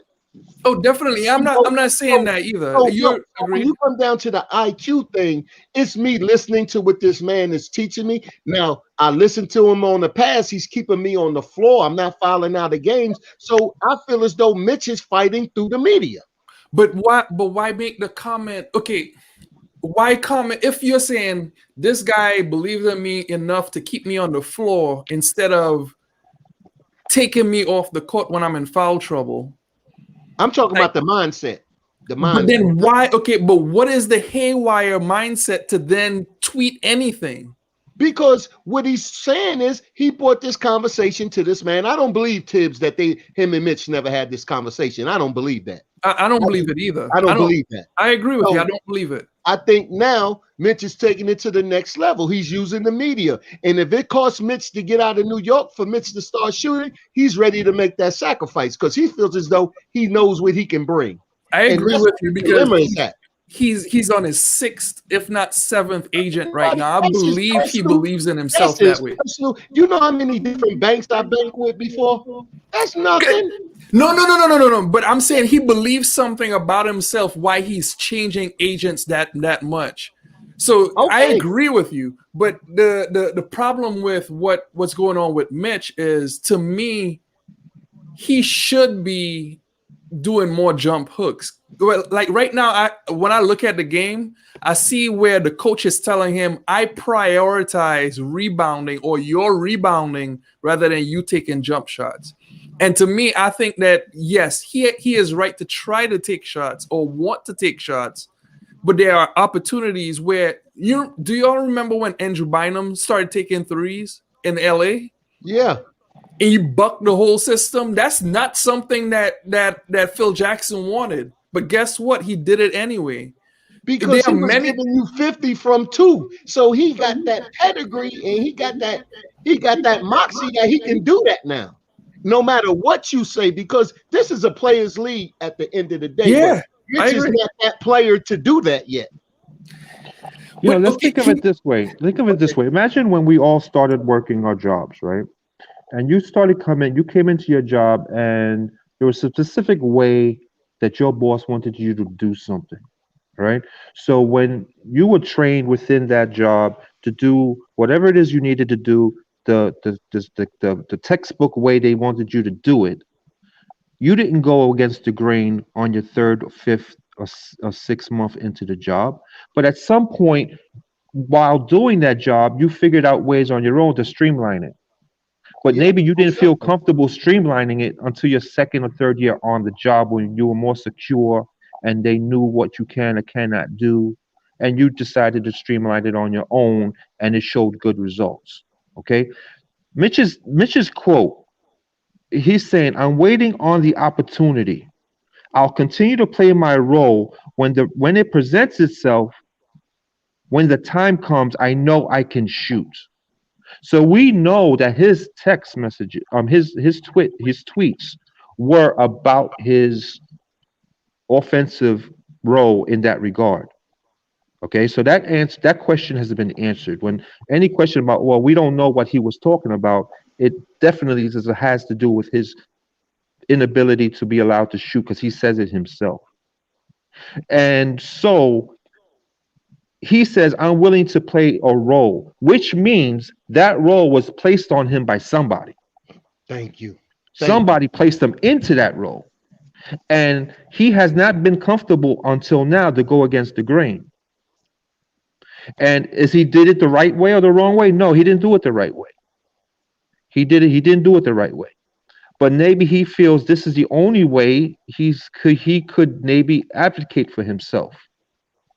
But when he uses words like opportunities, my time will come, and roles, it kind of tells you right there, you read in between the lines, that role was placed on him by somebody. Okay, maybe he's talking about he ain't getting the ball enough. It don't have to be. It don't have to be jump shots. It don't have to be jump shots. Maybe he says, "I know I can shoot." He says, "I know I can shoot." He didn't say, "I know I can dunk." He says that the last thing he says in his quote is, "I know I can shoot." So, he didn't say dunk. Oh my God. He didn't say dunk. He said I can shoot. That's a difference. So a layup ain't a shot? What? Maybe he feel like he's not getting enough touches. He didn't say that. Touches on the pick. He said shoot. Chuck, said what shoot. the hell wrong with you, man? Getting to shoot. He didn't say touches. He said shoot. He didn't say I'm not getting enough touches. Getting to shoot. But he said Chuck. Listen to his quote, Chuck. He's saying that he's been placed in a role. Chances are that role he's been placed in is by his coach. So maybe up till now he hasn't been comfortable to go against his coach. He has said, "I'll continue to play my role." He didn't place himself into that role. Someone in that coaching staff has placed him into that role as a defensive anchor and rim runner. That's what he is. Okay, exactly. That's what he is. But he feels he can add more. That's what he's saying. That he feels he can attribute more. That's all he's saying. He took about 2 or 3 shots out of the lane his rookie year. Right? Then he took 1 last year and none so far this year. Chuck, you don't Chuck, let me ask you a question. If you were just drafted in the 2nd round, thank you, without going to college, are you just gonna walk into onto that court and do what the heck you want? Probably not. Yeah, no, he gonna probably do it and be in the G League. He playing at the Y. Being Chuck, he would. Yes. He gonna go right past those. He going right past those, straight to the YMCA. Hey, is Quickly doing what he want? Quickly was chosen 25th in the 1st round. I wouldn't put him in the category, and he's not a center. You're not comparing apples to apples. Goose, I would say this. Mitch was actually, before that college season started, was projected to be the 10th overall pick that year. He was supposed to be the 10th. Technically, if you do look back at everything, Mitchell Robinson should have been drafted where Kevin Knox was drafted, and Kevin Knox should have been drafted where Mitch was drafted. That's if you look at drafting stuff throughout the year. They should have. Yeah, at the end of the day, he did not choose. He didn't make good decisions. He probably didn't get good advice. If he would have went to college, if he would have balled out and showed all aspects of his skill set, he probably would be in a better position right now. He signed up at Western Kentucky and then decided just to go train for the draft. Yeah, because I think his uncle was supposed to be on that coaching staff, and then when his uncle was let go, he decided Yeah, it was a not to guy go. from Carolina, the Williams guy, the guy from Greenville, played at Carolina. Y'all blame the 3 coaches. I blame confidence. We'll leave it at that. I say he don't got the confidence. I say he lacked the confidence his first 2 years. Told him not to shoot.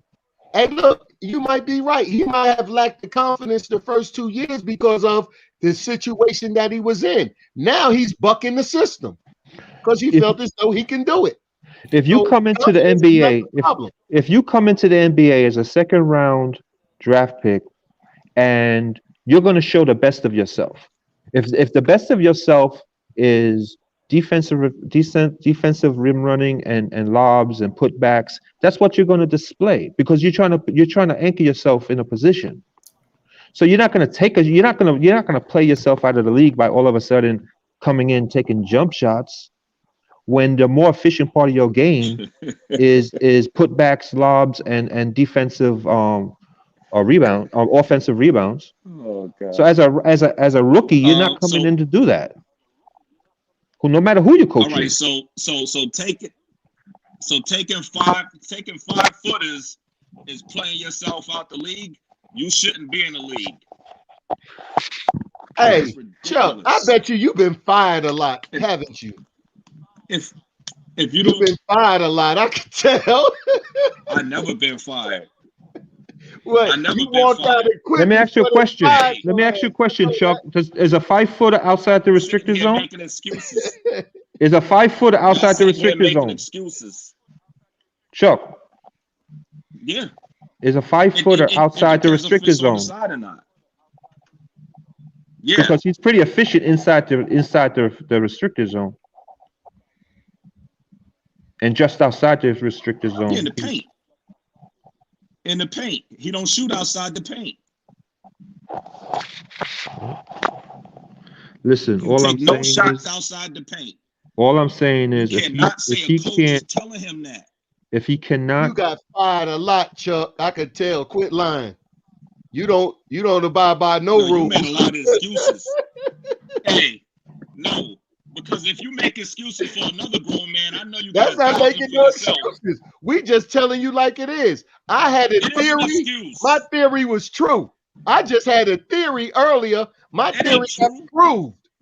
That's exactly what I thought. All right. So every year the coaches coming in from the beginning of the season telling this man don't shoot no 5 to 10 Hey, look, like I said, what you telling me. No, what I'm telling you is this. 3 years ago, rim runners, somebody scoring inside right there, that was the way to go. Look at Pascal. What the guy that went from Houston to Atlanta, they made careers off of that. They was getting $80-90 million for that skill set that Mitch got right now. The boy from Houston, what's his name? They just sent him to Atlanta. Capella. He got $90 million doing no more than what Mitch doing right now. That was the hot thing 3 years ago. They still shot outside. Well, listen, Chuck. All he did was catch alley-oops. Chuck, out of all those coaches, forget Tibbs right now, because Tibbs is his coach. Out of those coaches, who did they get rid of? Did they get rid of Mitch or did they get rid of Fizdale? Did they get rid of Miller or did they get rid of Mitch? Mitch is the ones that's still here. That's a terrible question. No, Mitch is still here. No, it's not. They could have fired Fizdale and traded Mitch. He has no big money stake in their payroll. They had options if they didn't. If Mitch was such a problem, if he was such garbage, they could have got rid of him. Where Trier at? Trier had your attitude. Where Trier at? Hey, G League. Where Trier? G League. These questions are getting worse and worse. Yeah, that's what I'm saying. See, one listened and one didn't. Him taking a jump shot. See, look, one listened and one didn't. All I presented you was facts. Wow. That in high school, because he didn't go to college, but as a senior in high school, he was taking jump shots and he was making them. That's all I'm saying. That's all I'm saying. See, Chuck, that's why you don't win. I wasn't the statistic keeper, Chuck. I read you the website, my dude. I read you the website. All right, I gave you what they gave me, brother. Don't give me stats without percentages. You know what? You know what, Chuck? You can look it up. If they're out there, Chuck, I'm sure you can find them, Chuck.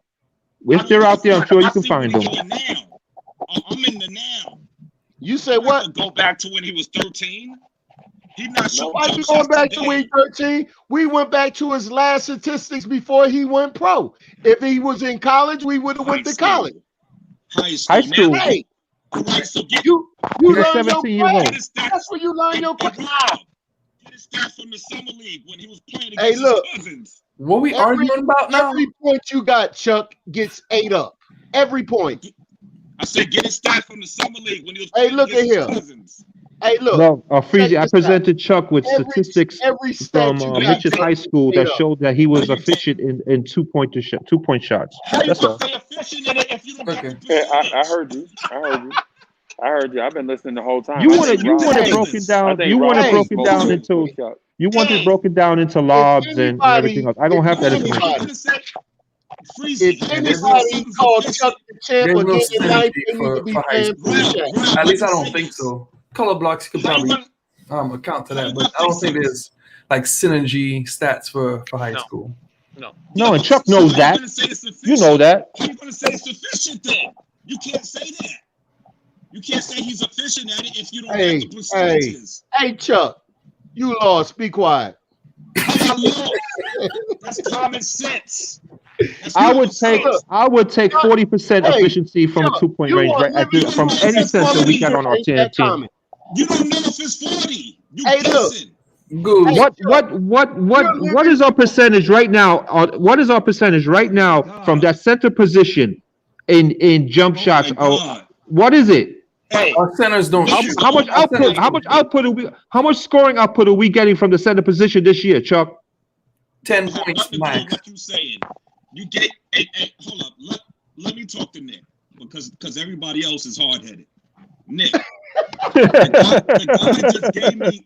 Chuck, wait. Chuck, stop shouting into the mic. The mic is kind of canceling you out. Oh, no, I thought they couldn't hear me. All right, I can hear you a little bit better now, but don't shout into the mic. Go ahead. Okay, all right. You hear me now? I hear you. That's good? Yeah. Okay, now, the guy gave me a stat about shooting without giving me the percentage and said he's efficient. I'm not holding out on you. They don't have it. You're acting like I'm holding out on you. They don't have it. They don't break it down to that infinite. You know, they don't break it down to that degree. Chuck, you act like I got it in my back pocket. I just don't want to tell you. They don't have it like that. There's no synergy sports on. How can you grade if he efficient if you don't give me the percentage? He gave you 69%. I think from 2 point. From two. But Chuck, is it 69% from 2 point even good, regardless of how you put it together? He was 74 last year and shot no jump shots. He had five in high school, Chuck. High school, he improved since high school. No, Nick, we talking about jump shots. No, Chuck. They only gave you the 2 point percentage because that's the stat that they have. They don't have synergy sports for high school, so they can't break down the shot chart like they do in the NBA. All right. So my point is, don't give me the stat and say it's efficient if you don't have the percentage. No, we know it wasn't 336. Exactly. That's what they're saying. And even his coach in high school says that he did take shots in high school. So all they're trying to surmise is that he has a jump shot that he did in high school based on what his coach and the stats are showing from 2. He does have a high percentage. That's it. That's all I'm trying to say. That's it. It's just based on what we have. Like, we could sit here and say some things happen in the Bible because we have the stats, but we can't see what happened in the Bible or Bible days. We can only go based on what we have written down. That's it. Okay. I had to use the Bible on that one. Sorry, y'all. All right. It's okay. It's okay. But what I'm saying is, I'm not gonna give you a stat. I'm not gonna say somebody averaged 18 points without telling you what they shot from the field. Okay. Because it matters. Okay, Chuck. I'm gonna go ahead, you talk. No. All right, yeah, because I'm not gonna say what you call it was efficient, and then you ask me, well, what did he shoot from 3? Okay, Chuck, this is what I'm gonna do. You know what they do have, Chuck? They have each game individual statistics. Let me see how far they break it down there. They got each game that he played as a senior in high school and his statistics for each game. So let me look at that and see how far they break it down there, and then I'll come back and see. We'll see if they have dunks versus rebounds versus jump shots. Let's see. Dude shot 4 jump shots in the NBA. 4 jump shots in the NBA. Okay. He was told don't shoot it. That's not true. They told Trier don't go 1-on-1, and he kept on doing it, and they waived him. All right, so if they told him don't do it, why did he get the other ones? Well, look, we seen what happened to Trier, right? They said, okay, Chuck. Let me give you. Okay, here. In his first game as a senior, they waived him. Okay, as his first game, Chuck.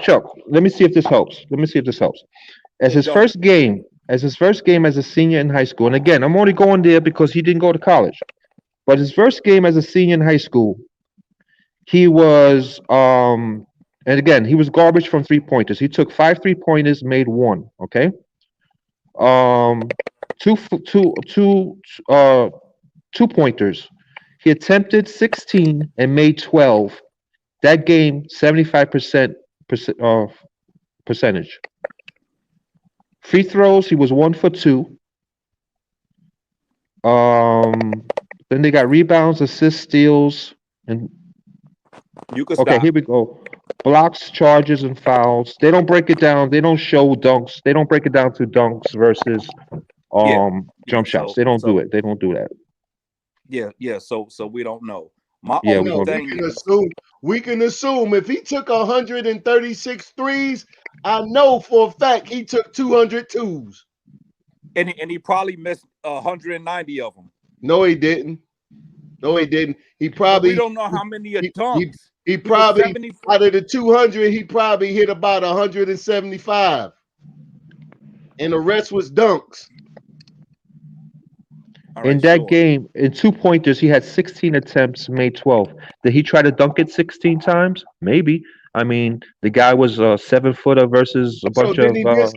So the 4 A misses, bunch of he 5'3" missed 4 dudes. dunks. In high, Well, he was the biggest dude in high school. and he's one of the biggest dudes in Most of the people, most of in the the Yeah, NBA. niggas in the NBA was the biggest guys in high school. I would exactly, say that's a fact. exactly. All I'm saying is that based on his quote, based on Tibbs' quote, and based on his past stats, he And you might would have come a to the skill set. conclusion of what? What conclusion I you would come to, just don't. Goods? I don't My believe conclusion Tibbs. is that he's getting instructions from his coach I don't to believe that. stick with what he wants him to do, and he's getting frustrated now in his third year, and he's going the wrong way about it in putting it out in the public. But you know what? Twitter is the thing of the present. Even the Knicks have their own Twitter page. The only difference is the Knicks probably got a 5-filter system to make sure nothing goes out that they don't want to go out, whereas not Mitch just basically has his own judgment on what he sends out. Now, didn't I I say that believe 3 hours ago? I believe if he was confident in his shot, he would take that shot. And he'd be like, he'd be right like Trier. That's the example of not listening. Alonzo Trier. He got the talent, but he didn't listen. But And let you me ask. know the perfect time to do it would be in practice too. Let me ask a question. Who's Maybe he is doing it. let me ask everybody. Like right now, money wise, you got all the cap space in the world. Mitch needs to be re-signed. How much you paying him?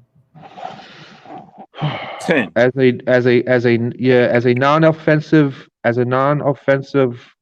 outside of lobs and putbacks, yeah, I'd go around that number too.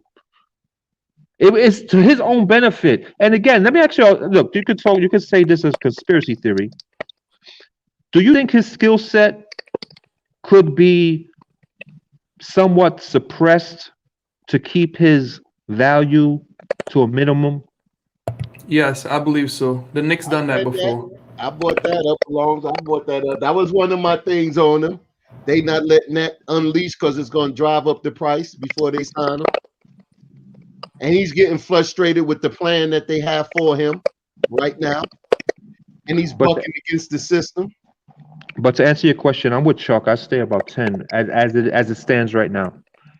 Okay, one. Okay, I want to get Rob. What do you price Mitch at? I'm giving Mitch 15. Okay. Mitch is like right now. They got Mitch rated with Mitch production right now. They got Mitch rated in between 15 and 20, best center in the league. So I have to give him about 15. Okay, so let me ask you this, just for everybody. Let's say they are driving his price down. If he is like shooting shots in practice, let's just be hypothetical right quick. They're saying he could shoot shots in practice. As of right now, they don't want him to shoot in game. Then what is his value then? Because you could see his potential in practice. I think if he starts shooting right now, and I could get Mitch right now, I'm giving Mitch 15. So I don't think that with his shot, his value is going to change much for me because I'm giving him that's going to develop whether he has it or not. Something 5 to 10 feet from the basket, something to pop shot off the pick and roll in the lob. That's what I expect from Mitch. You come off the pick, be able to hit it from the free throw line, or you can roll to the basket and dunk it. You give me that, and you give me 10 rebounds. You a New York Knicks 10 years with me, and I give you 15. Okay. If he shows me that he could spread the court by being a threat from mid range, and I'm saying he's just doing it in practice right now, but you hadn't unleashed it in the game. Like, what would your value be? But as a decision maker, I know he's doing it in practice. Yeah, you see him doing it in practice. You're seeing him shoot the ball well in practice. Then I'd go up to 15. You go to 15. Okay. What about you, Chuck? He's shown it in practice. He hadn't showed it in game because you hadn't unleashed it yet. I still would give him 10 because he got to prove to me he has the confidence to do it in the game. No. I'm saying, understand what I'm saying. They're saying in this scenario, they're saying to him, do not shoot in game, but in practice, take the shot. But he's making the shot in practice. So it's deliberate that they're saying, do not shoot in public. But they know in their minds that he can shoot. Yeah, he will still have to prove it to me in the game. Okay. You know what I'm saying? Because so it's 10 to 15. Because to me, it's psychological. It's psychological to transfer from practice to the game. Now he got to have that confidence against other players, other teams, opposed to his own guys. You know what I'm saying? It's different playing with family than it is playing against real competition. Yeah, but you know what? When you do it at the Garden and the fans are screaming your name and cheering you on, that's only going to help your confidence, anyways. He's going to explode. No, that might make you choke. That's pressure. That might add pressure to you. It all depends on your makeup. Yeah, exactly. That's what I'm saying. Individually, some people can't handle that. You know. Yeah. I do think 15 like tops for Mitch. Like right, even right now, just as a rim roller, 15 is a good price for him. It keeps him here. It keeps away the competition. I'll give him the 15. But my question to you is, what if you had the opportunity to bring in, whether it be through the second round, where you were able to, the same way you kind of dug a Mitch out of nowhere, if you're able to find a diamond in the rough as a junior or a senior who's able to present you what Mitch does, but also has consistency as a mid-range jump shot shooter, would you take a shot on that? I'll always go. He's heavier. Let's say he's heavier than Mitch. He's harder to move out of the paint. He's defensively, he's not going to get pushed around as much, because that's also a factor too on how much I pay Mitch. Well, it's not just his jump shot, but his ability to stand his ground against bigger defenders. But he's going to get bigger though, right? He's going to get his man body. Mitch is what, 21, 22? 22 right now. Yeah, by the time he's 25, it's going to be a whole different body. I'll pose a different question to you, Goose, just to like mix it up. If you had the chance right now to draft Evan Mobley, if you know who that is. I've heard of him, yeah. Mm-hmm. Evan Mobley could shoot it. He has a post game, but he doesn't have the body, and it's going to take him 2, maybe 3 years to get to just the level that Mitch is right now. And he's projected to go like top 10, right? Huh? What do you? He's projected to be like the first center taken, right? Out of the draft, I think. Top 2 or 3. Yeah. Nah, that guy. Actually, they have him being picked before Suggs in some draft, in some mock drafts. Yes. No, but you got that guy from Iowa first, the big man from Iowa, the big white boy. I'm just posing the question, like, would you take that guy? Because you got to understand, like, if you draft somebody today, you got to start doing the development that you already did on Mitch to build this guy up. Like, Mitch is now showing discipline. So now you got to teach that other person this. I'm not. Body. That's why I say you just take the 15. You give him the 15, and you just keep on trying to develop him. Let me ask you a question. What's his offensive skill set coming out of college, though? Evan Mobley could post up and he could shoot the three very well. Because we got other needs on the team. And Mitch is here already, and you've already been developing him. He has chemistry. We just talked about how we barely return starting fives. Why hit the reset button on a center?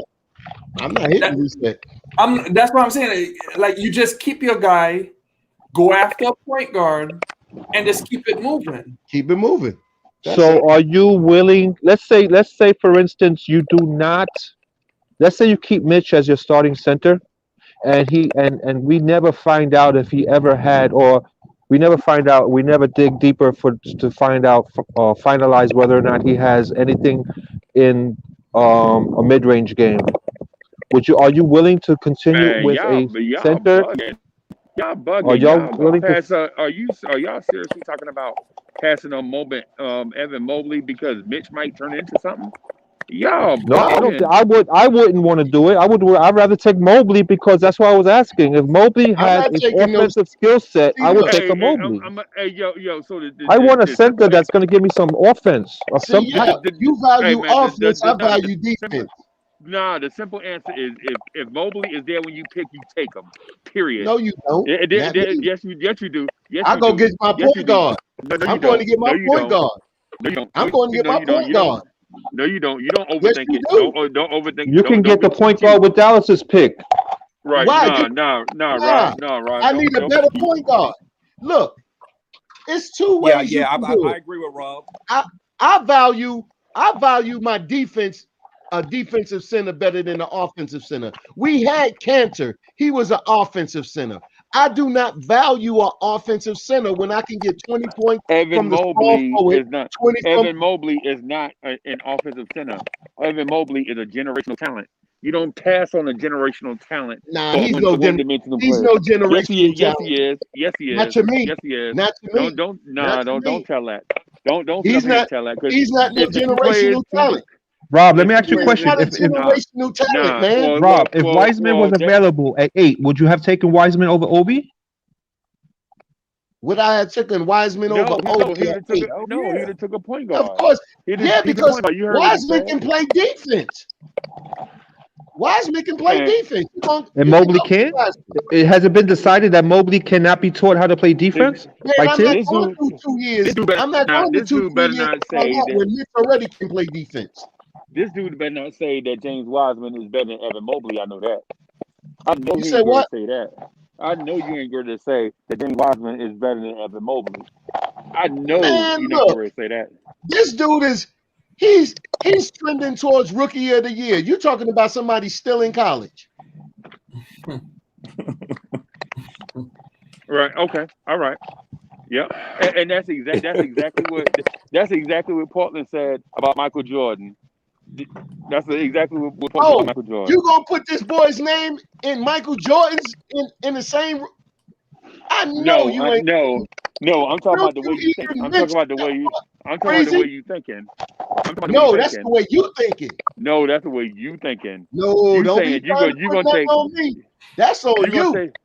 You're gonna take a point guard in a wing draft. We need a point guard. No, you need the best player available. No, we don't. Yes, it is. Yes, it is. Not this time around. We need a high-level point guard. You need the best player available. Your team, number one pick. That's who you pick. So, Freezy, that's the number one pick? No, Cade Cunningham is the number one pick. Okay, then. So don't be telling me about some third pick. Hey, where was Michael Jordan pick? We know what Michael Jordan was saying. Third. Michael Jordan was the third pick. Right. But look, if you get the number one pick, you picking the point guard. So what you talking about? Because Cade Cunningham is better, a generational talent. But you said the boy was this is the deepest. Everybody is not a generational talent. Right. No, the question was replacing Mitch with a guy coming out of college who can potentially be better than Mitch offensively. And I think what skill set can be taught quicker? Defense or offense? Offense can be taught. Defense can't. No? Yeah, you're talking about, man, You can Evan teach Mobley. defense possession, but you can't teach like some of the natural stuff that Mitch has. Right. So what's Mitch's career average? Mitch was what, 8 points and 8 rebounds for his career? Hey, look. And you talking Okay. about Like I said, I don't need the way I would build my team. The way I would build my team, I wouldn't need my center to score 20 points. Give me defense. I'm gonna get 20 from my small forward, 20 from my shooting guard, and 20 from my stretch. Who's your small forward right now? Who's your small forward right now? Kevin Knox? Gonna give me 15. Kevin Knox is your small forward. Reggie Bullock is your small Hey, forward look, right now. I said the way I would build my team. My future team. This is what I would want them to be giving me in a 5-year build. I'll be wanting my small forward to give me 20, my stretch to give me 20, my shooting guard to give me 20, my point guard give me 15 and 10 assists, 7 to 10 assists, and then my center to give me mad rebounds and defense and 10 a game, and we ready. I don't agree with 20 points. I agree with you, Rob. I agree with Rob on this because the one thing that you're kind of dismissing, Freezy, is as of right now, what have we seen with this team? Because I don't think any of it. Does any of y'all want to get rid of Julius Randle? Just for the record, no, right? So to unlock Julius Randle, because he's been getting double teamed, he's been getting zoned. To unlock Julius Randle, a point guard is more important. Because listen, I'm not disputing the fact that he needs a point guard, right? But I'm not gonna reach for a point guard just because I need a point guard. In the draft, you have to take the best talent that's available when you pick. You can't just say if you're talking about at third. Okay, you're talking about third, and that's where Evan Mobley. We had put Evan Mobley at. You're talking about maybe Jalen Suggs. 2 pounds. You're talking about maybe Jalen Suggs, maybe Kuminga, maybe Jalen Green. Like there's other guys and that they all going above him. And well, I don't know if they're all going above him, but for to me, if I was picking but that's what I'm saying. Like for us, we need a small forward that could go, that has energy. Kevin Knox is not it. So like to just sit here and say because we already have Mitch, it's hard to give up Mitch and then hit the reset button at someone that can't defend behind what's his name, Julius Randle, because Julius Randle sometimes misses defense assignments. So Mitchell Robinson erases some of those mistakes and makes him better. Now you're talking about adding Evan Mobley. Yes, he's a unicorn on offense, but he may not catch on and read some of the defenses like Mitch does already. So you're hitting the reset button and setting yourself backwards rather than going forward. So yes, you might make a leap forward, but you might go backwards. Y'all gonna grab a position in the Hey, so let me ask you this: what stops the Knicks from getting a veteran point guard to go with those young guys? Why you got to get a rookie point guard to go with a young team? But okay, that's the same argument you're making at the center position. Why go after a veteran? I mean, give up a veteran. No. That's what y'all just said with Mitch. I just used it for y'all. So what's the difference? What, a veteran point guard right now? There's none out there. Not right now because we in season, Rob. No, even at the end. Even at the end of the season, you're literally talking about 1 in the hand versus 2 in the bush. My original discussion was about Mitch's offensive there is no offense potential. Don't tell. I don't want to hear nothing about he shot the ball in high school. I don't want to hear that. That don't carry weight with me. They don't care because Mitch is a 7-foot freak athlete against a 6'4" high school dude that only made the team tall. Don't be telling me that Mitchell Robinson dominated high school. I don't want to hear that. I'm sorry about that, Goose, but that don't make sense to me. But no, my point is this: you're not getting offensive output anywhere else. Crazy, because it wasn't about that. The thing was, we was trying to figure out where he shot shots at. Nah, Because I don't care about his shot chart in high school when he playing against dudes Me, who only made exactly. the team because they tall. I don't care nothing about that. What do you do in the NBA against other 7-footers that are freak athletes? If he's you fucking against his coach for shots now. if you're gonna fill out your squad with offensive players who can put points up on the board, right now you only have Randall, you have RJ, and then you have sporadic play from everybody else. If you're gonna fill out your squad with consistently good small forward and a consistently good point guard, then yeah, you're right. I'd say, you know what, all defensive only center I could live with. But we don't I have just that can't. right now on this team. But I just can't live. This argument just makes no sense to me. How are we capping for Mitch shooting the ball in high school against dudes that are legit only made the team because they tall? But when he No, matched up we again, not. no, Look, hear you me out, missed Rob. the concept of the hey, Rob, look. listen, you kept saying Oh, the you same thing missed for it an now. hour. You missed it. You jumped in You the said the middle, same thing for and an you don't know hour, what and you're it still talking don't make about, sense. Freezy. You jumped in the middle because it wasn't No, about I've what been he listening did in the whole high school. time. No, it wasn't about what he did in high school. We was trying to No, find man, you on broke the down. shot You that he said took. you broke down his shots. I heard you. Yes, You it said was. you broke down. Yeah, you broke down We shots. went to The high number school of because he shots. never went to college. He Because never he went never to went to college. college. We couldn't look in So college. we have nothing. If he went to college, I'm not going to skip that and go to his high school season. I know that. That's Well, what you I'm shouldn't have went telling to you. high school, period. That's No, my yes, You know point, what? Chuck. he But made a then valid Chuck. point. what? No, my take on it was that y'all was saying that Mitch is not an offensive threat at all, and I went to high school to show that he was taking jump shots in high school. That's all I'm saying. Man, And it wasn't man. And it don't say jump shots. Go. It don't in say high school, jump man. shots. Really? You would have been better off sending Rucker tape. well, you know what? Like I said before, if those stats out there, you can go ahead and find them. If they break it down to that degree, But Goose, and Goose, you right on that too, because they not out there for us to find. I understand what you're saying, but what I'm saying is let's keep this thing in perspective. That's what I'm saying, and let's keep this thing in perspective. I saw the Mitchell Robinson high school highlight tape, and I saw those 3 centers he was playing against in Louisiana. You know, those 4 guys, and you telling and y'all saying that Mitchell Robinson shot jump shots at 7 foot tall, and he shot jumpers against a dude that's 6'4". That's less impressive. Why didn't he use his why did he use post games against guys he was bigger than? but when That he would have was been more also impressive. but Freezy, he was also displaying his other skill set back then. Also, he was still blocking 3-pointers. He was still everything he's doing in the NBA. He was doing back then as well. They were 5-1. Right, But he's that doing it in ain't the NBA also, is what I'm They're saying. 5-1 now. That's what I'm right. saying. And But he's still doing it in he's the not doing it NBA. now, Rob. Yes, he is. He's blocking 3-pointers. He did it this season. No.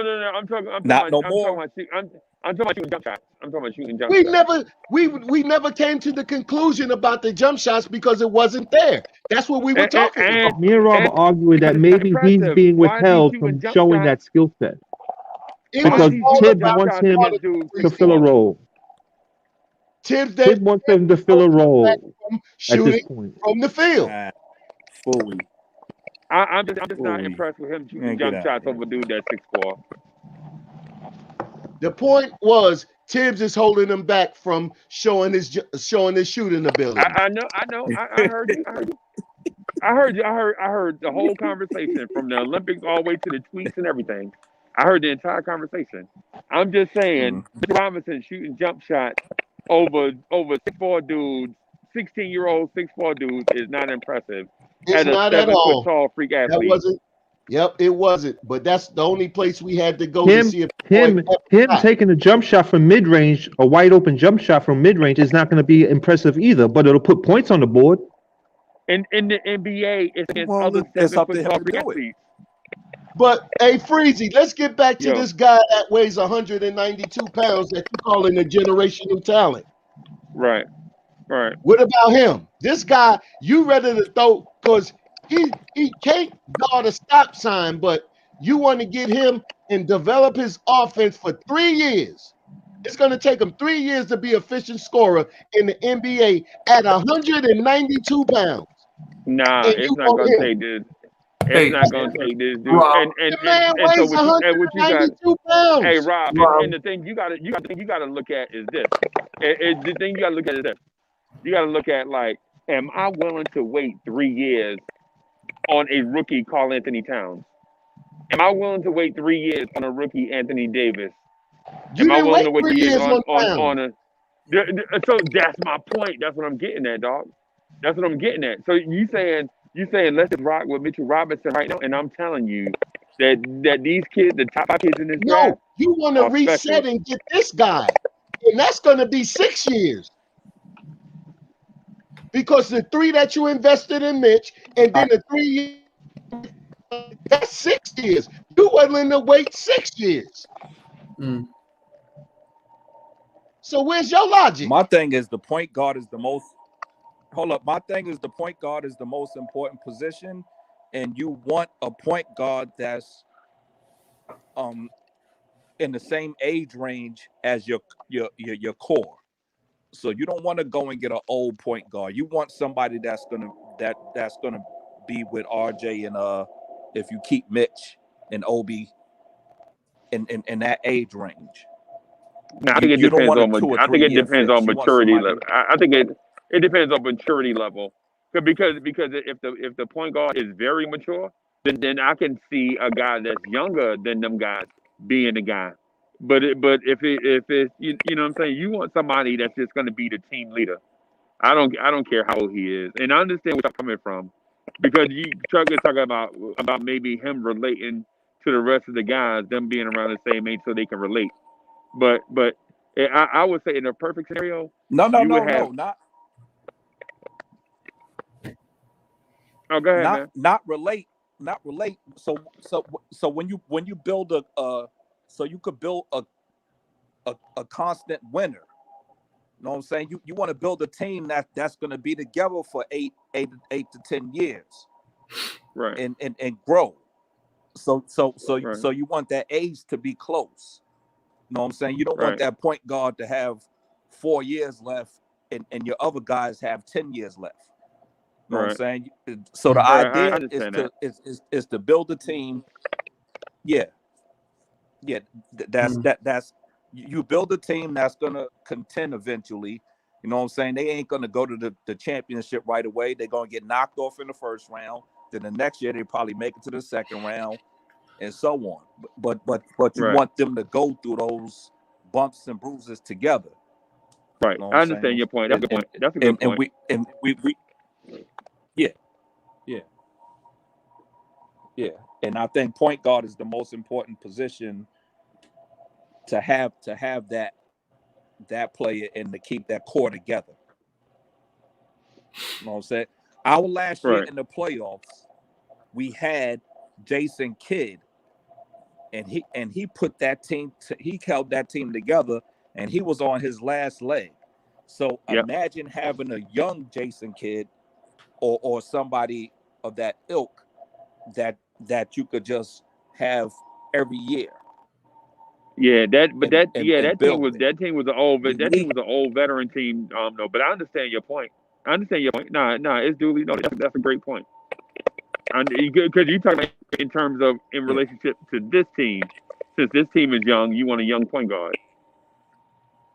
Yeah, I got you. Yes. I got you. Yes. Yeah. Yeah, I got you. I understand where you're coming from. Since okay. Yeah.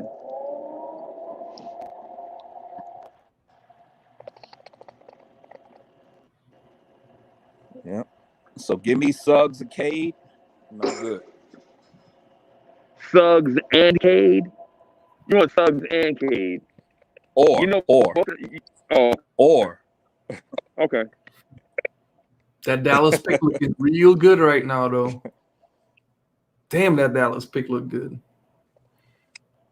Yeah, I feel you. I would love.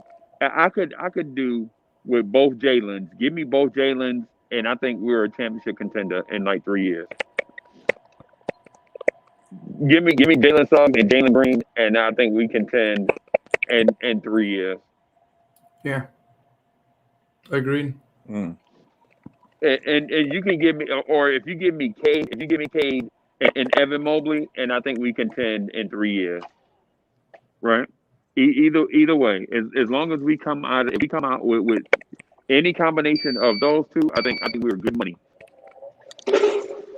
But you know what? Just to like come back to the team, like we still have to finish this season to see who develops or comes out better. Like let's say Kevin Knox makes some leap, or I don't know, someone makes a leap, like quickly makes a leap, right?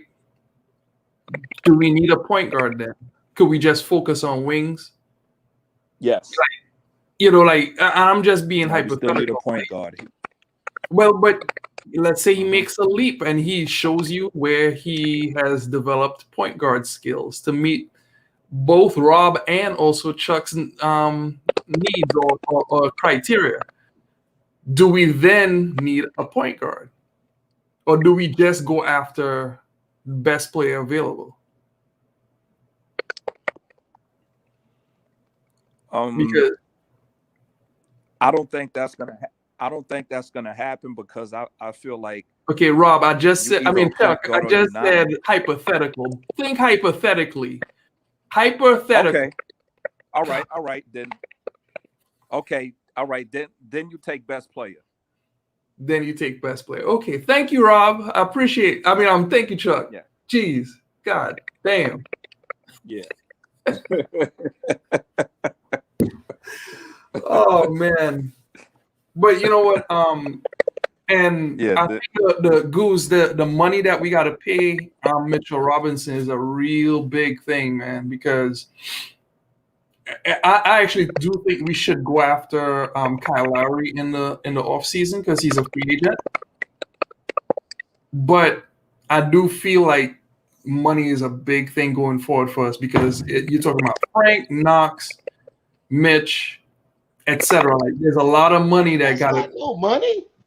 No, it's decisions. Hey, look, don't get decisions mixed up with money. Okay. You have a lot of question marks on this team. Okay, the Frank Ntilikina story has pretty much been written already. True. The DSJ story has pretty much been written already. All right. RJ Barrett is improving. Yes. Kevin Knox is pretty much you're in the later chapters of that story. Do you bring back Knox next year? Because we have the option of bringing him back. Do you bring him back? As long as he's still under rookie contract, there's no reason not to bring him back. They already did it. Yeah, there's no reason I wouldn't bring him back. But he's going to have to show a huge improvement before I re-sign him to a second contract. Okay. Now my whole argument with Mitch was that he's just another piece that we have to make a decision on. Now, I agree. If you're willing to live with signing him to a new contract and have him just give us what he's been giving us so far because you're expecting your offensive output to come from everyone else, then fine. I can go along with that. But I would not pay him exorbitant amount of money unless he has shown, because let's say, for instance, if his agent comes to the table and says, well, Mitch wants 20 a year because he feels he could do this, that, or this, I'm not going to pay it because he hasn't shown it yet, whether or not because he can't do it or we haven't allowed him to do it. It's just another decision that I would need to finalize because he's just another young piece that I finally want to come to a determination on. You said something right. It depends how you want to base your team because offensive teams don't know how important a defensive player is until they get in a situation they can't stop nobody. And that player becomes top-notch priority number one. So therefore, you need to build your team as a center being your defensive anchor. it's like if everything breaks down in front of him, you have backup. That's important in championship basketball. That's real important. If you Also, don't have yeah. you don't win championships at all. You're not going to win championships.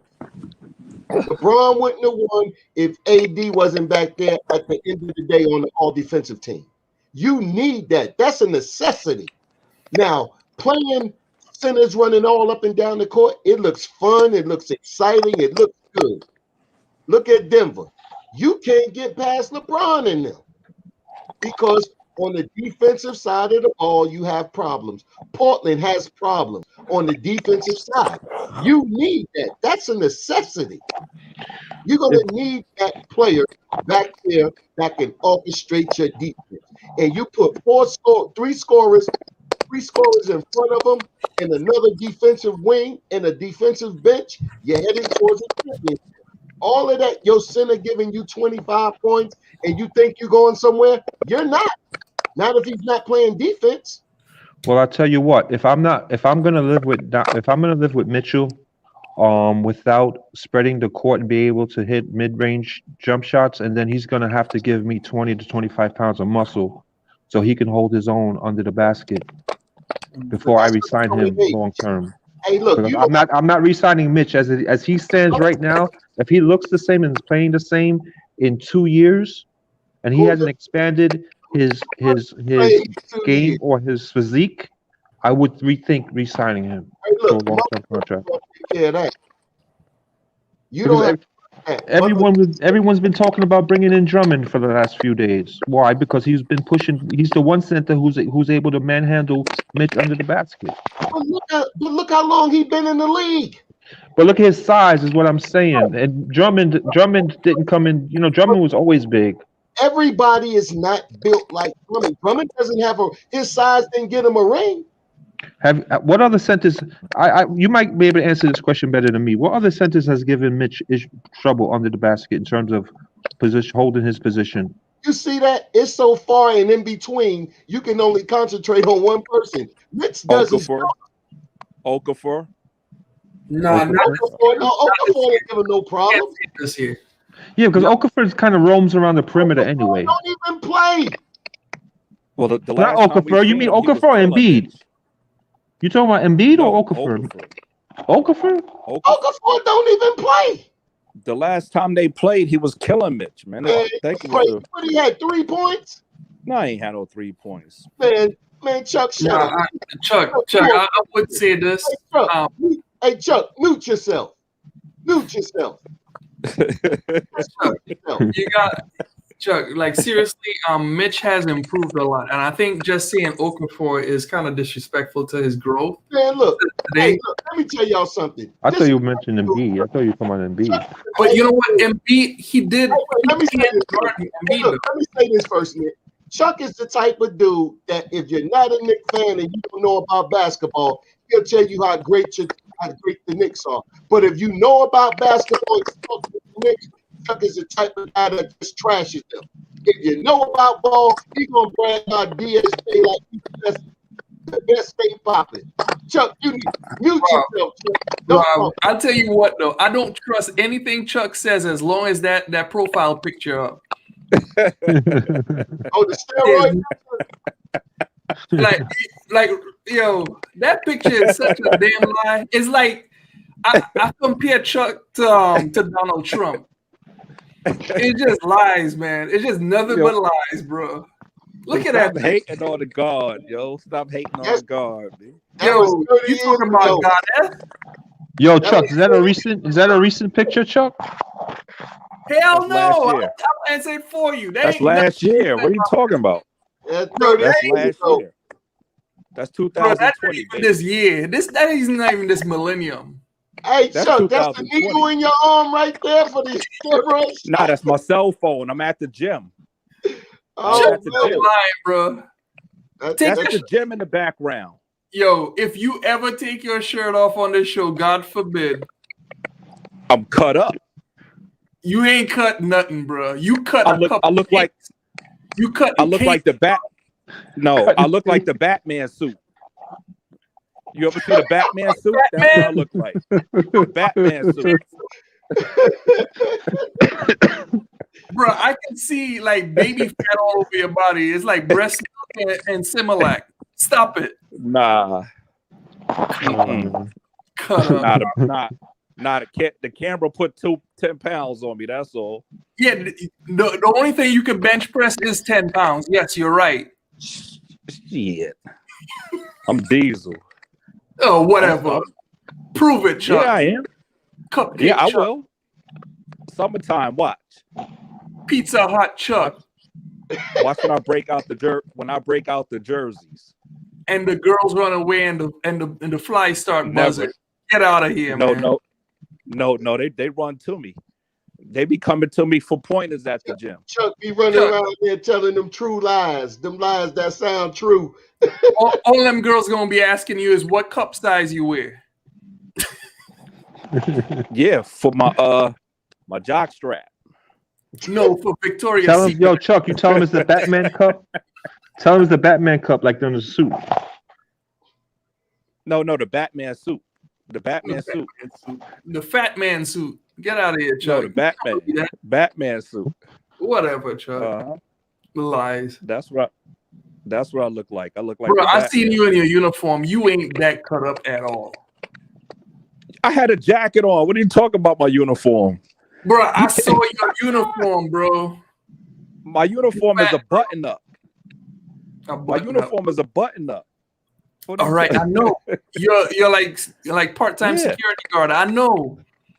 No, I'm a CO. I knock out inmates. I Oh, put inmates in man. headlocks every day. You know you on the riot team. Y'all got to bum rush them. Y'all don't take them on one-on-one. Y'all sit about 15 at them at a time. Exactly. They just send me.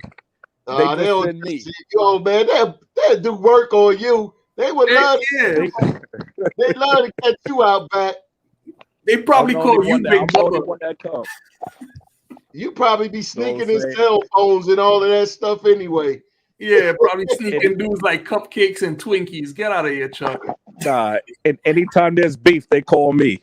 Yeah, and I come put dudes in headlocks. Beef, like steak, like Philly cheesesteak. No, they call me Kid Headlock back in junior high school. Oh, well, every time because you strangle chickens or something. Get out of here, Chuck. No, every time I walked into English, I put somebody in the headlock, somebody different. Nah, you couldn't take them blows, so you start grabbing. You couldn't take them 1-2-1-2s. So you want to do WWE. Because my hand... shoot the fair one. You couldn't shoot the fair one. You want to grab them and all that. Try to get them in the corner. No, because my hands is registered. I can't hit nobody with these. Yeah, they registered at the DMV with these boulders. Yeah, because it drive foreheads off their shoulders. Yeah. You registered. Yeah. Right. I got a license Chuck, to drive. Chuck, you're a CO? You're a CO, Chuck? Yeah. Is that so your debating skills, that's where you refine your debating skills? Yeah, that's why you can tell he don't get no practice. No, because they got no choice but to listen to him. They can't leave. They're locked up. Yeah, because they're locked up. They can't walk away. Oh. No, as a CO, you could be debating and joking on all those prisoners because they're locked up. They can't go nowhere. They got no choice but to listen to you. Yeah, they never go nowhere. But they if I was you, they would have took me out already. But since I go, don't judge me, brother. Don't judge me by looking at my picture on the phone. Trust me. Too late. That's what all the teams you make a mistake, bro. All these ones do. I'll tell you straight up. Don't make that mistake. Shit. I already did it. Yeah. You already made that mistake. Trust me. I already know. They definitely would have had you sneaking in TVs. Yeah. All right. They wouldn't ask you for no little stuff. Mm-hmm. Hey, look, they be making 55. Yeah. You think so? Chuck, they be making you bring in them cell phones. They be like, shit. They be extorting Chuck. You look like a good extortion right there, Chuck. Yep. Better bring that cell You phone got the in wrong one, tomorrow. brother. You got the wrong one. Let me tell you. Phone calls. Yep. Shit. They'll won't have be you bringing in nobody's old bank. butt man. Hey, look, you gonna be up in there with butt man videos. Oh man. Yeah, you think, huh? Y'all running around. Hey, where you at? You ain't on the island, are you? Nah, I was in Sing Sing. Oh, Sing Sing, Comstock up that way. Where you at now? It's close. Where you at? Greenhaven? Downstate. Oh. Oh yeah, you over there. Oh, you over there. You over there in the minimum security somewhere. You ain't Nah, putting that's in no max. work. That's the max. I did 9 years at Sing Sing. Oh yeah. That's right. They call me Knockout. Oh man. Y'all jump people, man. Quit acting like they Chuck still knocked another one out. Y'all jump said people. Chuck knocked another one out. I ain't have to jump nobody. Run around jumping people. Y'all gotta go 3-1. That's the ticket. If they send one person, they're gonna write you up. So quit fronting. Y'all gotta go 3 at a time. Nope. I always shoot the 5. As soon as I go to work, I take my shirt off. Show them guns. Show the gun show. Oh man. Hey, ain't nothing going on. No, hey, look, they ain't worried about that in there. I know they done hooked off. Yep. How many times you done went home swole? Chicks be trying to crawl under my desk, give me head. I'm the man over there, B. Oh man, come on. Word up. Hey, look, you living your best life inside. You heard? I'm doing that on the outside. You got to go inside to be the man. I was the man before that. I'm the man outside and inside. You live in there. You ain't doing nothing. Goddamn, you over there with the people. You over there running around with the people with Kool-Aid on the lips. You over there with the Kool-Aid dancers, the Sunshine Girls. Yeah. You see the guns. Ain't nothing popping. You better to the gun show. Hey, look at here. You better stay behind them gates. They don't care nothing about that swollenness in there. They catch you behind them gates. There's. Hey. Nah, I ain't the biggest dude in there, but I'm the baddest. Hey, look at there. Yeah. Because you got all that help. I don't need no help. Yeah, right. I'm Dolo. They all say that. Until they get caught up. They gonna catch you out there. Dolo in there, B. All right, B. I'm Dolo. I don't carry no baton or nothing. You heard? Yeah. Oh yeah. Long as you turn in the blind eye, they be like, oh, that's Chuck. He all right. We can break the law. They respect my G. Oh yeah.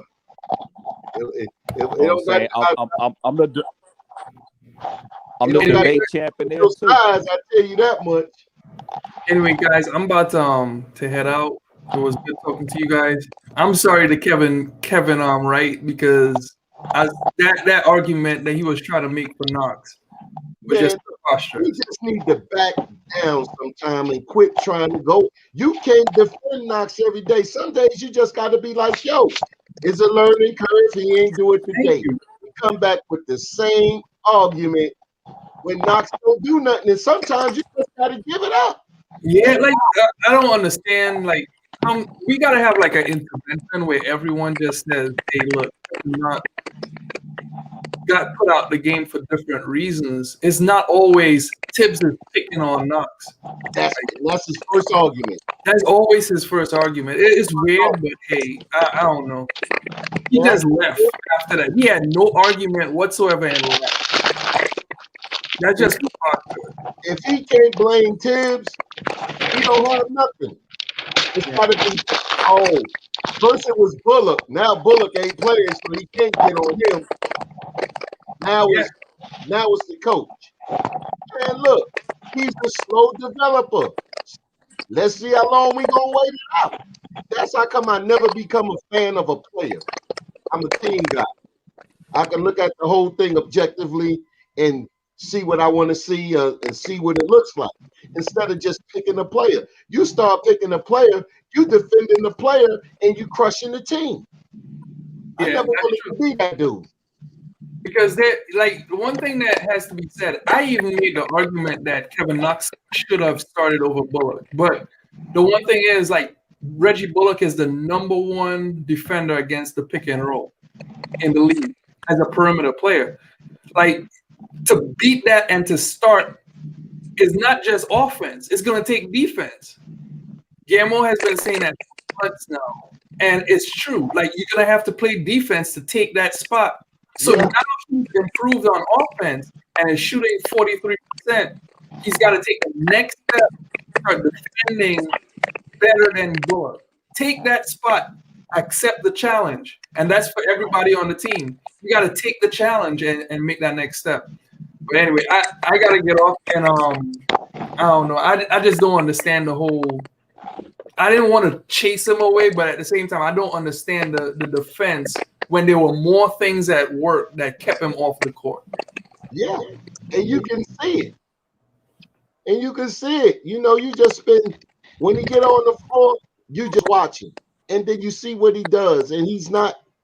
You know, he can be doing a couple more different things. If Tibbs is telling him to do that, then that's one thing. You following orders, but then you just get. I feel as though Knox is getting chastised on the defensive. Yeah, I agree. If he's missing a rotation that they went over in practice and he missing it, as soon as Tibbs catch him, he pulling him. You know what? And just to say one more thing, like, I believe IQ has that same problem too. I feel like IQ is not starting because his defensive rotations and also defense isn't up to par yet. Yeah. So he can't be dying on screens either. Like there's a problem with that. You can't go die on screens, but at the same time, like IQ does pick guys up full court. So yeah, that wears you out, and there's only but so many minutes you could play picking guys up full court.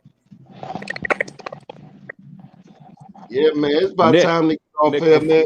Hey, cuz we done carried you from work. How many more hours you got left? Till 8 o'clock. Oh, okay. Well, yeah. Was there?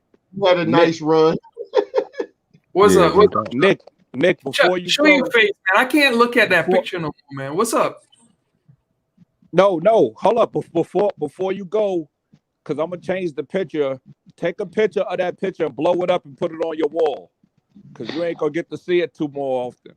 Oh man! Thank you. Please don't ever show that Just picture like again. the prison COs. With that bullshit. Look, I'm gonna holler at y'all. Go ahead, all right, screenshot that. In the same ghetto intellect. Oh, yeah. Drake Brown, stop.